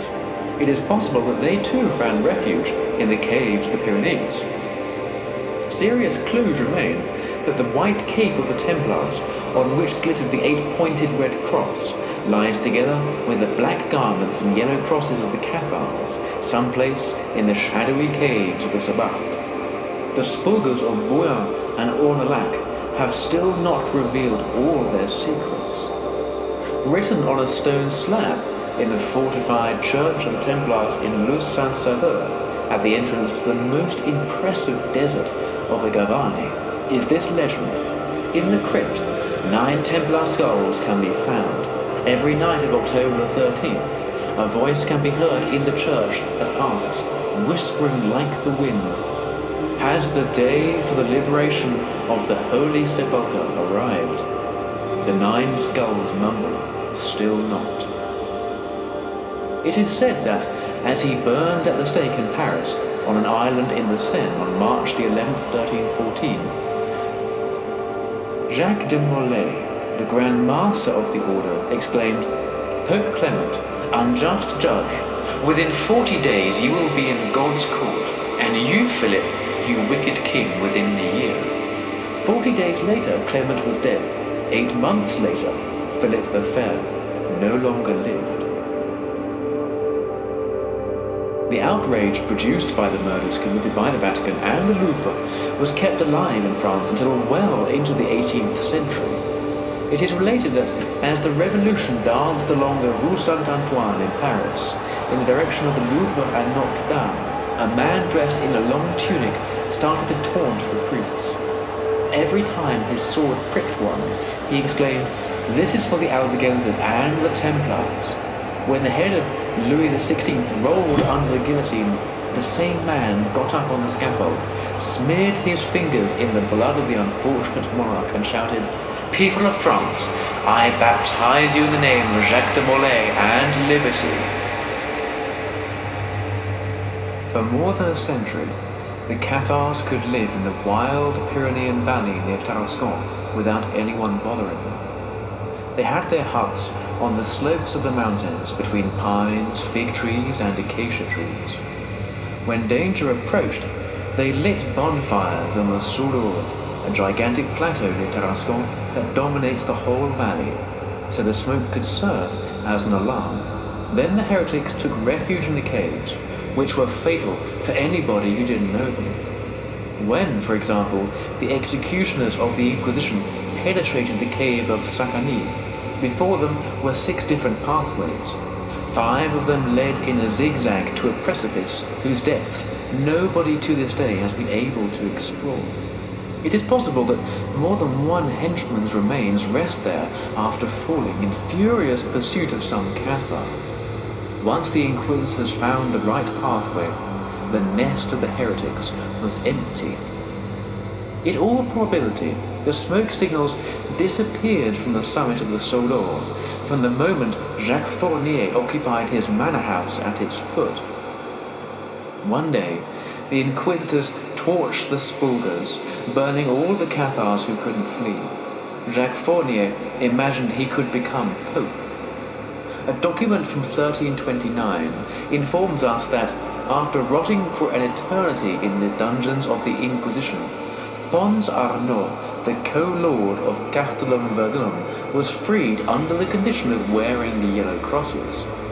Falling back into heresy, he was apprehended by the guards of the Dominicans and jailed, dying finally ab intestatum. With the death of this son of Belisena, the caves of the Sabbath, as remote and inaccessible as they were, could no longer provide security for the heretics. If the walls of the fortified cave of Gwion, the most impressive spulga of the Sabbath that belonged to the lords of Chateau Verdun, could resist until then, now it seemed that without Pons Arnaud, the walls would explode under the thunderous impacts of the catapults. It seemed that the last Cathars fled to the mountains through hidden subterranean chimneys known only to them. From there, they probably emigrated to more hospitable lands, where the sun shone more purely because it was not darkened by the smoke of the execution pyre, and where the stars to which they aspired seemed closer. Before abandoning forever the caves that for so long had given them shelter, that were as free as the wind, one left on the walls some drawings and inscriptions. A tree of life, a dove, emblem of the god spirit, a fish, symbol of the luminous divinity, Christograms in Greek and Latin characters, the word Gethsemane. All around, in almost impenetrable places, where a gallery winds itself through chalky rock towards the summits bathed in sunshine, he drew and intertwined the initials GTS, probably the abbreviation of the word Gethsemane, the garden where Christ was handed over to his enemies. When one tries to climb these chimneys towards the surface, where freedom exerted its fascination on the Cathars, he will often find his ascent obstructed by walls or impressive stone blocks that the chalk water has converted into impassable stalactites. A Pyrenean legend tells us that the Dominican friars, unable to capture the last Cathars in their inaccessible lair, had them walled off behind these rocks. The mountains of the Sabbath continue to guard their secrets. The total disappearance of such an important movement as the Cathars appeared so improbable that it was frequently believed that the Cagots or Agots were their direct descendants. But these people belonged to the family of gypsies who lived marginalized in the Pyrenees. French Navarre recognized them as citizens with equal rights in 1709, and the Spanish Navarre in 1818. This belief affected the Cagots themselves, who, in a request directed to Pope Leo X in 1517, solicited the Holy Father to readmit them to society because the errors of their fathers had long been paid for. In 1807, several hunters from Soup, a town in the Sabbat, saw a naked woman on the solitary heights of Montgarn Peak, one of the highest summits of the Pyrenees, where snow remains throughout the year. Instead of continuing their bear hunt, they tried to trap her, but with no success. Like a chamois, she jumped from rock to rock, running along the edge of incredible cliffs, without any fear that she would fall into the abyss. The following day, the hunters were reinforced by shepherds from Montgarn and renewed their chase. Finally, they succeeded in capturing the woman alive. They offered her clothes like those worn by women of the region. She tore them to shreds. In the end, they tied her hands, dressed her by force, and took her to the parochial house of Souk, where she calmed a bit, looked at her clothes, then fell to her knees and wailed convulsively. Her face, emaciated and pale, nonetheless showed that in other times she had been very beautiful. Her tall stature and dignified gestures led the townsfolk to conclude that she was of noble lineage. They offered her a room in which to spend the night. The following morning, she had disappeared, leaving all her clothes. A few days later, her presence was detected on one of the snowy summits of the Basses Peak. Winter descended. With the arrival of springtime, the Justice of the Peace in Vigdesos headed for the heights of Montgarn, accompanied by policemen. After serious difficulties, they managed to arrest the woman, dressed her again, gave her food, and tried to discover the enigma of her strange existence. They failed. One day, the Justice of the Peace asked her how it was possible that the bears had not devoured her, to which she replied, in the dialect of the valleys, "The bears? They are my friends. They gave me warmth." The woman fell ill, so they took her to the hospital in Foix. She escaped again on July the 20th, but they recaptured her on August the 2nd in the vicinity of Tarascon, before she could climb back to the Montgarn. They took her back to Foix and locked her in the castle prison, where she died at 1 in the morning, October the 29th, 1808. Nostalgia for her mountains killed her. It has never been possible to resolve the mystery of the Folle de Montgarn, the crazy woman of Montgarn. The peasants of those remote valleys wanted to convince me that she was the last descendant of the Cathars.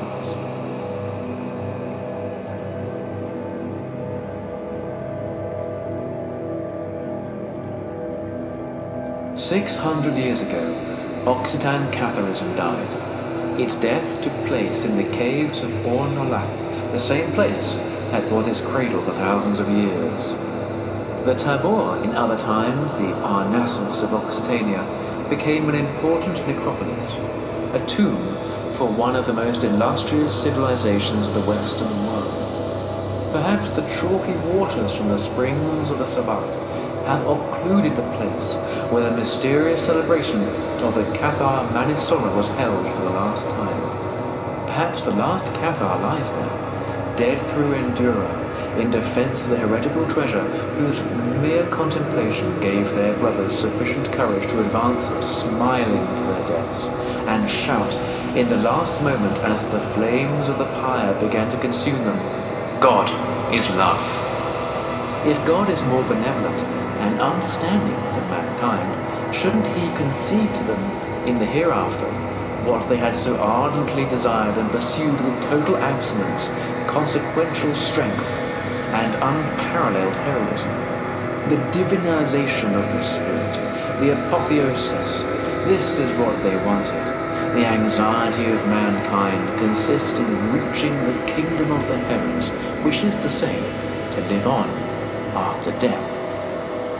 What happened to the Grail, the Occitan Mani? According to a Pyrenean legend, the Grail moves farther away from its world and upward to the sky, when humanity is no longer worthy of it. Perhaps the pure ones of Occitania keep the Grail on one of those stars that circle Montsegur like a halo, that Golgotha of Occitania. The Grail symbolized their desire for paradise, where mankind is the image, not the caricature, of God. An image that is revealed only when you love your fellow man as yourself. Chivalrous knights, wandering poets, poetic priests, and chaste women were, in other times, the keepers of this symbol. Do not forget of whom they were worthy. Such scintillating stars scattered them by nature through infinite space. Good.